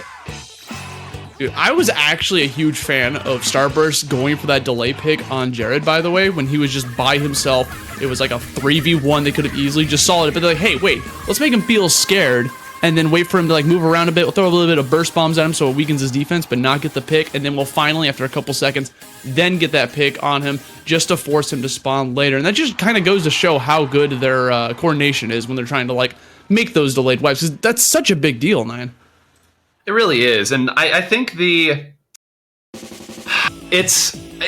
other frustrating thing about when you're building up the specials, right, and you're identifying where the opponent's going to come from here, you have to use your specials secondarily, is you know that the Booyah Bomb is going to be followed up with the Kensa 52, right? You can do that when everyone knows, well, okay, it had to throw it, so it's going to come from this direction. The problem is that the Tenta Missile user, which is typically your Kensa Splatter Shot, doesn't have that same issue. It's not always so easy to see what angle they're going to come in from. And if it looks to you at home like Jared simply throws the Booyah Bomb and runs forward without really much opposition, it's because they've timed it so well that after the missiles come out and after the Booyah Bomb comes forward, they have to immediately tend to the threat of that Kensa Splatter Shot before the missiles come through. Enough about last game. Wow, look at this. Starburst taking us to Rainmaker on Blackbelly Skate Park. Asti, are you surprised whatsoever? Not at all. And honestly, I feel like Jackpot's going to have to deal with this threat that's going to be Starburst on the stage, man. Literally, this is the threat of being able to just end this game immediately. If you push the Rainmaker, everything just kind of goes right in your way. Every single time I've seen Starburst play on this map, though, they always be taking the Rainmaker to the right, because like you said, there's like a line over there you can just kind of like hole your enemies into to get a clean pick, especially with the Stingray. Already got it filled, by the way, off the gate, trying to like push a little bit on Legend immediately. Yep, and you can see even though the Stingray didn't get anybody, it meant that two members had to run away and just try to dodge it. So the other members of Starburst were like, oh cool, perfect, we're playing 3v2 on the other side of the map, let's do that. And look at this, already Biscuit and an Inkjet leading the way here. Gonna duck and dodge a little bit to make it that much more difficult. Leafy making the absolute correct play there, which is to dive forward and at least take out the Rainmaker to slow it down. There are enough members of Jackpot that they should be able to throw some bombs here to stall it. On the other side though, that's really the only pick that we have seen Jackpot get, which means still lots of specials. Yeah, and just like I called it, man, they're going to be pushing it right. They love that angle. Just try to get as fast as possible. Already putting it at a remaining 47 points. The Rainmaker's going to be going down again. But we still have Ice here getting a pick by themselves in a 1v2 situation. Going to be able to stay alive, but for people to be able to, like, jump towards him. Team's going to try to go in there. Unfortunately, loses one of their members, but that's okay. There's still 3 people right up there next to the Rainmaker. Looks like they might be trying to back up just a little bit, get some painting in, build a little bit of special meter for this next push. Yeah, I wouldn't be surprised if they opt to let it reset here. They've got full control of mid. They know that Bran is on that right side. They're going to have to at least keep one person over there. It looks like they've sent .Q back in that area to try to deal with it here.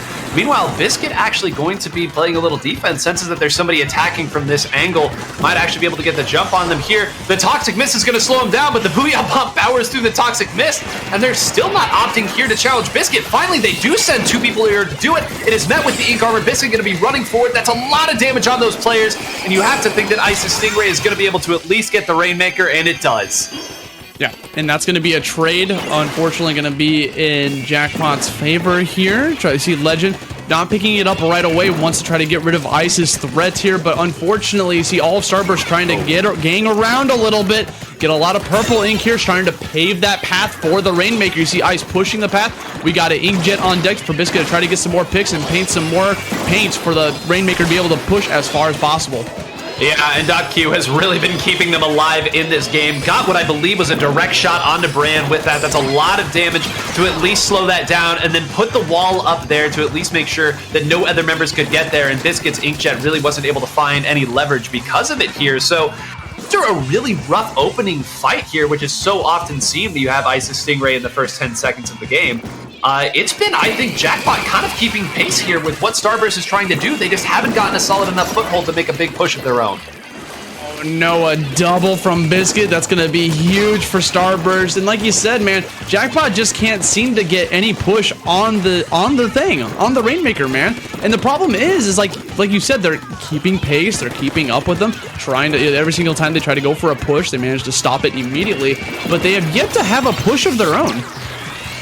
Yeah, not a lot of grabbing of the Rainmaker here. They're, of course, going to start with another one of Ice's Stingrays here. And Bagel kind of off here on his own. It does look like Ice is going to rotate over here. And actually, there we go. Very good. I was going to say the members of Jackpot need to be careful not to dive too hard. This could be a trap. Instead, the indirect damage done by .Q is going to be enough. And look at this now. Legend leading the charge with that suction rush. There's a lot of points they're going to need again. The Toxic Mist of all things slowing that down. Biscuit throwing it and then immediately deploying the Inkjet. Get another one. Why not? Jared gonna go crazy on the other side, but one cannot beat three. Bro, can you believe the Toxic Mist weapon is the thing that managed to stop that thing, slow it down in its tracks? They were so close. Literally, all they needed is like one more hop, and it would have put the points over to give them that lead they needed. But unfortunately, that push was not enough. We're gonna go to 1 minute left on the clock. We got Starburst in favor of holding on to that Rainmaker. Bagel's gonna be making the push once again down the right side. All the team is there. This is gonna be paving the way. Bagel's trying to make the push. Even lowers the score even more, and just that goalpost just keeps getting pushed further and further to the end. Icing on the cake here as once again, just 30 seconds left, and now all the boxes you have to check to get this to work, right? You know, first and foremost, we got to deal with Ice's Stingray. That can end the game immediately here. We have to seek out Ice, but Ice is not going to move forward unless absolutely forced to here, so on the other end of it here, I guess we're just going to have to take back mid first. It's hard to do that when they have all of mid, so they've done everything right. They have all four of their members in a relevant position pushing forward. Ice actually is forward here. He's going to rotate back. They are able to get rid of Ice here, and they actually have a Booyah Bomb. If they can figure out where they want to throw it, this could be huge. They throw it as protection of the Rainmaker. They have Legend pushing forward. They're going to opt to pivot back to the left. This is a huge gamble here at the end. Q is making to the left instead of going for the right, trying to like mix them up where they're going to go. Unfortunately, Biscuit's going to be able to take down Jared, takes down the Rainmaker, and takes the game 2-1. Starburst here holding on to their lead, their counter pick coming in clutch. And that was 2 times a promising looking push got stopped immediately in its tracks by Toxic Mist, the painted sub of the Splash-O-Matic there, thrown down to slow it, and then the immediate Inkjet to soar high above the skate park itself and getting those big picks. I think that they were probably still okay if Biscuit didn't get that final shot on the Rainmaker. I think they had enough people there. They were on the respawn, but I mean, with the way Biscuit played and with those insane numbers at the end, you know, gotta be feeling great about that weapon on that map. Dude. So close. Literally, it was just like you got to make that split-second decision near the end, right? In that final push, there was a chance for you to keep going right, which is the faster path to the thing, but that's what the enemy team wants you to think. So instead, okay, I'm going to mix it up, make them think I'm going that way, go for a dive to the left instead to try to, like, force the enemy team to go in one direction. But if they're already calling it out and they already got people over there to stop you, then what was the right call? It's, everyone always knows, if you study the game enough, you'll know what the right call for every given situation is. But it's all about executing it in that split-second timing and being able to know when to go for it and when not to. Yeah, I mean, that's really the name of the game is, okay, well, what is the right decision now? And that's so difficult to say. And again, the fact that Biscuit alone was able to really slow down those 2 pushes, the Toxic Mist into the Inkjet here, it's a kit that has flown in and out of the limelight, sometimes used for specific maps where Inkjet is so powerful. The Splash-O-Matic, one of the fastest, if not the fastest and most consistent Inkjet builder in the game. So if it's something like a Rainmaker and you know that if you've got the right side shut down, it's only going to take 2 Toxic Mists to stop a push on the left side. I mean, what a great asset to have in your back pocket. Yeah, seriously, just being able to have the tools you need. So we're going to jump into this next map. It's looking like, I think I saw Piranha Pit, if I'm not mistaken. We're going to go back to Piranha Pit, but instead it's going to be on Splat Zones or Clam Blitz. I'm actually confused which one's going to be. So it's going to be on zones here, and I really do think that Jackpot is going to go back to zones every time you can let them here. Yeah. We saw how hotly contested that first Splat Zones match was, and after that, it's just been each team winning on their counter pick. So, you know, the way that Jackpot played in their previous set on Clam Blitz, or I'm sorry, on Piranha Pit, rather, it was Clam Blitz, coincidentally, but certainly on Piranha Pit, they have to feel comfortable just coming right back here saying we can control everything. But it is a little bit different, as it actually is Clam Blitz, my apologies. It is a little bit different when they're moving forward. I mean, you know what they say about moving forward on this map, man. You gotta try to get through that treadmill. You want to pick up those clams. You want to try to like collect as many as you can to score it in the board. I mean, we've already seen this map so many times today with this game mode. You guys already know what this is all about. Get those clams, dunk them into the hoop, score as many points as possible, use those pity clams to your advantage. And again, Jackpot, no stranger to this. It seems to be their Black Billy skate park for Jackpot, you know? Yep, and you know, it's one of those things where they may have been gifted this by it being counterpicked against them in the previous set, and they're like, oh wow, we're playing that well here? Cool, let's just do it again. Yeah, we're good on this map. Oh, in already. Hopping into it, it's going to be the same comp that they broke out last time. Biscuit going to be switching over to that vaunted K52 Gal. So truly the Splash-O-Matic, a counterpick for that map and mode, which we do love to see even late here in Splatoon 2's life cycle, people finding true counterpicks. I was cracking up at Jared, just kind of like moving so slow right there, trying to pick up clams, all sneaky. He thinks he's slick. He thinks he's slick, and you just go in there and install that stingray. He's like, oh, okay, I got to move. Immediately push up here with this. It's been a kind of a scrap here in the center, and you can see already some great shifting of the clams over to build that power clam here. Leafy going to be at the top of the screen to try to push forward there. And actually, I don't know if I saw Leafy coming over, did figure it out just late, and there's going to be a couple members jumping down on Leafy, though. Not enough time on the clock there to get out. Ice is going to get that pick, and once again, the push going to stop rather before it can really get started. Yeah, and honestly, that was a great pick because you saw him trying to escape, trying to go for like a squid jump back to home base, but managed to get him. Gets a stingray on Legend, finding its mark, trying to capture Jared yet again. Managed to just put a little bit of damage on him, forcing him to kind of retreat a little bit. He's going to go back to collecting those clams. No one has yet to get that power clam yet into the dunk. We'll see if we can get any picks right here. There's one for Starburst. Going to be able to get one more pick on Jackpot. Can they go for another one while they're still going to be collecting clams across the map? Brand's got another special here. Going to throw out those missiles. Point blank. Only Bran, and goodness, this is gonna hurt. I have to think that Bran immediately pulled those out, was like, oh crap, I didn't know you were here.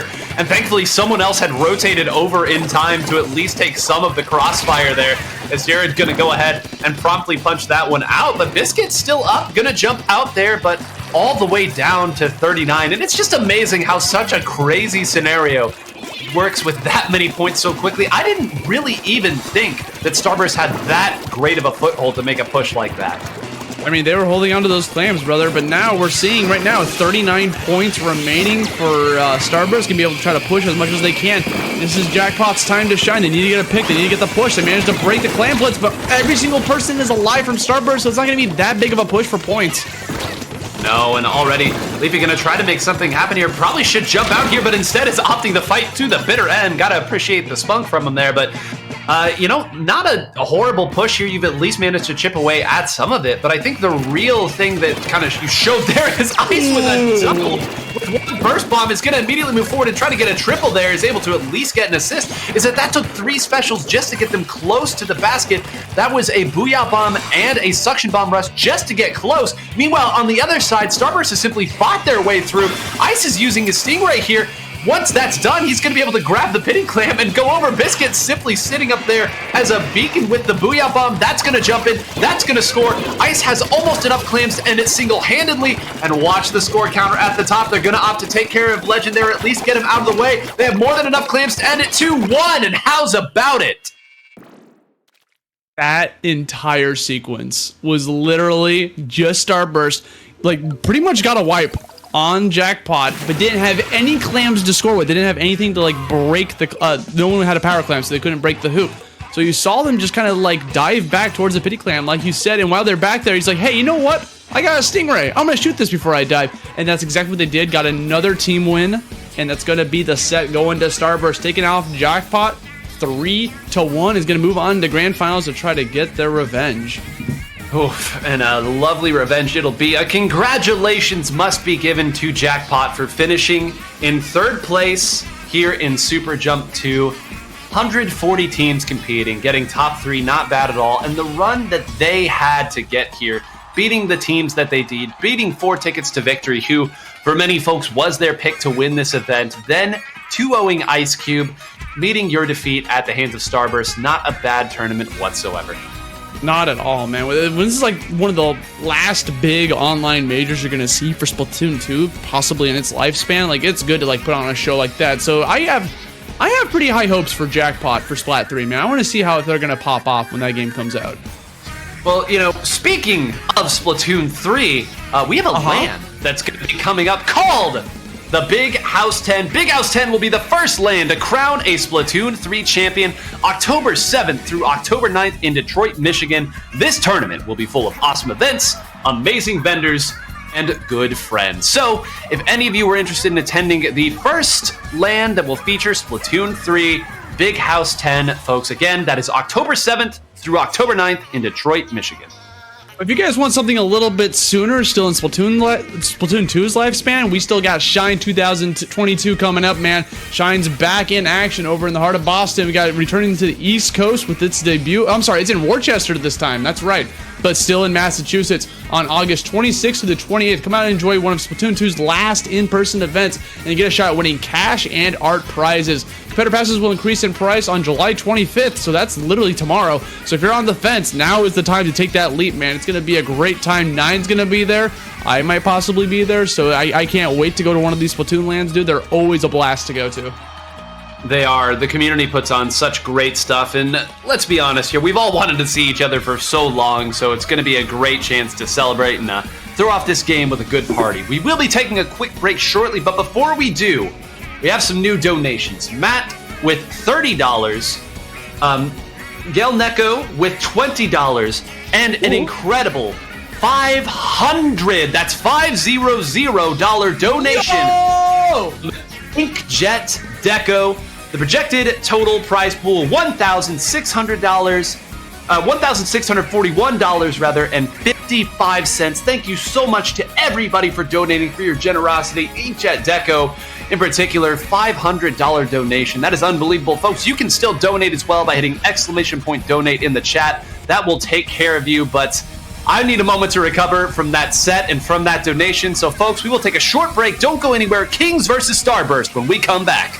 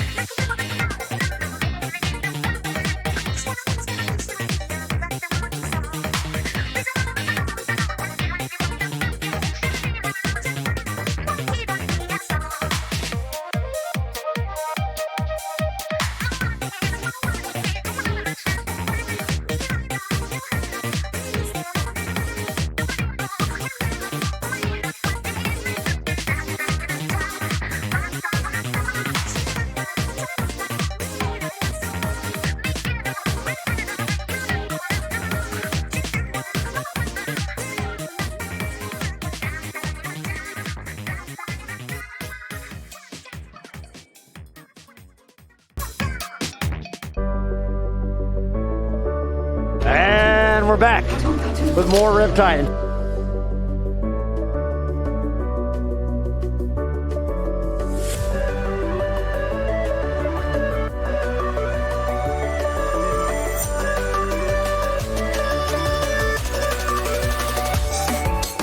Watch, yeah, watch. Don't even engage. Oh my God! Still commendable how far he got. And that's gonna do it. The forward air. Dude! Leo reclaims his throne. Oh my goodness, man. Oh, let's go! The up smash IBDW is your Riptide champion. Okay, dash tag every. Oh, that forward air was so scary. The king has resumed his throne. Kazakhstan wins Riptide. Let's play, let's go on to them. One more hero play, let's go fight. That's gonna be good. And the switch back to kill. Excitement, all their friends coming up, coming to cheer them on.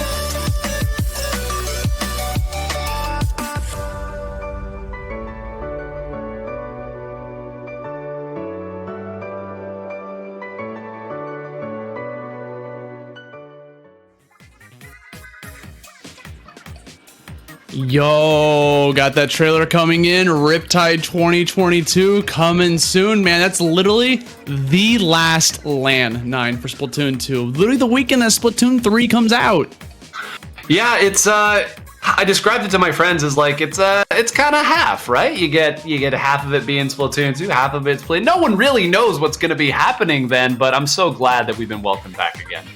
Yeah, honestly, it's always a pleasure to go to the Kalahari, man. Riptide is a LAN happening September 9th to the 11th, Sandusky, Ohio. So back in the Midwest, play Splatoon, watch Smash, Rivals, other games that we saw there too. We got both Ultimate and Melee. Go down the water slides or to the arcade with your friends. So, you know, if that heat wave that everyone's been getting hit by right now, I could use that event currently, man. This will be the first LAN to host a Splatoon 3 event, by the way, which will be on the day of release. They'll be having a Splatoon 2 event Saturday and Sunday as well, obviously. So sign up today. For those that cannot make the event, it will be streamed right here on this channel on twitch.tv/IPL Splatoon. And now, for the grand finals, folks. There's a certain song that is playing in my head, Austin. It's by Dave Rogers. Was from that anime with cars. I think it's called Deja Vu. Because if you watch SuperJump 1, you know that this is not Jackpot's first time finishing third place. They got third place in the first edition of SuperJump. And our grand finals in the first edition of SuperJump was Starburst versus Kings. That time, for those of you who recall, it was Kings coming from the loser side of the bracket, getting a 4-2 victory over Starburst, and then a 4-0 victory over Starburst after that. It will now be Starburst who has a chance to turn the tables and write an incredible ending to their storied Splatoon 2 career. We are starting on Splat Zones and Chovy Games. We will have plenty of games to tell you folks about these incredible players. But for now, Asti, take it away. Next time on Super Jump 2, we jump into Grand Finals 9. That's exactly what's going to happen here. We're going into it, Splat Zones itself. You already know we're going to be starting with that.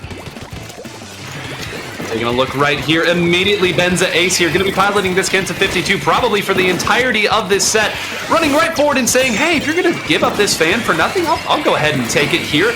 Missiles and global specials fired off from both sides here. This so often happens at this level at the start of the game. One side will opt to build up a Stingray if they have it. The missiles will come out as well. The global specials come through, and both sides wait and see if their opponent is going to give them anything for free. Sometimes those missiles do connect. Sometimes one of these many suction bombs that gets chucked at zone finds somebody, and that is often what they build up off of at that point. Otherwise, you're going to see a lot of this, a little poke forward there, hit a jab, go the other way until finally one pick is had and the 1v2s are able to start coming in here. It's going to be Starburst getting the first opportunity for a lockout, and look how quickly they've moved up. Yeah, literally just going for that push immediately, trying to keep Kings from being able to get towards the center stage. I like that Biscuit's been playing a lot around these fans, by the way, just trying to keep the high ground for as much as possible. The higher you're up, the more space you can cover with your ink. Not only are you covering the zone, you're also covering a little bit of real estate to prevent your team from being able, the opponent's team, from being able to traverse the maps as fast as possible. Got a little bit of a flank action from Biscuit. He is brave, but they pop the armor. Just in time to, if Biscuit had crashed in tandem with Ice's Stingray, that might have been all three of those members of Kings going down. Instead, they're actually going to get a counter Stingray, and they were able to put at least a little bit of penalty here on Starburst, but that's really all they're going to get. Sheldon, I believe, got another pick from the backside of Terra there, so they're going to, again, continue to fight here over the center, and it's going to be hotly contested, but Starburst just a bit too quick thus far. Yeah, literally Kings took that zone and immediately was taken back by Starburst. They got like a little small like slap on the wrist for their penalty there in terms of points. But now we're going back onto it. We got Shelton coming in with an Inkjet, always on the mark, trying to find a pick. Can he find it? Unfortunately, couldn't quite seal the deal. Applies a lot of damage in the process though, but now another Inkjet coming out. We got double Inkjets coming out all day, every day. Starburst coming up, getting a pick, losing one of their members. They're going to see if they can try to make this push towards the center. They managed to claim it right back. Yeah, I mean, and this is what's so commonly referred to in this map is, oh my gosh, Pickle was pre-firing there, knew exactly where that was coming from. That doesn't happen too often. Usually if someone's pre-firing, you realize that they've gotten wise to your attack and you start to go back there, but Pickle probably very confused at why, hey, you weren't actually supposed to do that here. But right now, a lot of it has been a matter of both sides working around there until finally they got kind of caught up there figuring out who they wanted to fire at. I believe it was Shelton who was moving forward there, and then Benza Ace came around with this K52. If you're dividing who you're firing at, it means one of them is eventually going to get close. And now look at this, they've taken the lead back, and if Benza Ace is able to safely use this Booyah Bomb, and does, they're going to have enough people up here to at least make sure that a special's not going to hit the zone. The Stingray is going to hit and try to attack somebody, but that thing can't paint. No, literally not at all. Bagel's just trying to get in there, following the Stingray a little bit, trying to have like a little bit of a safe passage as Starburst is going to try to get back to the center stage. They're running out of time here, 9. There's only 10 points left on the count. Can Bagel find his way to get over there, going to go for a splat? They have to charge it. They managed to take it with only 4 points remaining. At this point, they got to take it to close. Oh, thank goodness. They finally did get it there again. I thought Starburst was going to not tap it back and be able to do that. We saw that in the earlier game against Jackpot. Did not come back to bite them, and they have wisened up. Instead, once again, they're going to be able to take the zone, but immediately Biscuit has to run away. And look at this. Again, it's Benza Ace and Clicks chasing down Biscuit. Biscuit actually was able to jump back there and still got taken out. They are taking no prisoners, this Kings. Literally just purple ink, the color of royalty just all over here as Japan is coming in clutch. Just pick up yet again. Coming out from Kings, they're just going to continue to just lock out Starburst, being able to get towards the center screen. We got specials on deck here to try to make them with the push. A retaliation with a Booyah Bomb to counteract it. Let's see how much we're going to be able to go here in this widescreen view. No one's been picked off just yet. They're trying to paint. They're trying to do it safely. Stingrays from both sides. Pick for Starburst. That's going to be huge. Gets a 4v3, 4v2. Bagel's trying to go back in there, trying to finish off this last pick. Terra's over in the corner trying to hide. He manages to get away with the SuperJump. Going to be able to hold on to their special meter while Starburst just tries to paint up a little bit as they prepare for their next defense. And that's a great call here because with just 30 seconds left, that ink armor could end up being one of the crucial pieces that allows them to push back in. Biscuit is in a great position to attack somebody if they jump out, but keep an eye on the top of the screen. All 4 specials are going to be up very, very shortly from Kings, and we'll see where it comes. Everything, lots of sound effects coming through, but none of the members of Kings have gotten close to the zone yet. The Stingray was able to find one here with just a few seconds left. I'm not sure what's going to end earlier, the game or the timer. Goes down further and further. Terra, Clicks, and Shelton, the last ones in the zone. They're going to paint. Bagel's going to try his hardest to keep it going here, but one cannot outpaint 2. And despite their best efforts at the end, one person going down to Shelton Stingray was all that Kings needed to come back in, recap the zone, and take game 1 of this grand finals. Such a close ending, man. Literally, they were just right on top of the end at the center there, but all it takes was one pick to manage to change it all. That 4v3 turned into a 3v2, turned into a 2v1, and then, you know, I've taken math class before, man. I know how it's going to end. They're not going to be able to reclaim that zone. And Kings is able to take that, move on to another game, and that's pretty much Splat Zones in a nutshell, right, 9? Literally, you go back, you build your meter, you go in for the push, and you try to, like, push their defense, and you just kind of go back and forth like a rubber band. Well, especially when both teams have opted to build a really similar tin comp, right? We saw 9 Stingrays coming out that time from Shelton. On the other side, Ice had 6. And when both teams end up going with such a similar composition, it is kind of like you said, a rubber band where both teams have the same size of rubber band. Now, there was a slight difference there. Biscuit had the burst or suction bomb rush rather, and that did allow them to take back the zone in some precarious positions, but again, they didn't really seem to be able to divide and conquer in the ways that you would expect, and a lot of that credit does go to Kings, being able to keep them guessing where the attacks are coming from. And you see, I mean, take a look at that meter there on the right, folks. Specials used per minute. If you want to see top-level Splatoon, that's what it looks like. Everybody getting almost 1 special every minute, at least.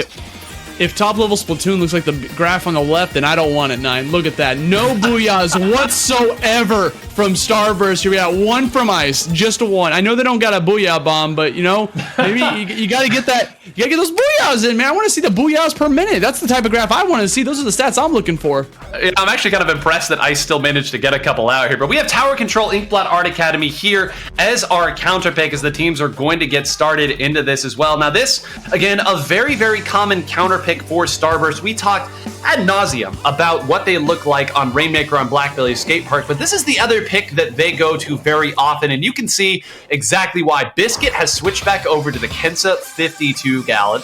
Those of you who know me know that I am a huge Biscuit fan. Press B for Biscuit, folks, in the chat, but this kid, when he plays this weapon, man, there are times where he looks like the best player in the entire world with what he is able to create and how he's able to dig himself out of bad situations and completely turn things around. We'll see. He's already gone down, of course. Commentator's curse, that's exactly how it goes. But again, once you take the plat from the opponent here, so often there come opportunities to make that magic happen, and we'll see which team is able to access that first.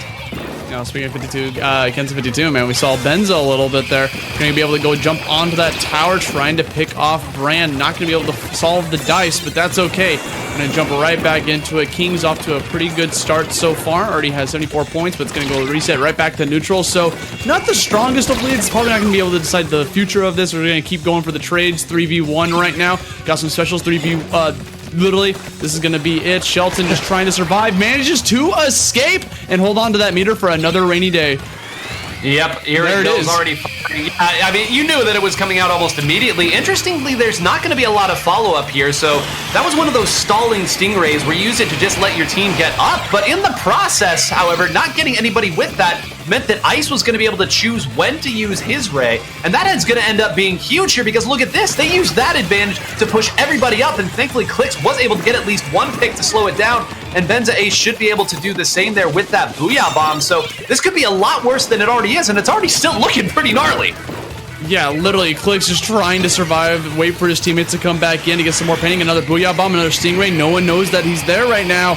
Waiting for the prime opportunity to jump in, waiting for the teammates, gets in there, sneaks a kill on Bagel, stops the tower in its tracks. The team understands that Clix is right there, throws a bomb to force him to reposition, but what a snipe coming out from Clix. Yeah, needed to there, and I mean, everyone says that Sharking doesn't work at a high level here, but sometimes it does, and that has thrown the entire push from Starburst into disarray here. Thankfully, Biscuit was able to escape with his life, was in a pretty precarious position, and now they're all going to get pushed all the way back, and Biscuit will finally be taken down by these global specials, but that was an extended push. They're already halfway through this game almost, Asti. Literally, like they went all the way to 56. If they didn't get that shark, it might have gone even worse for them. So like again, it literally just stopped it dead in its tracks. We're gonna keep moving on though. Terra right here got a Booyah Bomb for the push, gonna help cover the tower defense to be able to push a little bit more forward here. 67. It's getting closer and closer to evening up this score. They gotta get a pick. There's one. Gonna be able to go for a 4v3 right now. Bensa's running away with it. Gets a pick on Biscuit from up high. Fighting from down below, evening up the score, and in fact, going to get their 4th member to come back into the fray. Jumps back in. There's Shelton on the tower. Everyone's trying to push as much as possible, but now they lose yet another member. Starburst coming in, trying to get the Ink Jet out there, just trying to force the opponents to get away from that tower. Besky Click's going to be able to survive. Look at him run away. Run away, but they didn't get the zone that entire time. I was waiting for when Shelton was going to use the Stingray there. Never got the opportunity to use it in the best spot because Ice's Stingray forced them out that entire time. A high-level exchange of offense and defense here, with both teams being unwilling to let more than one of their members go down at a time. Finally, we have an opportunity where both teams are going to be using their Booyah Bomb at the exact same time with missiles coming out. You see that nobody has gone down yet. It will be Shelton who uses the Stingray first. You know that Ice is going to be coming here shortly. Biscuit gets one in an exchange. 1v3. Biscuit's able to hold it off and take out Benza Ace. That is going to immediately take the Fangs out of this attack. Ice is going to use the Stingray for good measure. But once again, Biscuit coming up huge on this map. And now it's time for Starburst to swarm. Oh my goodness, double coming out from Brand. They got a 4v1 right now, taking away all of their meter from them. Speaking of meter, by the way, look at the top left. They got so many specials ready to go here. They got that Booyah Bomb. Got some Stingray action coming for you. Might get some Ink Armor, just help out with the push. Why not? Throw all three of those specials to just pretty much secure this victory. They're hunting them down like flies, targeting one by one, dude. They're hunting. They are on it.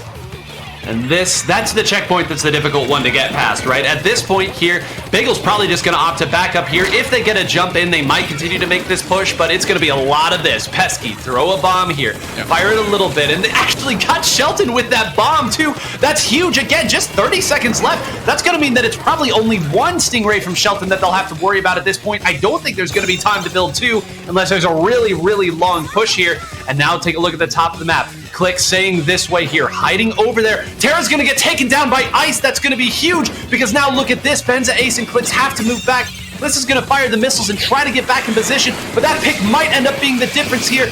Everything is falling out of whack as a result.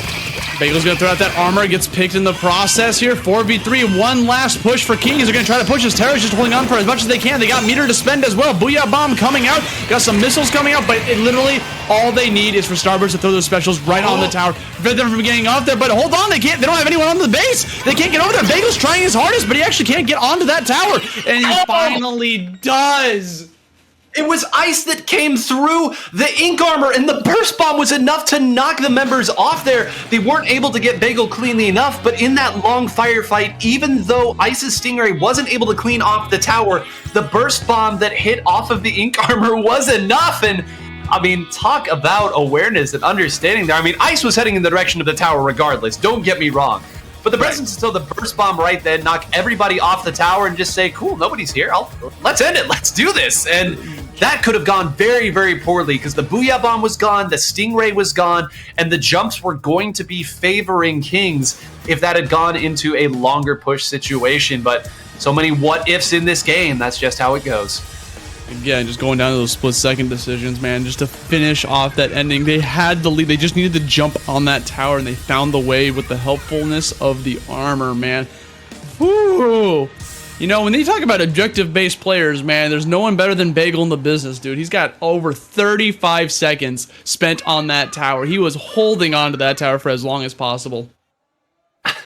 Well, and I mean, take a look at this. Finally, the Booyah is coming out here, and unsurprisingly here, almost looking as if people are pointing forward there, Benza, Ace, and Biscuit, the two people who wield the Booyah Bomb will, of course, be the ones that are mashing it forward here. So we finally did get the Booyahs. Thank you to the production team for being able to pull those stats up on a whim. But, okay, both teams taking a game here. This is already looking much better than the last time these two teams played, where in the second set of Grand Finals, it was a 4-0. Starburst wasn't able to get a single game. We will be moving into tower control on Manta Maria now. This is a new roster for Starburst here. They want to prove that they can take out anybody in the world, and so far, they have been up to the task. Yes, sir. Tower control. I mean, like you said, we're doing it right back. This is King's counter pick. Going on in that pirate ship. This will be a huge boon for Starburst to be able to take this set. Because remember, guys, in this best 3 of 5, if Starburst takes this, like, it's going to reset the bracket and they have to play yet another one. So imagine having to take 2 sets from Kings in a row, especially after getting second place at the last Super Jump. So much is on the line. It's not an easy ask, that's for sure. We're going to see immediately 2 members from Kings being taken down. You talk about momentum from that last game here. Brand's barely going to have anybody to even shoot these at. It's just going to be Terra who's going to run all the way back here, ceding all of this ground to Brand, and I don't think they recognize Brand is up here. Now they'll certainly be aware, but Brand has the better position here, needs to call out. Someone needs to assist Terra, but nobody is. They're all over on the right side of the map. Benta is taking a big, maybe even dangerous fight against Biscuit here. That's going to be a delayed 1v2, and look at that. Biscuit's able to get it. Shelton did respawn in time to at least mitigate the damage here, and again, I know I've been using this phrase so often, but that could have ended up so much worse. Dude, Starburst literally had, like, they separated it. They did a divide and conquer strat, and it still just didn't work out for them. They even, like, got them, like, across from them. Just got the Stingrays coming out, and now we're jumping in. This is now King's time to push. They're on the tower, gonna get picked off by Ice. Good pick coming out from Benz. They're going to put up some walls just to prevent people from being able to go down there. Holding on to his position, trying to like just paint a little bit, build up that little bit of meter. We got 2 specials coming out. Booyah Bomb and Ink Armor coming in hot. That means it's time to go. Hold forward. Unfortunately, gets called out by Biscuit upon landing. And they got Tenta Missiles of Booyah Bomb of their own. Specials coming out left and right. We got armor coming out. Let's see what the push is going to be. Yep, you saw that they had put a lot of pressure on that left side, knowing that that's where 2 members were after they moved up and took out Ice there. All the while, though, Biscuit was able to respawn and at least slow it down here. I know they've lost the lead, but again, they're in a decent spot to try to defend this here. They're going to go chase after Shelton and push him back, and they actually were able to get another member in the process. It was not Shelton, so they're going to at least still have control of the high ground here, but Clix is not the one they want riding tower. Clix going to move up and find another pick on Biscuit, who I didn't even know was there. Meanwhile, Ice's Stingray trying to slow down the tower as it is, but once again, another member of Kings is going to be here in the back ranks, almost posing for the camera here is Clix, who will now jump back into the action. But you can see once again the game plan. They want to control that left side and then send 1 member at a time to attack this right. Man, you felt like Clix wasn't painting there in the beginning because he wanted to hide his position, right? Because they didn't know where he was. Goes for the jump. That's going to be 2 splats going down for Starburst. King's holding on to there. Gets a pick on Baran. Can balance it, get 1 more pick with the 2v1. Can they get it? They finally managed to do. That's going to be pretty much a team wipe. Tower control is being pushed further and further as we approach the final checkpoint of the map. Yeah, I mean, this is like the hard time, right? This is hard for Starburst to be able to try to like bring this back at this point, dude. 16 points, 15 points. They're going to break that checkpoint, man. They made it past. It's only a matter of time at this point. I was going to say, forget bring it back. They got to find a way to stop it here. And at this point, they're just throwing people at the tower to try, but there's nothing that can be done. Shelton on that Rapid Blaster Pro Deco, being able to run around on the grates, apply chip damage. Everyone's throwing bombs up there anyway. There's missiles up there. We know how it goes, but there's just no way to contest it. That weapon has a wall and was able to farm there at the end. Once they got to that third checkpoint, rather, again, like you said, you could pretty well see the writing on the wall. Yeah, look, it's always a bummer when you're dealing with your opponents that are on the 3rd checkpoint. You know, like, it's just like, man, we haven't reached the 1st. Like, what are we doing? And then you get stuck there, and then you're just kind of contemplating, like, okay, what are we counterpicking for the next map? You know, like, sometimes you just kind of feel the tide's turning. Whew. Speaking of the tides turning here, we were given all the praise to Starburst for their incredible victory in that last game. And, you know, it was a little scary at the end, but, you know, they held on to it. A good, solid win. Well, Kings took him back to tower control and said, nah, this is how you win on tower control, friend. This is what it looks like. And, I mean, look at that. 15 seconds for time tower held. 15 seconds. It was pretty much all bagel. That's unbelievable for a team of this caliber to just functionally not get to touch the tower for any extended period. And that was off the opening. That was off of Ice's really early Stingray that got them the advantage that they needed. But Kings held firm, were able to kind of thrust aside that attack.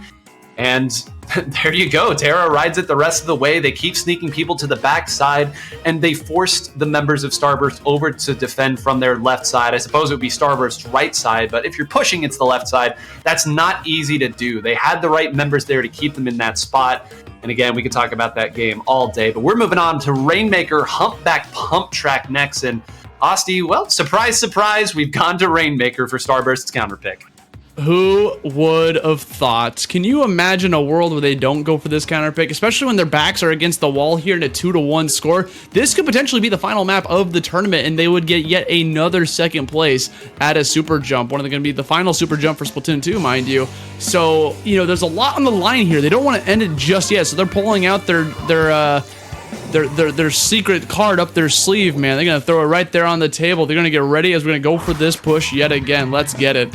And truly, it really is everything they've got. Biscuit has gone back to that Splash-O-Matic. We talked about it. Toxic Mist being used at top level and farming Inkjet after Inkjet. It's what they're going to go for. But already, Ice is taken out. I don't know if Shelton just headhunted Ice there at the start, but already gone here. Benza Ace is moving forward already. Biscuit has to use this Inkjet just to keep the game alive. Terra's going to move forward. Clix has an Inkjet as well. And finally, Ice's Stingray is going to be there to finish the job. I think that push was done even before the Stingray came came out. But that's why you pick that weapon to build an Inkjet that quickly. It's going to build it faster than anything else. And if Biscuit didn't have it there, the game, I'm not kidding, might have ended immediately. Hey, can you imagine the tournament ending on that type of note where like Kings just like completely, no, we're pushing forward, bye, we got the picks, we're going forward. But now all of a sudden Starburst has himself a slight lead here, trying to pay the way for Bagel to make this push. Gonna be slowed down by the sub weapon, and it's gonna be a big push for Starburst, by the way. 31 points remaining, but that doesn't mean too much right now because there is still 4 minutes left in this game. Yeah, I mean, both sides have already gone for a big hit, and both times Biscuit's Inkjet was what started the push or ended the push on the defensive side. So Terra's going to grab this, and this is a really rough spot, especially now that Benza Ace is down here, and I'm not really sure what Terra's going to be able to do with this. Might even have to simply run it forward here to try to make it less. Yeah, Terra's completely alone, and this is actually dangerous here. There's enough people here to get a pop here. I'm sorry, the pedestal's right there. If Bagel grabs this here, they're going to at least be able to extend their score. They might be able to knock this out here. Nobody there. Finally, they jump in and get it to 8, but the threat still isn't gone. There's more members of Starburst up. It's 3 against 1. Benza Ace gonna try to get whoever grabs the Rainmaker. They're all firing there, and Bran will be the one to grab it. And what an emphatic response there again.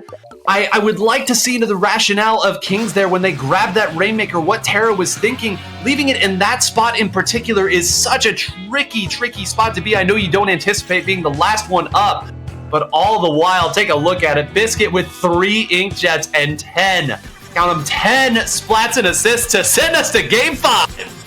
Starburst manages to find their way out of their corner and their backs against the wall, man. Game 5, like you said, we're jumping into it. Such a fast game, and that's exactly the type of gameplay we're going to be seeing from Starburst whenever Rainmaker's on deck, right? Any of those maps. You got the skateboard park, you got the pump track, either one. Both of them can end in just a second. They're such like small claustrophobic maps, you know, so like it's like a pendulum that can swing any way. And mind you, at the very beginning of that map, Kings could have ended the entire tournament. Like, it was very close to that moment happening.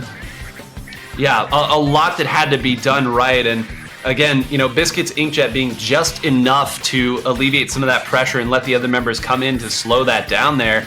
I mean, you know, Biscuit can fight with the best of them with any weapon. So incredibly skilled all the way through there. But what I've always been amazed by is his understanding of, okay, I need my special. My special is really strong. I'm just going to build it. I'm going to jump back. I'm going to build it and do what's necessary. And that's not something that you often see with players who are playing frontline Inkjet weapons. So often it's so tempting to go fight, to headhunt, and try to, you know, make the big highlight play. But sometimes you make the highlight play on defense, and then you get to make highlight play on offense and top the leaderboard. So great awareness. Folks, we are going to Clam Blitz Piranha Pit for our Game 5. Can't believe we're seeing multiple top-level sets be decided by Clam Blitz on Piranha Pit. Starburst looked, well, first Jackpot looked untouchable on this. Then they ran into Starburst. Then Starburst looked untouchable on this. Are we going to see that once again go? Will the mantle of King of Clam Blitz Piranha Pits go aptly to Kings? I mean, I'm stunned, frankly. Not only will the crown go to potentially Kings because it's their counterpick on this map, the crown for the tournament will also go their way. But man, I just can't stop staring at those booyahs. 9. Not a single booyah was used? Are you kidding me? What is this? It's a quick game, Asti. It's a quick game. That's why. You can't start the game with the booyah? You can't just be like a little bit of a, hey guys, let's start this game. Booyah, booyah. You know, like that's the customary thing you do. Do you booyah when you start your games, 9? Be honest. Well, I mean, what I'm doing at the start of my game isn't important because a more important game is starting here. Kings versus Starburst. Everybody get hyped in the chat. Potentially the final game of this tournament if Kings wins it. If Starburst gets this victory, we reset the bracket and they continue their revenge tour. Taking a look at both of the teams, outrageously similar comps. Really the only difference being the variety of jet squelcher that's being brought up. Ice sticking with that Stingray, Sheldon opting to go with the Tentamissiles. All right, here we go. You guys seen it once, you've seen it again. We got clams all over the place. Gotta try to pick them up as much as possible. Ice is gonna be able to use those, literally these rays are so good on this map because it is just one narrow hallway in the middle of that map. You can just spam that nonsense and it forces everyone to get away from the center where a majority of the clams are. And already that center will go in favor of Kings here. They were able to get a couple down at the start there. Thankfully, the members of Starburst very wisely moved back a little bit. Ice throwing many burst bombs to try to at least slow it down. But look at this, Clix has gotten behind, and following up here is Benza Ace. Needs to find it, but incredible evasive play there by Biscuit. Benza Ace is going to jump out here, but that was all predicated on the follow-up from Benza Ace being able to take out anybody that Clix wasn't able to. Biscuit being able to hold on that stop could have been a devastating push. Dude, that was actually a fantastic escape from Benz. Like, the second he realized he wasn't getting that pick, he was just getting out of dodge. He didn't even want to mess with that special. Here we go. We got missiles coming up, readying up from Brand. Gonna try to make this push. No picks yet on the board. We're just trying to collect those clams and try to figure out this way of who's going to make that first push. We got armor coming up for, it's going to be Kings getting on the right side. Green team over here. Bagel. Oh, no. Oh, it goes so poorly so quickly. You can see them spamming this way. There's 20 clams that they have. Shelton going to be the one carrying the power clam. Is going to get an escort, but no, it's not going to be enough. Ice on that custom jet squelcher is going to be able to take out one of the members. They are going to get both of their power clams in and a couple more points here as well. But not having Shelton is going to take the bite out of that push here. Benzace is going to jump back. Shelton coming out of spawn here. It does appear that they are content with that early push. Clix fighting to the bitter end back on that side, and it's going to be again still mid-control for the members of Kings. But again, it seemed like an even game. Then suddenly 3 members of Starburst go down. Yeah, literally just all at the exact same time. And the second they realized what was going on, they went for the push. Speaking of, that's going to be one pick for Team Starburst. They're going to try to figure out this way of how they're going to go in there. Here comes the offensive push. Booyah Bomb on deck. Another Ink Armor to help with the defensive side of things. Got some jumps coming in. Brand's going to try to clean up. Fantastic trade in the heat of the moment, because it's going to be a bunch of clams dropping down right behind the camp. They're going to keep scoring again and again. They take the lead.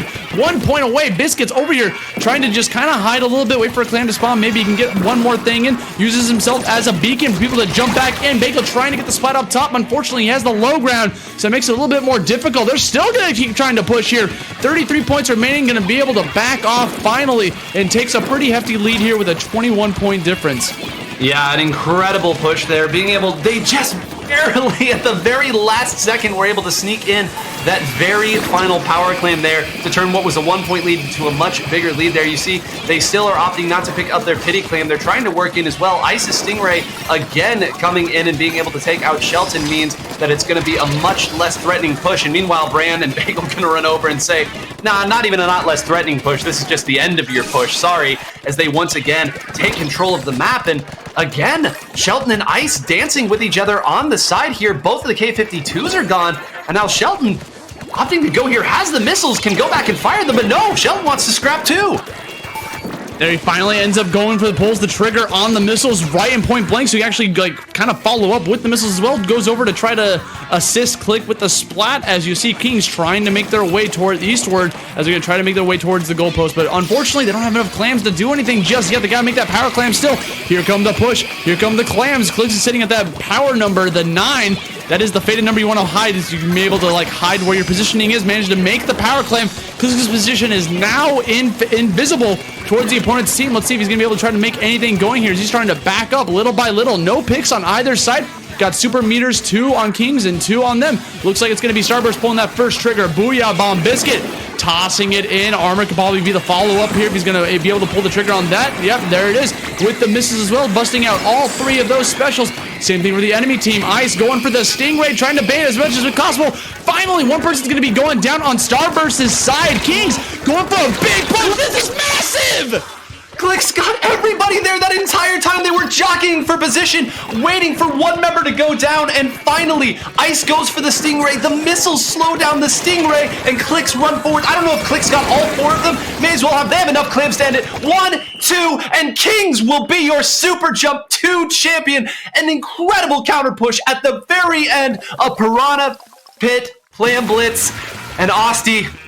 The story, it's the same. I've read another book and it's the same ending. Man, I hate these time travel stories, man, where they just go back into the past and history repeats itself, man. Kings coming up, winning Super Jump 1, winning Super Jump 2, coming all the way big up from Japan, coming in, dominating, and taking home a hefty amount of money, mind you. That's $1,641. Part of that big chunk of that pot's going towards their team. So congratulations to Kings, Benza, Terra, Shelton, and Clicks. And so much time spent in that last minute of the game. You saw both teams push forward just a little bit. I'll give up mid, you give up mid here, waiting to see which team is going to make the first error when all the specials come through. And again, the timing of when Ice's Stingray was in relation to that set of Tenta missiles meant that he was not going to be able to fire it at the opponents that he wanted to. In the process, it gave up so much space, the threat was gone, and Clix ran face first. And again, I don't know how many of those were just outright wins by Clix, but it seemed like Clix had a hand in every one of those picks at the very end of that game. But what an incredible showing again by Starburst here. Starburst might be the most exciting team that I've seen come out of North America. And I mean that as no disrespect to any of the teams that have come before, but they always have these moments against strong Japanese teams where they look like they're in a class of their own. And it's so difficult to win these sets, y'all. I know most of you in chat have probably played this game and maybe even entered a tournament or two, but it's so difficult to keep up this level of play over time. The opponent is adapting to you, you're trying to adapt to them. And sometimes it just breaks at the very end. And you hate for it to end like that if you're Starburst, a game that you had the lead and you had outpaced them. But again, nothing to be ashamed of. There will be more tournaments to be played. Maybe not in this game, but the story of Starburst is not yet done. Yeah, I cannot wait to see what they're going to bring over to Splat 3. But mind you, there's still 2 more lands coming up for Splat 2. There's still 2 more. We got Shine around the corner. We got We've got a Riptide coming up. Then Big House is the first Splat 3 tournament we got coming up. So there's still a couple more things for Splat 2 to just kind of witness and see what's going to happen. But guys, I think that's going to be it for us right now. It's been a pleasure jumping on the mic here with you, Nine. Like, I love IPL. Great team over here, Inkfair over here trying to just do some great tech work here in the background. Guys, these tournaments would not be happening without the dedicated supported team that you see from IPL. So please, give it up. Give some claps up. I want to see some hands in the chat for IPL Splatoon for putting on such a great show, to give us such fantastic action for today.